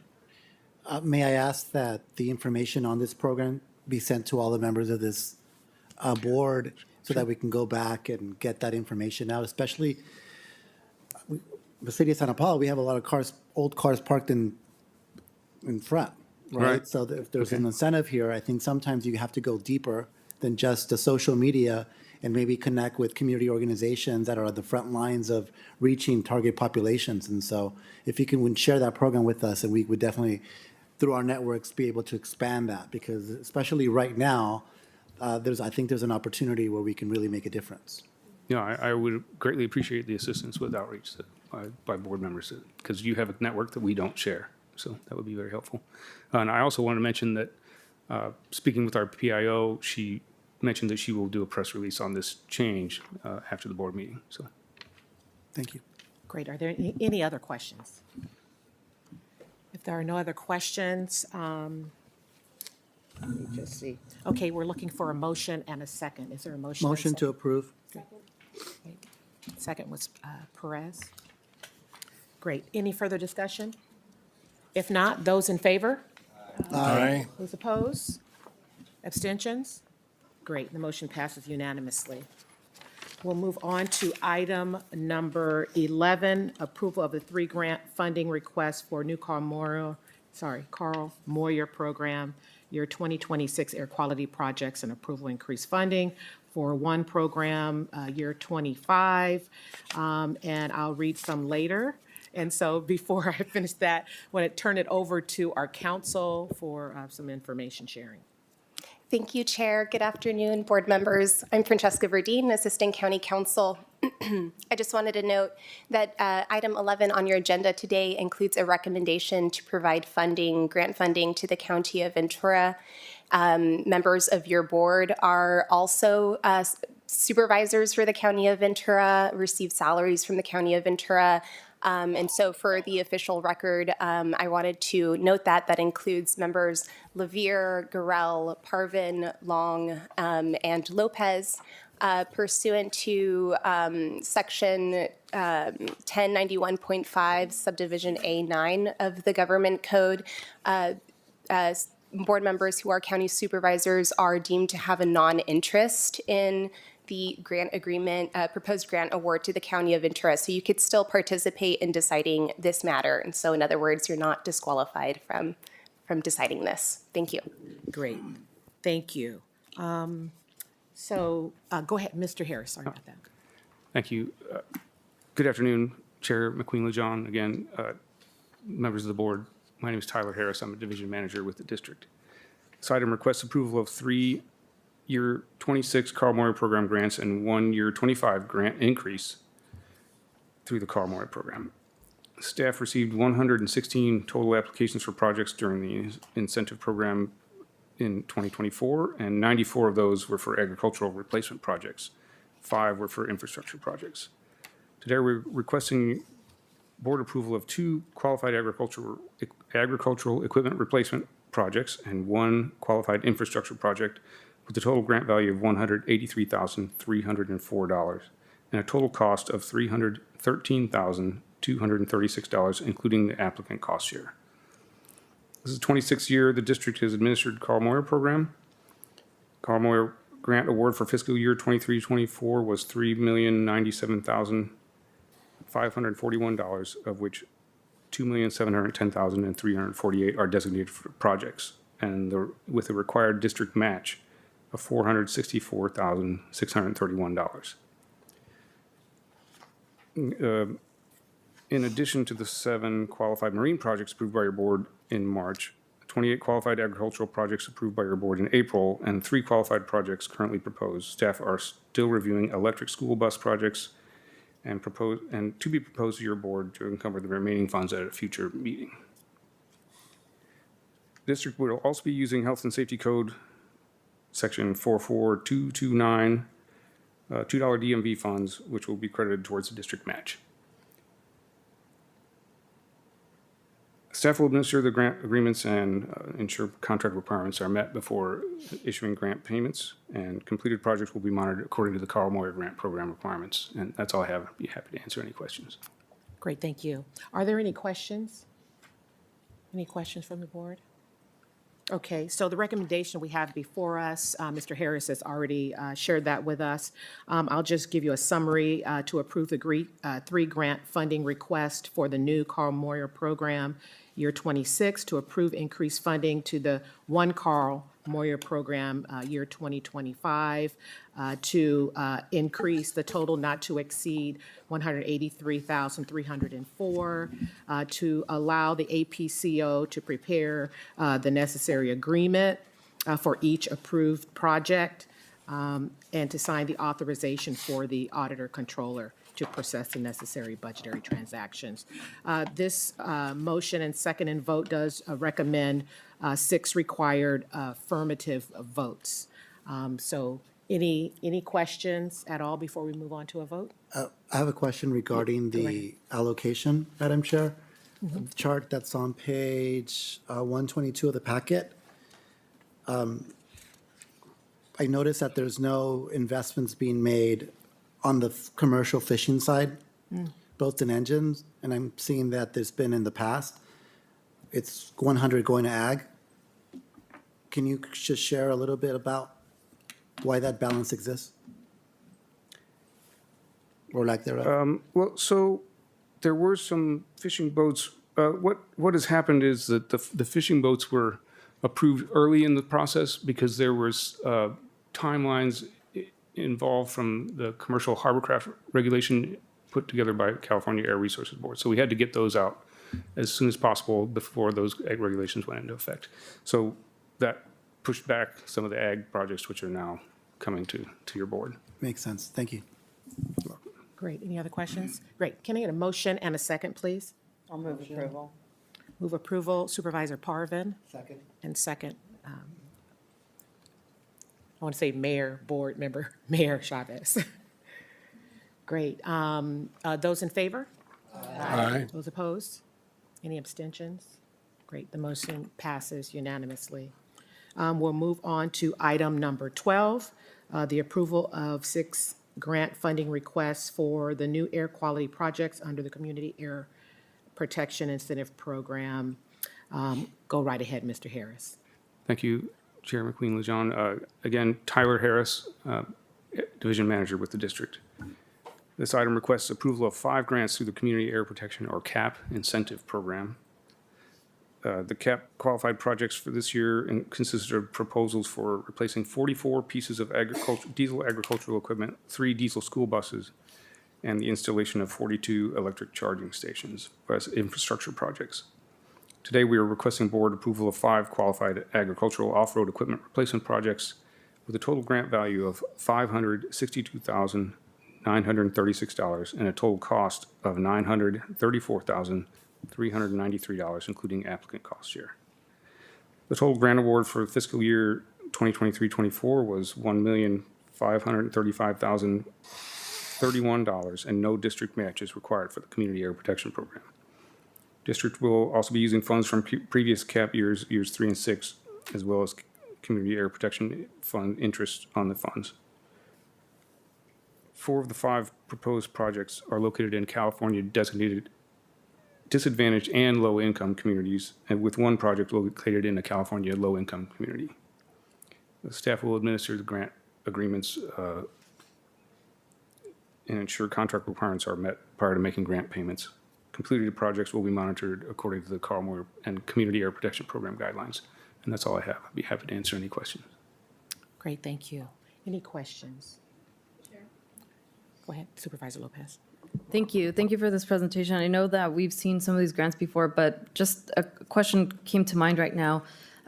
With these grants being awarded to these businesses or companies, does that mean that they are replacing equipment or they're adding to it? And is there assistance to help with the removal or disposal of the old equipment?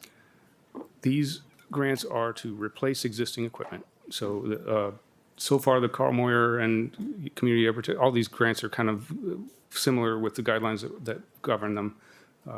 Adding new equipment is not allowed.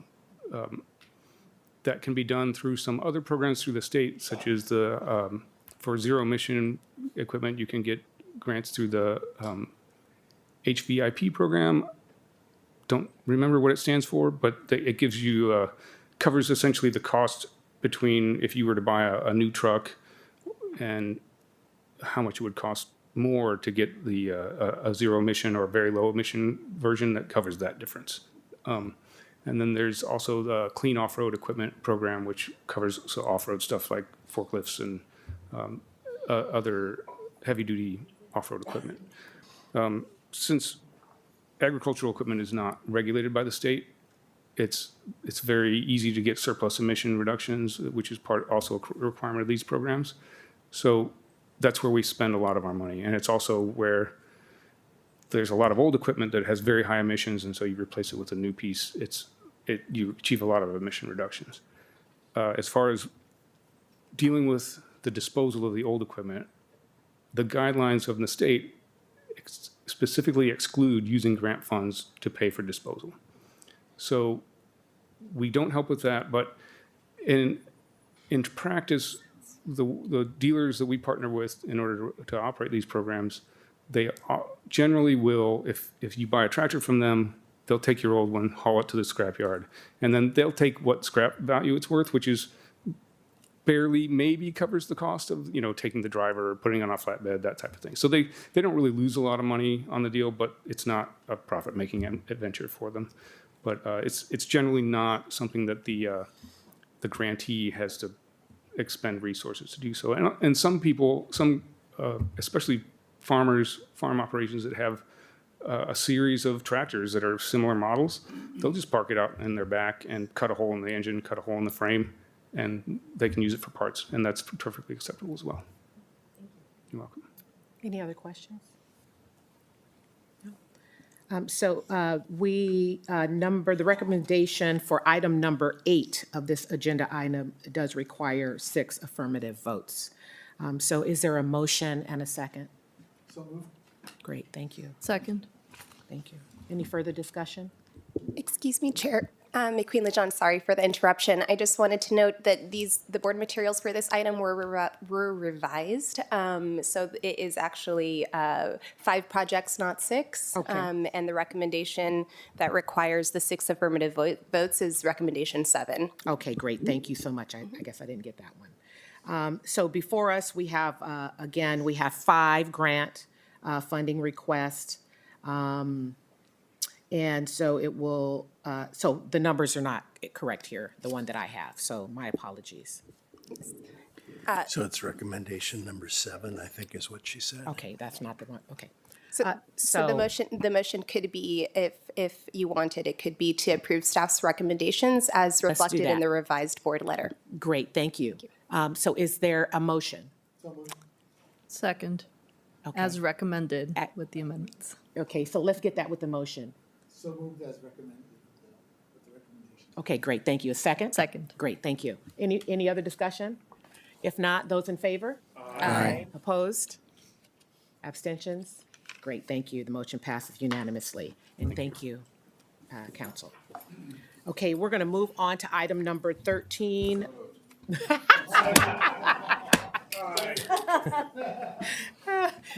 Go ahead, Mr. Gassimi. Do you want to say anything? I think it was said. There will be no board meeting in July, and most likely there won't be any board meeting in August. But we will send you an email if that happens. Great. Just a heads up. And we had a motion?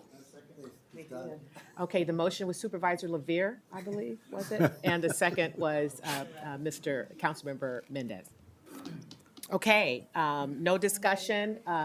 All in favor? Aye. Can you say that a little louder? All in favor? Aye. Great. Oppositions? Abstentions? Thank you. The motion passes unanimously. Thank you. We'll move on to number 14. This is a receive and file special whale tail award. Over to you, Mr. Gassimi. For the record, Ali Ghassemi, Executive Officer of Ventura County APCD. Just briefly, Protecting Blue Whales and Blue Skies is a voluntary program. Under this program, ships are voluntarily reducing their speed to 10 knots or less in the VSR zone, which is vessel speed reduction zone, during the season set by National Oceanic Atmospheric Administration, NOAA, U.S. Coast Guard, and EPA. Doing so, shipping participants help reducing ship strikes risk to endangered whales, underwater noise, regional greenhouse gas emission reduction, and air pollution. The Protecting Blue Whales and Blue Skies program partners are very grateful for your support of your board throughout the years since 2014. Your support has made a big impact on air quality, public health, and ocean ecology, which has been achieved by this program. Today, I have Mr. Sean Hastings, Policy Information and Management Officer from Channel Island National Marine Sanctuary, who is here to present your board with the Special Whale Tail Award to the Ventura County Air Pollution Control Board. With that, I would like to invite Mr. Sean Hastings to the podium. Thank you for being here. Thank you.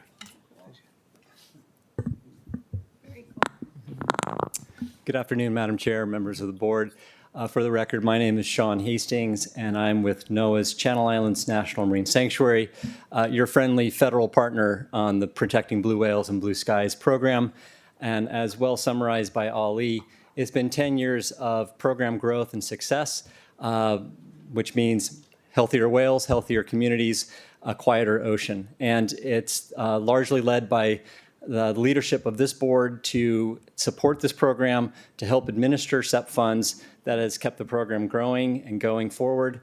So on behalf of Protecting Blue Whales and Blue Skies, representing the California National Marine Sanctuaries and air districts from here to the Bay Area, we'd like to present you with the Whale Tail Award this year.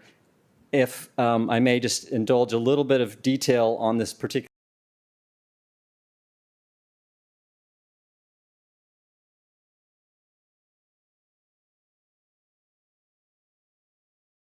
list. It is a drop of wood from a U.S. Coast Guard vessel from the 1920s. This is Purple Heart, and it was used during the Prohibition era to chase down rum runners. So I think if you scratch it, it does smell like rum a little bit. But again, on behalf of Blue Whales and Blue Skies, thank you for your support. We continue to grow both in scale and scope of the program. To just accent some of the program's success, 50% reduction in ship strikes on endangered blue, humpback, and fin whales. It's remarkable for a voluntary program. And amazing reductions in air emissions, greenhouse gas emissions regionally, and ocean noise. We have covered nearly half of the California coastline. There are gaps. We have ambition to fill those areas so ships are slowing down whenever they're approaching or leaving California waters. And to emphasize, they're doing this voluntarily. We also are looking to expand the program through the sanctuary, through NOAA's efforts to the northwest, because we share the same ships and whales. And we have high engagement by the industry. And so I look forward to reporting back again year after year, as long as we can keep the program funded. And so, again, we hope that this award sits prominently to remind us that it's not about any one of us individually, but about our collective efforts. So again, thank you. Great, great. Thank you so much. And not just for your work and what you're recognizing today, but all the work that you continue to do. We know that the work is going on out at the port with the ships coming in and a lot of other areas. So we really thank you for what you've done for the community. And yeah, Supervisor Levere. I'll just talk loud. Where are the gaps? And what is the reason for the gap? Is it a lack of voluntary compliance, or is it a lack of local districts wanting to implement the program? So fortunately, all California National Marine Sanctuaries and all air districts between Ventura and the Bay Area are engaged and supportive. Recently, as of 2024, December 2024, NOAA designated the Chumash Heritage National Marine Sanctuary off the Central Coast, and we added that region to the vessel speed reduction zone. Between those waters, between Cambria and between Morro Bay and Cambria, where there's not a designated national marine sanctuary, is a small gap of water where we haven't extended the zone. There are whales there, and the ships do transit through there. So my work is to work with broader NOAA to close that gap for next year. And then we are in discussions with San Diego. Again, we share the same ships and the same whales. And so we are in discussions with San Diego to expand the vessel speed reduction zone from the Mexican border up to Dana Point. That will pretty well cover California. It's been 10 years of growth in expanding these zones, expanding this protection, and the benefits only accrue, of course, as you do that. Great. Supervisor Guerrero. I was just going to say this is the last agenda item for this today. I was wondering if the chair would indulge an opportunity to take a photograph with Mr. Hastings in the award. That'd be fantastic. Yes, I just want to suggest that. Great. Thank you. Any other comments? Supervisor Lopez. Yes, thank you, Chair. I think just my appreciation to the staff who has been, I know you're bringing this award to the board, but it's really the staff who is ensuring that this program is successful. But thank you for acknowledging that work. Great, thank you. Anyone else? So since this is the last item, I think we can adjourn and then go down and take a picture rather than come back up. So if there's nothing else, we will adjourn today's meeting. It is now, what time? 5 to 3. 2:55. Thank you. And we're going to come down and take a photo. Always fun. I'll use your thing. Are you okay to take a picture?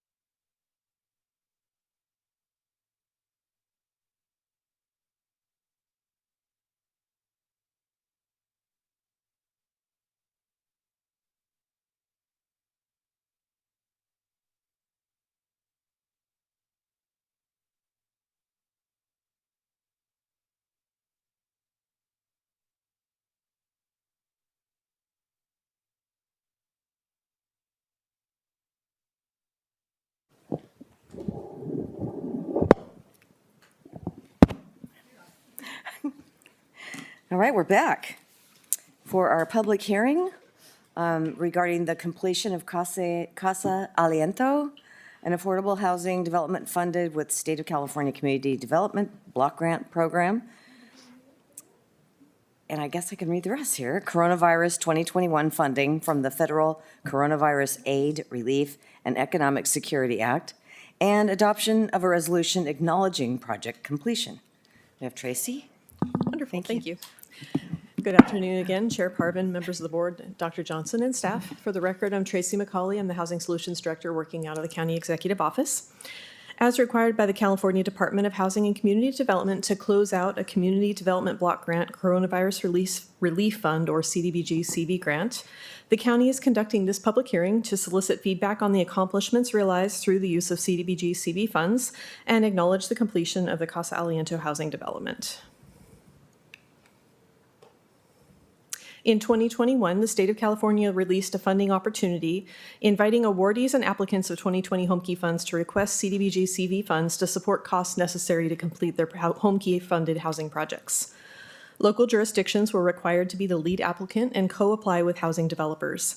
Community development partners in Mercy House, the co-applicants, co-developers and operators requested the county's assistance in accessing approximately $3.5 million in CDBG CV funding to support the completion of their 2020 Homekey project, Kasa Aliento. An additional approximately $8,700 was made available to the state to help cover county admin costs. All funds were fully utilized and no funds were disencumbered from this grant. As I know you all know, Kasa Aliento was our first Homekey project consisting of the acquisition and renovation of a 70-unit motel located in the city of Oxnard. The county applied for the first round of Homekey funds in August of 2020, and our partners acquired the site 4 months later and began operating as interim shelter before the end of that year, and has been operating as interim shelter since, and then converting to permanent housing as the renovation is done. And we have a photo up there of the renovated property.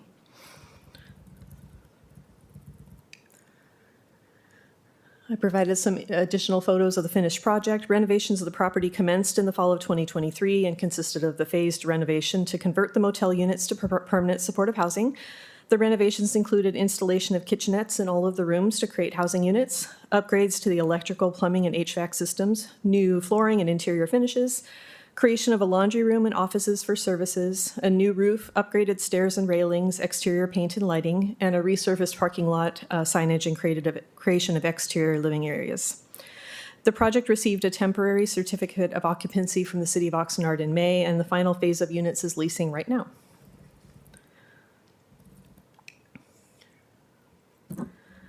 All programs and projects utilizing CDBG grant funds must fulfill one of the program's national objectives. Kasa Aliento fulfilled the low to moderate income housing benefit. In all, this project created 69 permanent supportive housing units for persons experiencing homelessness, plus 1 unrestricted manager's unit. I just want to again thank you for your time today and for this public hearing, and I'm here for any questions. Questions? I don't know how you turned a motel into something so nice looking. Our partners did a great job. Yeah, it's really lovely. Pretty great. Yeah. So thank you. Congratulations. Yeah. Do we have any speakers on the item? And Chair Parvin, there are no requests to speak for this item. Thank you. We have a motion on this item? I'll move approval.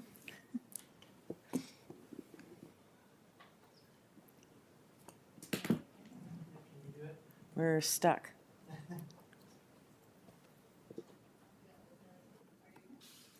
We haven't had it pop up. I can't see anything from my side. Okay. Item number 3 is moved by Supervisor Lopez and seconded by Chair Parvin. Please vote. Yeah, my screen. I don't see any pop-ups. That's how I was able to be second. I was able to click. It's a B thing. No, mine says 92 as well. Okay. It's buffering, maybe. Well, we can do it verbally. So it's item 93, and we had a motion to approve from Supervisor Lopez, second from Supervisor Parvin. All in favor, please say aye. Aye. Any opposed or abstentions? Hearing none, that passes unanimously. Thank you. Thank you very much. Thank you very much. Thank you.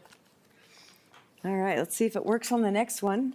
Item 94 is our second public hearing regarding the adoption of an ordinance to repeal Ordinance 4487, consisting of Sections 4693 through 4698 of Division 4, Chapter 6, Article 4 of the Ventura County Code due to changes in state regulation pertaining to the administration of the Ventura County Cross Connection Program and finding that the ordinance is exempt from the California Environmental Quality Act. This is our second hearing. Yeah. And we have Mr. Ginkle. Yes, thank you, Chair Parvin. Dr. Johnson, members of the board, for the record, my name is Charles Ginkle. I'm the County Environmental Health Division Director under the Resource Management Agency. As stated, the item before you is the second public hearing regarding the proposed ordinance repealing the Ventura County Ordinance Code contained in sections 4693 through 4698 of Division 4, Chapter 6, Article 4, pertaining to the administration of the Ventura County Cross Connection Testing Program.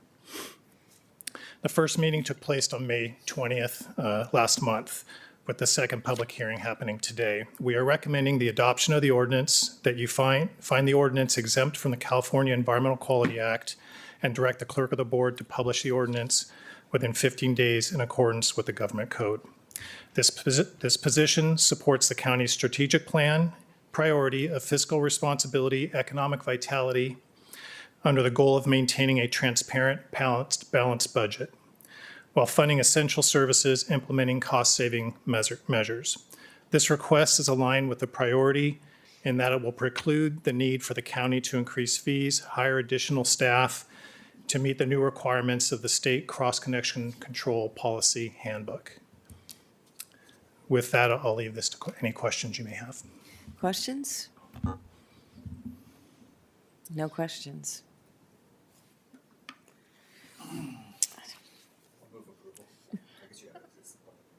Chair Parvin, would you Yeah, like to closing check the for public hearing. comment? We have a motion. We have a second. Item number 94, motion to approve staff recommendation, moved by Supervisor Lavier, second by Supervisor Gorell. Please vote. That passes unanimously. Thank you. Thank you. Unanimously. Next, just repeat everything, just in case they didn't hear it. Public hearing regarding the adoption of a resolution on proposed county service area number 29, North Coast, CSA 29, sewer service charges and sewer standby charges for fiscal year FY 25-26, approval of a 5.7% increase in the sewer service charges unless written protest from a majority of affected property owners or tenants is received, and adoption of a resolution to approve the proposed fiscal year 25-26 sewer service and standby charges and the continued collection of these charges as part of the annual general county tax roll for FY 25-26 in Supervisor Lavier's district. And Mr. Palmer. Good afternoon, Chair Parvin, Board of Supervisors, Dr. Johnson. This is the first item of 7 in a row to look at the fees related to sewer service for districts that we manage. This is CSA 29, commonly called the Rincon area. There are 179 connections to that system. The rate before you, we're proposing a 5.7% increase. And there were 0 protests received. I'll be happy to answer any questions that you may have. Questions?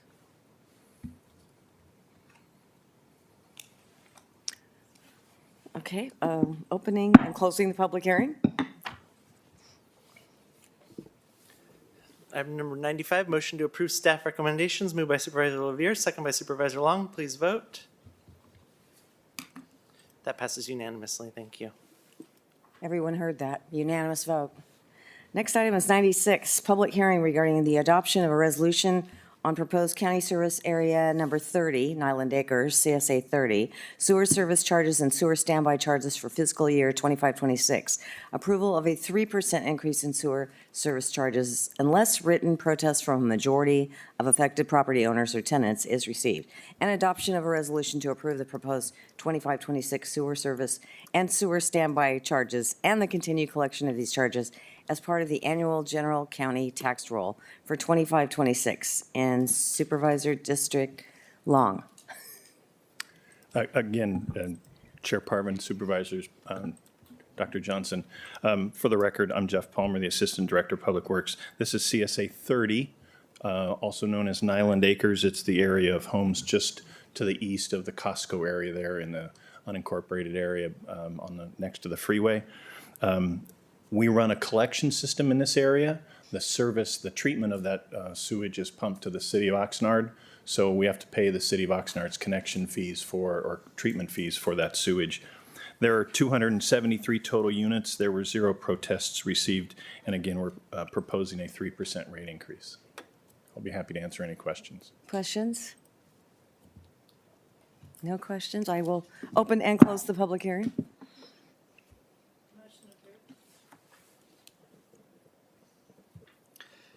Item number 96, a motion to approve staff recommendations, moved by Supervisor Long, second by Supervisor Parvin. Please vote. That passes unanimously. Thank you. Next item is item 97, public hearing regarding the adoption of a resolution on proposed County Service Area Number 34, El Rio, CSA 34, sewer service charges and sewer connection fees, installment payments for fiscal year 25-26, approval of a 3% increase in sewer service charges unless written protests from a majority of the affected property owners or tenants are received, and adoption of a resolution to approve the proposed 25-26 sewer standby charges and sewer connection fee installment payments and the continued collection of these charges as part of the annual general county tax roll for fiscal year 25-26. This is also in Supervisor Long's district. And I'm going to open the public hearing. Again, for the record, I'm Jeff Palmer, the Assistant Director of Public Works. Before you is CSA 34, also called the El Rio area. This is 1,400 units along Vineyard as you go north of the towers, sort of into the unincorporated area towards the county unincorporated areas. There were 3 protests that were received. These protests really common themes that we get on some of these protests is they would rather have us charge based on the number of people in the house or the age of the person in the house or the income level of the person in the house, but those are not allowable under Prop 218. So those are the 3 protests that we received again, and I'll be happy to answer any questions. Questions? We'll close the public hearing. Motion to approve.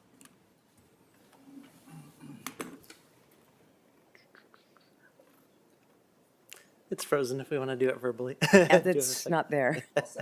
Oh, here it goes. Whoops, he seconded. Levere, there we go. Now it's right. This item number 97 is moved by Supervisor Long, seconded by Supervisor Levere. Please vote.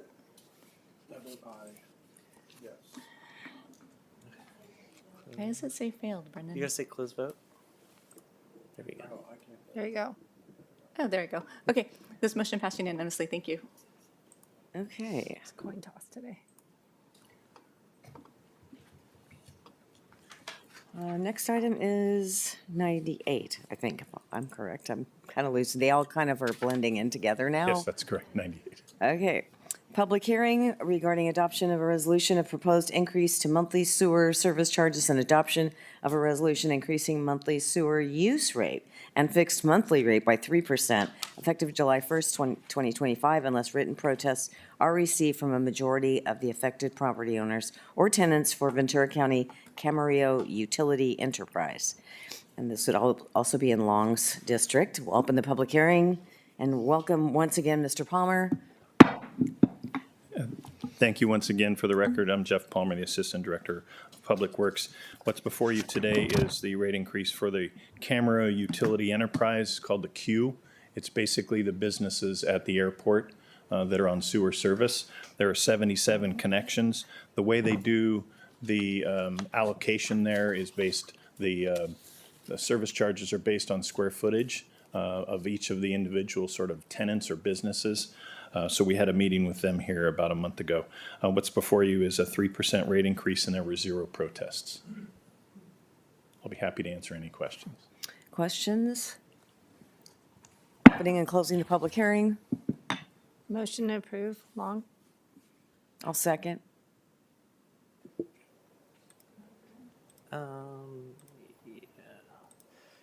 So motion to approve item 98, staff recommendations, moved by Supervisor Long, second by Supervisor Parvin. Please vote. Yes. Yes. That passes unanimously. Thank you. Okay. You only have a few more left. Number 99 is the public hearing regarding a proposed resolution to A, increase monthly sewer and reclaimed water rates and reclaimed water monthly service charges effective fiscal year 25-26, and B, provide a collection of delinquent and penalties thereon by recording liens and placing on the county tax roll, and C, continue collection of existing water standby charges as part of the annual general county tax roll, and adoption of the resolution Waterworks District 1 in Moorpark in my district. And I will open the public hearing. And Mr. Palmer. Again, for the record, I'm Jeff Palmer, the Assistant Public Works Director for the county. What's before you is Waterworks District 1, which is basically the city of Moorpark. There's 9,873 connections on that system. We received 7 protests. The proposal is a 5.7% increase to a monthly rate of $32.25. That's an increase of $1.75 a month. Again, the protests were similar to what we've seen before. There are some concerns from a few citizens about age of the occupants of the home and fixed income sort of questions.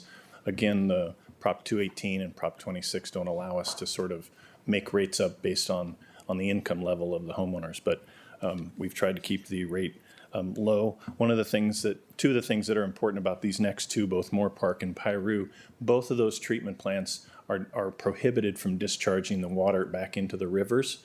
So in Moorpark, the water is used for recycled water, primarily for golf courses and a couple of agricultural customers. In Piru, the water is not reused for agriculture, but is put in some settling basins and allowed to percolate back into the ground. So both of those systems have a little bit different sort of system than the others that we operate, but I'll be happy to answer any questions. Okay, I have some questions.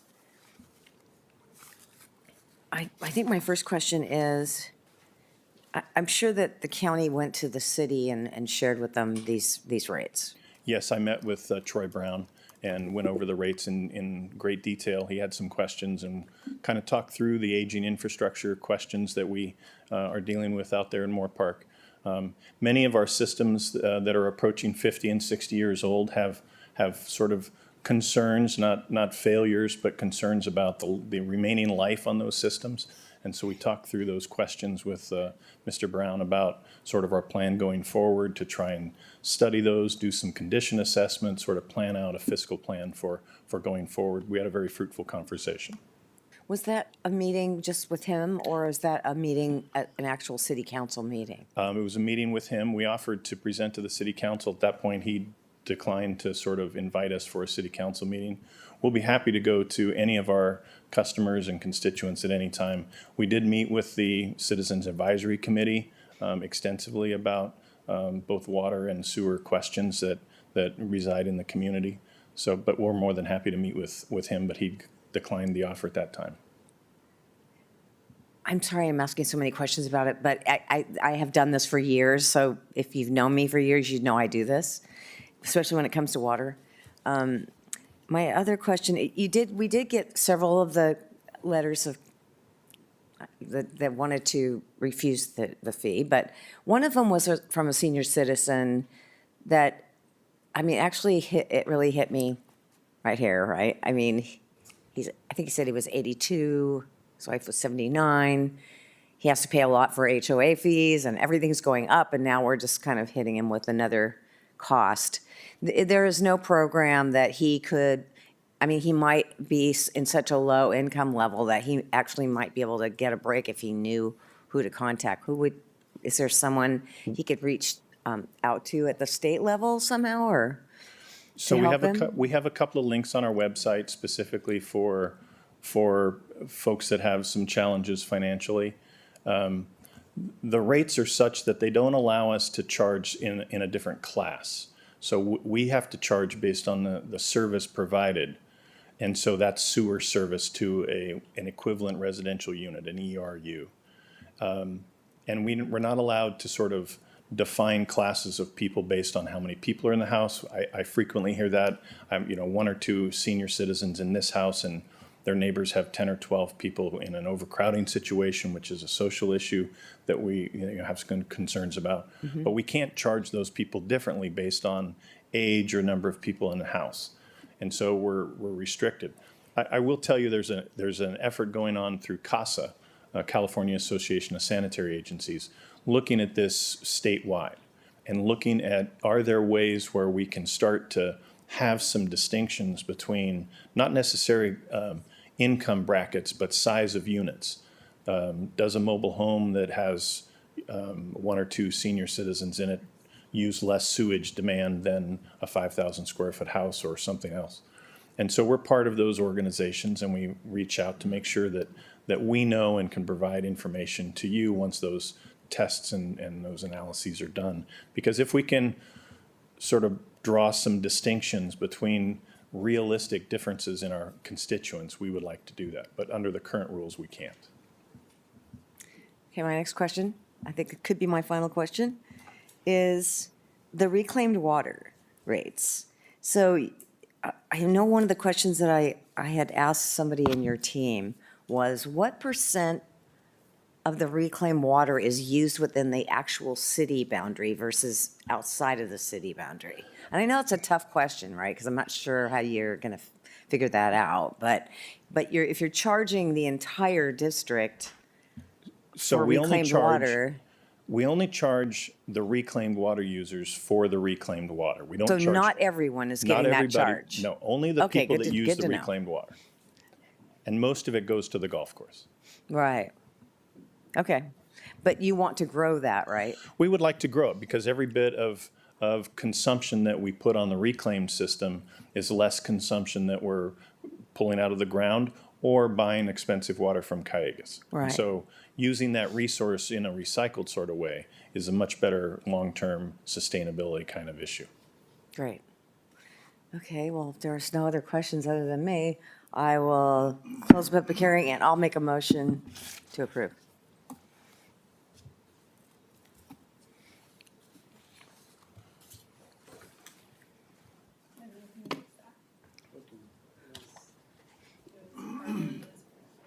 Yeah, okay. Motion, item 99, motion to approve, moved by Supervisor Parvin, second by Supervisor Lopez, and you've already voted. That passes unanimously. Thank you.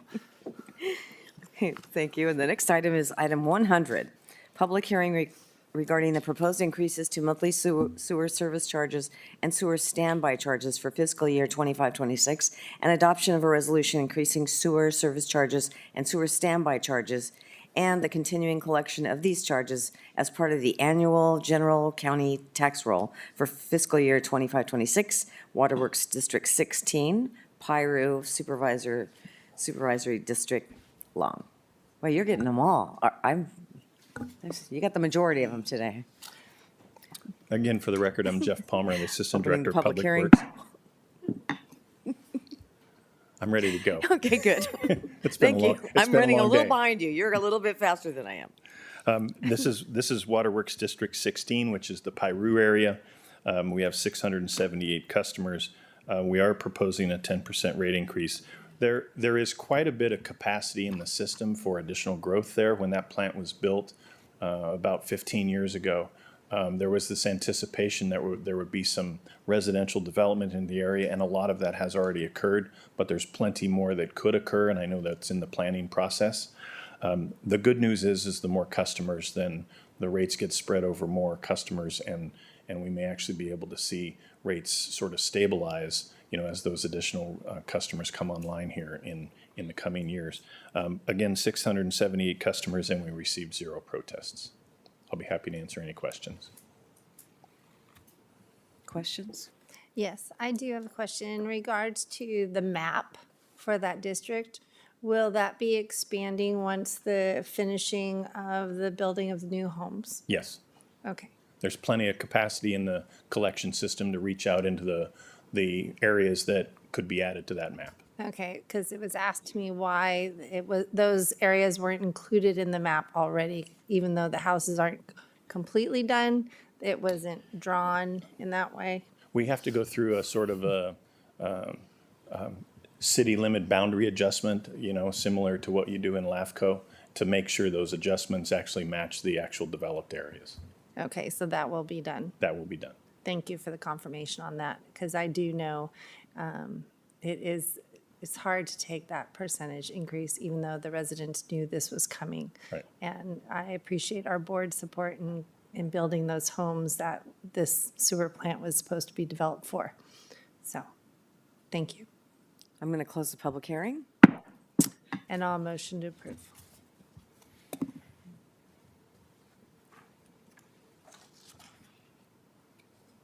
Item number 100, motion to approve staff recommendation, moved by Supervisor Long, second by Supervisor Gorell. Please vote. That passes unanimously. Thank you. Mr. Palmer, this is your last item, I believe. Yes, it is. Okay, here we go. 101, public hearing regarding reports to place certain delinquent water and sewer service charges on the county's tax roll for collection and adoption of resolutions approving the reports unless protest is made by the owners of a majority of affected parcels. Ventura County Waterworks District 11738. And take it away, Mr. Palmer. So thank you. This is my last item.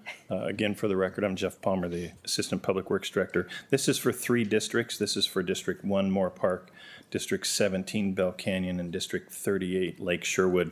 This is a situation where the charges and the bills were not paid by the property owners. And so this is the process that we have to go through to put a lien on the property in the amount of the outstanding bills. To put on the property as a tax lien. The number is small, but it's something that we have to do to recoup those charges that were actually the cost of providing service to those individual parcels. And I don't have any protests from any of these property owners. Okay, so we'll open a public hearing. I do have a question. How do you get into debt by about $9,800? So this is a property that has multiple parcels. They have a water service that does not qualify for ag rate of water. And so it's the use of the property that's being used sort of kind of like ag, but doesn't completely qualify for the ag rate. And so these are the domestic rate that they're using for irrigating their crops and their trees on their individual parcels. So is it like one owner and then? It's one owner in multiple parcels. Okay, so I guess I'm trying to figure out why you don't just cut the water off. I mean, is there a law that says you can't do that? It is very difficult, and I'll defer to the county council, to turn someone's water off because. Yeah, but it's not like a house, right?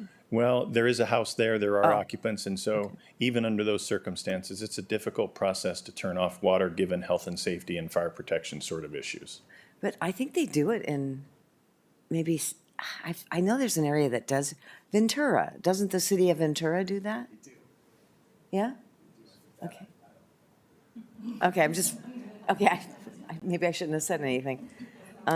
Start opening up Pandora's box here. I don't know. Okay, so I'm just curious because that's hard to pay back when you reach that amount. No, it is substantial, and I asked our team to look into it specifically to double check those numbers and verify that we had followed the process, because it is the one of all of these that are on this list that is substantially different than the others. Yeah. Okay. Well, I don't have any other questions. Any other questions? Closing the public hearing.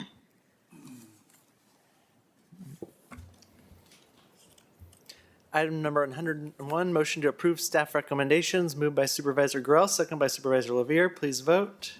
That passes unanimously. Thank you. Okay.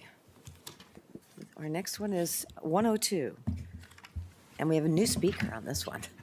All right, conduct a public hearing on the report of sidewalk repairs and costs on Norway Track in the Ventura area. Receive, file, and confirm the report.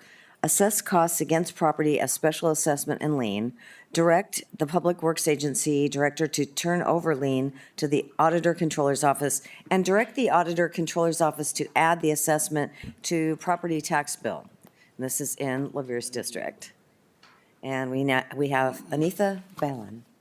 Thank you, Supervisor Chair Parvin, members of the board, CEO Dr. Johnson. For the record, Anita Balin, Director for Roads and Transportation with the Public Works Agency. In the unincorporated area of Ventura County, property owners are responsible for the maintenance of sidewalk repairs. This policy is in accordance with the Ventura County ordinances, the Streets and Highways Code, and also the board-adopted policy. When there are many properties in a neighborhood that are in need of sidewalk repairs, PWA will put a construction contract together so that we can combine multiple repairs to get a lower cost for the repairs, and also offer property owners a simple, cost-effective way to make the repairs. The property owners are notified in accordance with the board procedures, including providing an initial notice of repair, providing 2 notices for payments due, and a 4th notice for this public hearing. The owners are also given an opportunity to make the repairs themselves. And the process also includes a board approval to transfer the last steps of the process to the tax collector to place a lien on the properties. So in September 2024, your board awarded a construction contract to Toro Enterprise for the Norway Track sidewalk repairs. PWA identified 175 properties that had required either a sidewalk grinding, a replacement, or a repair. Of these, 43 property owners decided to do the work themselves, and a no-fee encroachment permit was issued to them so that they could perform the work. Of the 132 properties where repairs were made through the construction contract, 99 invoices were paid, and 33 property owners are yet to pay an amount totaling $30,133.80. The Exhibit 2 of the board letter provides a breakdown of the cost incurred to each property and the property owners who have not yet paid the invoice. PWA has continued to collect the payments to date, hence a small discrepancy in the PowerPoint presentation. The property owners are charged based on unit price for the sidewalk repair. All other costs, including overhead for the construction costs, are incurred by the county. So PWA has followed this process that was approved by your board on August 14, 2015, including all notification requirements. This timeline from when the first notice was sent out to this board meeting is approximately 8 months. Again, this process is in compliance with the California Streets and Highways Code and the Ventura County ordinances. With that, the recommended board actions are listed on the slide and includes conducting a public hearing on the report of the sidewalk repairs within Norway Track, confirm the report, assess the cost against the properties, and direct the Auditor Controller's Office to add the assessment to the property tax. That concludes my presentation, and I'm here to take any questions. And that was less than 30 minutes, if I might add. Thank you. Do you have any questions? Yeah. Supervisor Levier? Thank you, Madam Chair, and thank you, Anita. There's 33 properties still impacted? Yeah, no, 33 properties who have not paid. Yeah, the that's what I mean, invoices, yes. 33 who still have not paid, Yeah. okay. Okay, that's it, thank you. Do we have any speakers on this item? Chair Parvin, there are no requests to speak for this item. Thank you. All right. Well, we're opening and closing the public hearing, all in one. Motion, item 102, motion to approve staff recommendations, moved by Supervisor Levier, second by Supervisor Long. Please vote. That passes unanimously. Thank you. Thank you.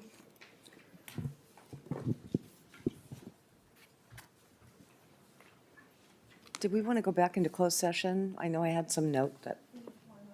Yeah, we have 103. Do 103 and then go back into closed session? We can, or we can, I mean, Yeah, I assumed you'd do 103 first.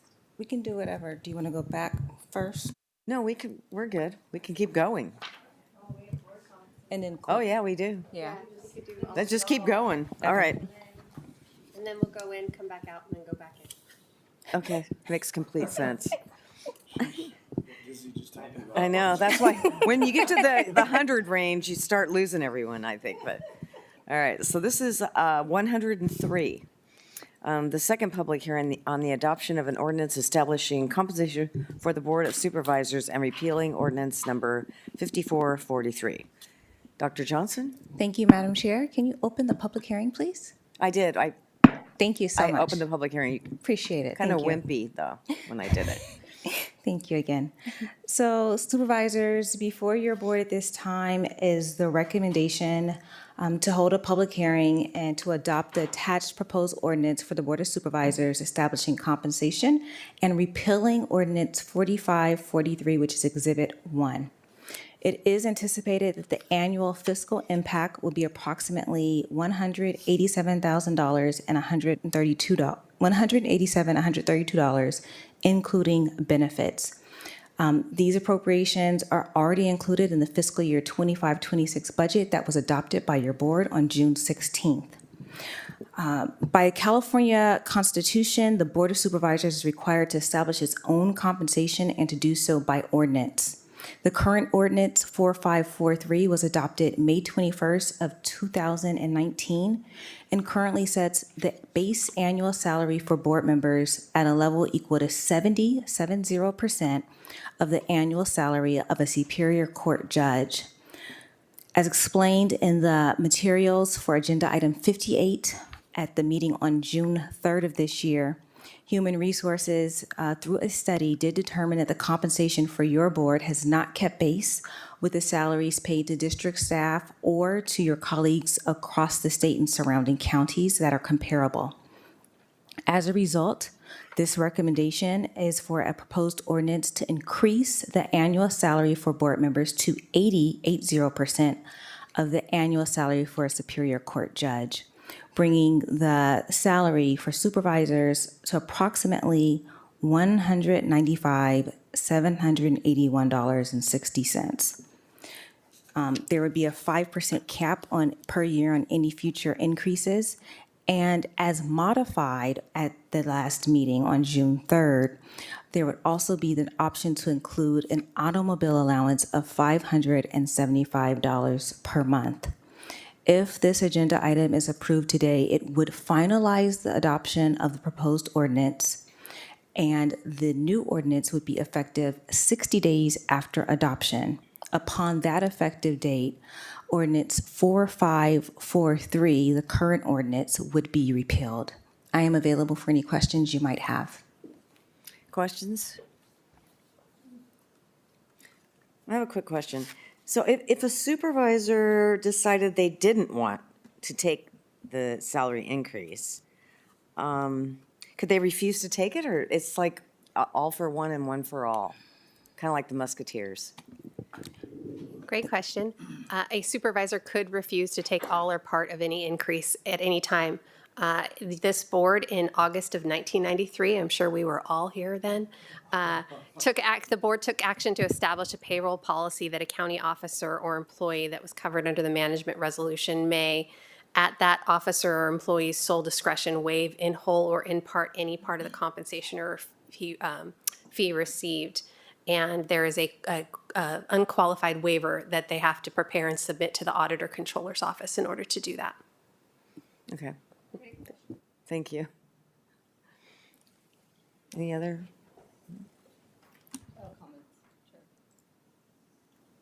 Thank you, Chair. And again, I appreciate the recommendation coming from our CEO, but I stated in our initial hearing, the first hearing on this item, that while this impact seems to be minimal to the budget, to me, it's just a matter of principle in consideration of other pending negotiations with one of our largest unions here in the county. And so this is something that I don't feel that I can support. So just wanted to reiterate my comments from the previous meeting. Thank you. I think I need to close the public hearing, right? Okay. I would motion to approve. Item 103, motion to adopt the ordinance, moved by Supervisor Long, second by Supervisor Levier. Please vote. And that passes by a vote of 3-2. Thank you. Okay. Moving on to our executive officer's comments. Item 104, CEO's comments. Thank you, Madam Chair. There have been a lot of events in the past couple of weeks, many of which I've been to with your board members. So I'll just, there was a public safety luncheon, a Juneteenth celebration, a retirement celebration for Troy Brown, and a Salvation Army Gala, all of which I attended with one or many of you. So it's been great to be out in the community with you, supporting many of the events going on. There's an advisory council, the VCAAA, Ventura County Area Agency on Aging, which has several openings for new members. This is a volunteer body of individuals who share a mission to create and sustain programs that positively impact the lives of older adults, people with disabilities, and caregivers right here in Ventura County. So currently, applications are being accepted for 2 positions, the Veterans Representative and a Service Provider. The deadline to apply for these positions is June 30th. If you want more information about the Advisory Council or you need instructions about how to apply, you can visit www.vcAAA.org/AC vacancy. And then as summer rolls out, there's some really fun programs. The Ventura County Animal Service Rescue Readers Program. This is a program where children ages 4 to 14 can come and read to shelter animals. And I have to tell you, I used to do it with my Girl Scouts. They love doing this. It's really, really fun. Sometimes you read to dogs, sometimes you read to cats. They say they have rabbits sometimes. I've never read to a rabbit, but I'm sure that would be interesting too. But it's just really, it's good because it's doing 2 things. One, you're engaging with animals and the kids are reading, and it's summertime. And if you're not keeping kids reading during summertime, they can lose some of that skill. So it's just really a great thing to do. It's every 1st, 2nd, and 3rd Saturdays of the month from 10:45 to 12 at the Camarillo Shelter, and every 2nd and 4th Sundays of the month from 12 to 12:50 at the Simi Valley Animal Shelter. You can bring your own book. They have books there at the shelter cart. Always good to bring a blanket, chair, some sunscreen to be comfortable, and some water. But it's a really great opportunity. You can email vcasrescuereaders1@gmail.com for more information or to sign up. Also, in partnership with the First Partners Office and the California State Library, the state parks are providing free vehicle day use entry to more than 200 participating state parks units operated by state parks for checkout to library card holders. Any California public library card holder can check out the state library parks pass via their local library. And the pass entitles a user to a free vehicle day use entry for 1 vehicle with 9 people or less. You can get more information on that from www.library.venturacounty.gov. Also, one more thing, we had a presentation by Parks, Recs, and Parks today. Our website is a great resource for anyone who wishes to enjoy our beautiful, beautiful natural surroundings.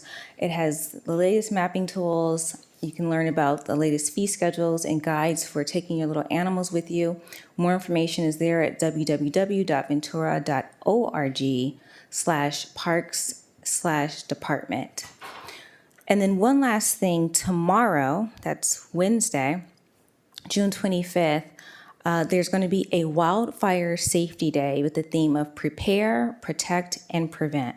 It will be held at the Reagan Library from 10:30 to 1:30. It is a free, family-friendly event, and it's dedicated to education, preparedness, and community safety. There'll be local first responders there. There'll be a county brush fire truck and Red Cross truck. The Firehawk helicopter will do a water drop demonstration. There will be a goat petting zoo to talk about discussion on weed abatement, and also live demonstrations for emergency responders. So Animal Service will be there, as well as Ventura County Fire Department, American Red Cross, and Simi Valley Office of Emergency Services. So anyone who has some time tomorrow, that'll be a really educational and informing event to check out. Thank you, Madam Chair. That concludes my comments.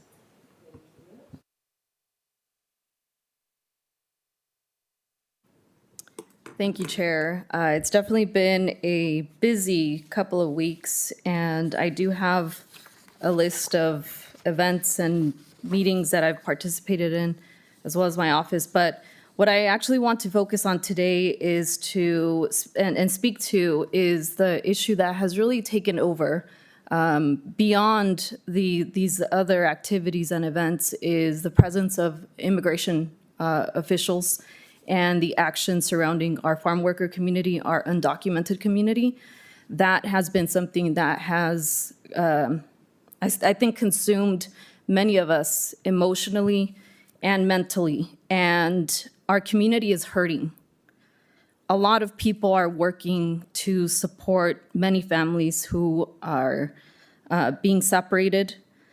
To date, it is estimated that over 150 people have been detained by ICE and are in proceedings to be removed. And in particular, June 10th was a very heavy day for many families in our county. There have been videos upon videos captured, images taken of how people have been detained. And I will say that to a certain extent, racial profiling of people who look like farm workers, people who look to be undocumented. Around June 10th was when schools were still in session. Kids were showing up to school, sharing with their educators that they were scared to go home and not have their parents be there. Parents are afraid to leave their homes. Businesses are being impacted. People are not going to work out of fear of being separated and being removed. And so what I would like to ask, and I'm bringing this request to our board, is that we take into consideration, as earlier today, we had a presentation, the annual crop report, and much of that work being done by farm workers, many who are undocumented. And that we take into consideration our position and our capacity serving as a safety net for our community, to look at some of the basic needs that I have received information from some of our partner organizations serving our people here in Ventura County, including concerns with access to food, rent, need for diapers, work disruptions. And one of the main ones, and an immediate need, is the access to qualified immigration legal representation. Our county has stepped up during previous situations, including most recently the mountain fire, where people received aid and support as they were looking to recover. And I ask of our board to take into consideration from a humanitarian perspective, if not an economic impact perspective, what is happening to our county, being one of the big targets of immigration.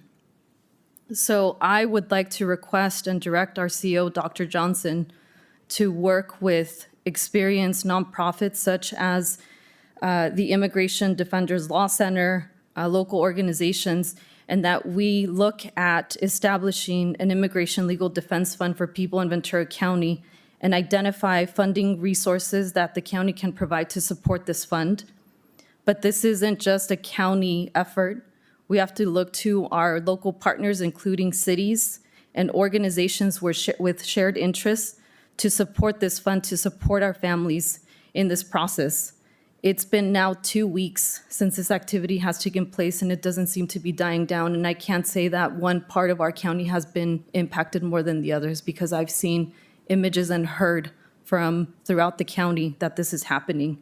So with that, Chair, I do look to work with all of you to support our families here in Ventura County. Thank you. Supervisor Levier? Thank you, Madam Chair. It has been a busy few weeks. Both my Saticoy and Ojai Max finished their meetings as they head into summer season. I want to congratulate you. You did a great job moderating the Taxpayers Foundation event last week with District Attorney Nazarenko and Sheriff Freihoff and Chief Gardner. Really informative discussion, and you were a great moderator. I want to thank you for that. It was a great Juneteenth celebration last Saturday.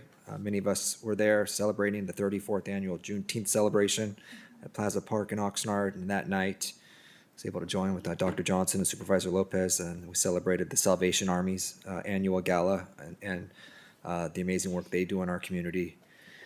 And I was also able to join with District Attorney Nazarenko, Assistant Sheriff Shane Matthews, Michael Rodriguez from our Public Defender's Office, and several others at the Candela Town Hall on Mental Health on Tuesday the 10th. Really informative discussion. A lot of people in attendance discussing mental health challenges and services available to them. And I believe that is, then I also just want to congratulate, my office often runs CERT classes, the Community Emergency Response Training classes.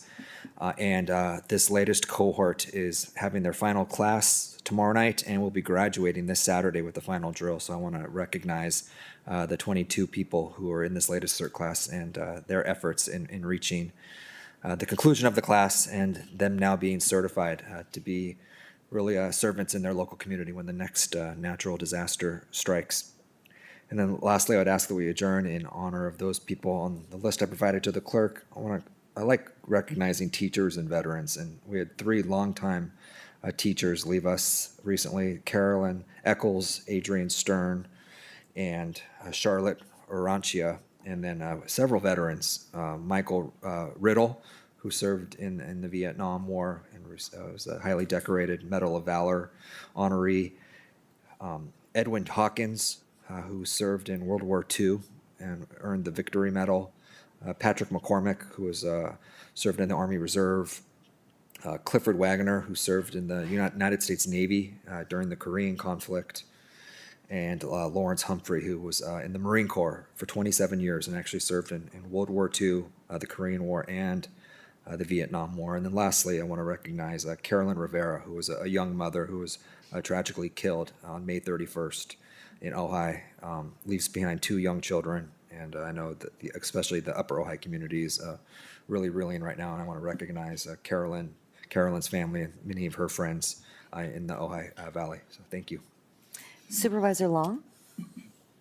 Thank you. Yes, I agree with our supervisors and CEO about so much going on. I really do appreciate the community stepping up and supporting each other. We have some great programs for food share and swap meet justice going on this summer that I want to make sure we acknowledge and make sure that are well attended. I know we need food, we need legal services. There's a lot of things that we need with the state and federal going on right now. And also I want to say thank you. Our county hosted a regional meeting for the California State Association of Counties. And I think that was a great opportunity for our supervisors and our legislative officers to really understand what is going on in Ventura County, and at such a great time also, where we had the governor was here, we had a lot of presence here, and the uncertainty really weighs on everybody. And so I just wanted to say thank you, especially Councilmember Tiffany North. Thank you for speaking, for my supervisors, for being in attendance, and Dr. Johnson, just getting that all together. I've heard great things, and everyone tells me, oh, I forgot how special Ventura County is. And I'm like, oh, don't worry, we'll tell you again.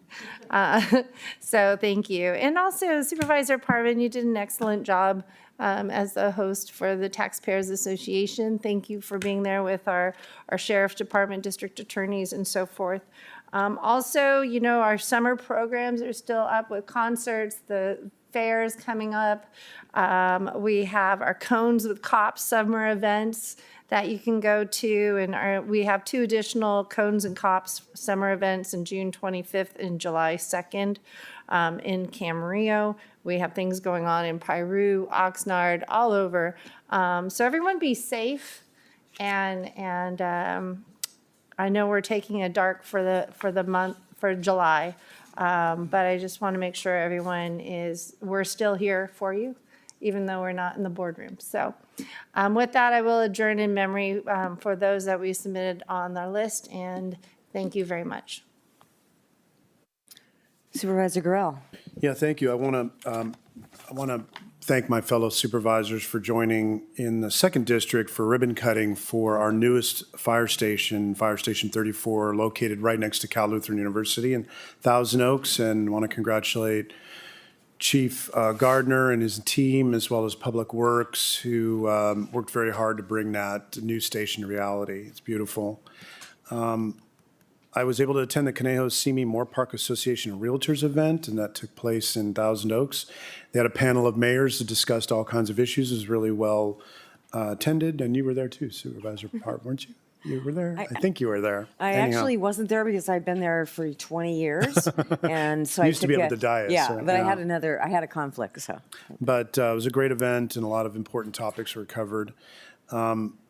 My office is hosting on the June 26th, we'll be hosting Office of Emergency Services and the Fire Department at our Oak Park MAC, Municipal Advisory Council. And that meeting is going to take place at 7 p.m. at Oak Park High School, and they'll be providing a presentation on community preparedness, emergency preparedness, and such things as evacuations and evacuation routes. So all are welcome, particular in Thousand Oaks and in Oak Park. I'd like to adjourn in memory of the names of the individuals I submitted to the clerk of the Board of Supervisors, but there are 2 in particular that I'd like to talk about here this evening. The first is Israel Rodriguez Sr., the father of Israel Rodriguez, who serves in my office. He was 91 when he passed just a few days ago. I think it was about 4 days ago now. And he was 91 years old. He'd been married for 70 years to his beautiful bride, who's obviously mourning his passing. He proposed to her on their first date. He's got a really rich history serving in the Army, serving in the Air Force for 12 years, and then later he was a leader at the Pepperdine University for many years. He was dedicated to his family, to church, and to his community. A celebration of life is planned on July 19th. I know that he's deeply missed by his family and by his friends and his wife and those that he educated over the years. He had something that he shared with all of his students that I thought was pretty profound. It was a little bit of his saying. He said, you need to apply the 3 Ds in life: desire, determination, and discipline to succeed. So I want to thank you for joining in adjourning in memory of Israel's father, Israel Sr. Secondly, we lost David Murdoch, who also lived extraordinary life to 102 years old. Mr. Murdoch was a titan of industry. He left an amazing mark on Ventura County in terms of his vision of what Hidden Valley and Lake Sherwood would look like. He grew the Dole Foods and Castle and Cook to be these enormous empires. And he was a very generous person. He helped me launch my political career and hosted an event for me at his home. Later, I was invited to his home a few times, and I got to meet 2 U.S. presidents there, and just a person with a long reach and enormous amount of impact. But Mr. Murdoch will be remembered as somebody who really played a role in developing the way that Ventura County looks, and he affected positively a lot of people's lives. So those 2 in particular I want to call out, and the other ones on the list. And with that, thank you, Madam Chair. Back to you. Thank you. See, I volunteered at this is one of my favorite things to do is I like to volunteer at registration for nonprofits for their golf tournaments. It's a lot of fun. I participated in the EDC Executive Committee, the Ventura County Transportation Commission meeting, the Air Pollution Control meeting, and with many of you. So, also at my second Red Cross blood drive, we collected enough blood to save up to 84 lives. And our next blood drive will be held on 9/11 in Moorpark, so I'm hoping that I can get more people to come out and donate. I met with residents regarding the environmental concerns related to the fire debris from the Eaton and Palisades fire, thus the topic we had today. I know it was really long, kind of painful for some, but it was really, really critical in a time we want to be more transparent. So I appreciate your patience, and plus you learned probably something today on that item. I attended the Ventura County Fire Department's 62nd Academy graduation. My staff and I dropped off 75 prepackaged pet adoption kits for the June 7th California Adoption Day event. And I want to thank all the sponsors for their donations. And we got 60 pets adopted on that adoption day. That means a lot. I met with Elena Brokaw, the executive director of the Ventura County Museum. She provided an update, and we learned about their new exhibit. I attended the press conference for the DA Nazarenko and Simi Valley Police Chief Shorts regarding the arrests made in connection with the 5-star jewelry burglary. Huge burglary, big bust. We attended the Magic of Volunteers President's Breakfast hosted by Simi Valley Community Council, and I went on a harbor tour with the Harbor Patrol and had an opportunity to see all the improvements that they've done on the docks, as well as the plan for the dredging program, which is always kind of near and dear to everyone's heart. Trying to get the funding from Brownlee continuously providing that funding. I participated in the Moorpark High School's graduation ceremonies, attended the monthly Simi Valley and Moorpark Chamber of Commerce networking breakfast, participated in a Flag Day ceremony at the Simi Valley Elks Lodge. That was really exciting. It was really great. I had so much fun there.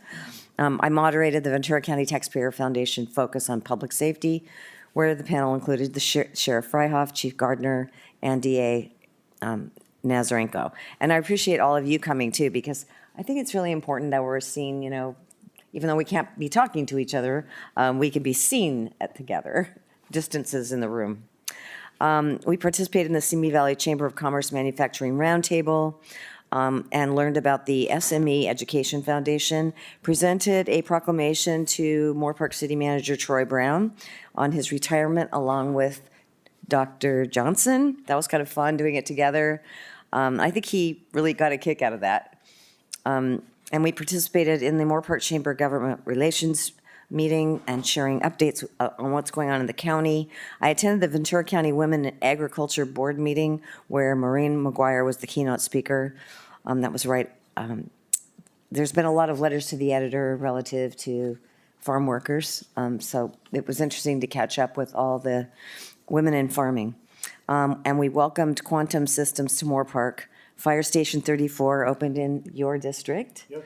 And radio Station 99.1, The Ranch, celebrated their 10-year anniversary in Simi Valley. Almost done. And there's a couple of events I'd like to highlight that are coming to the East County. I'm sorry, so my staff wrote something funny right here. I cannot say that out loud. On July 10th, I'm partnering with the Ventura County Regional Fire Safe Council for a home hardening and Zone Zero workshop. On July 21st, I'm partnering with the County Environmental Health Department and offering a class to those that need to obtain their temporary food facility permit. Call my office, check my website or social media for more information. And lastly, I'd like to congratulate our student worker, Lexi Court, upon her high school graduation. Soon she'll be off to college and we will miss her, but we have her for the summer. So congratulations to Lexi. And I'm proud to say we have no names to submit to the clerk. That's the first time ever. So I'm happy about that. I'm going to knock on wood. And with that, we could adjourn into closed session. And we'll come back out after that. So we're not really adjourning. We'll be back. Thank you.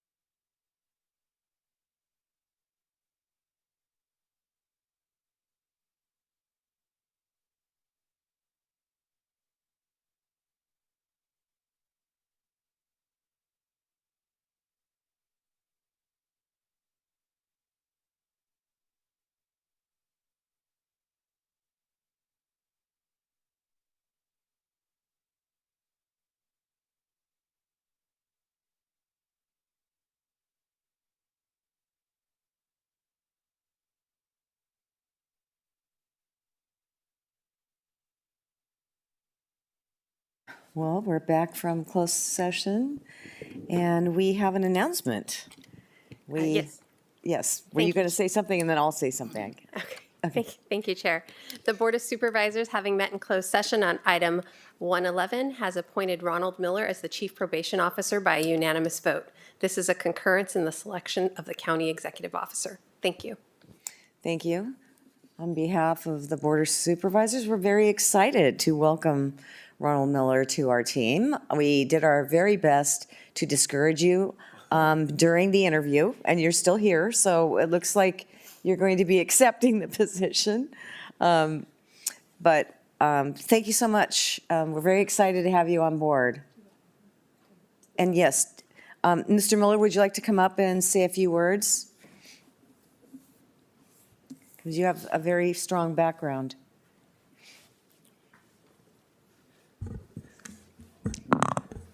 Madam Chair, members of the board, Dr. Johnson, Tiffany North, our county council, thank you so much for your affirmative vote. I'm humbled and honored by that. I will also have to give a shout out to Bill Friedel, who did such a great job shepherding this whole process. There were a lot of moving parts, and he was able to keep things right on track all the way through, and I'm very grateful to him. He was kind enough to say, hey, you might have to speak today, so have a few words prepared. So I just want to tell you how grateful I am to be able to join such a strong team. There's great things happening in Ventura Probation Agency and with the staff there. My experience has been that they're known for innovation building, for helping create resilience in clients, and helping to build safer communities. I will tell you that for probation staff, there's a common phrase that we wear many different hats, and I don't like that phrase. Actually, probation staff wear one hat. There's just a lot going on in that space. And as we think about what's happening in that space, you know, we deal with the courts, we have the board, we have the communities that we're operating in. And what's interesting to me is that we supervise adults and capital letters, juveniles. And if you've raised teenagers, you can imagine that that's a little bit of a challenge. So in addition to that, we also manage a youth detention facility. So there's a lot going on. There's a lot of opportunities to make a difference.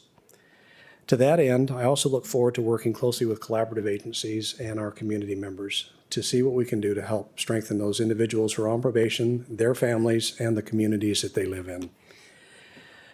To offer the best supervision and treatment strategies is probably the best thing that we can do as we try to improve all those things.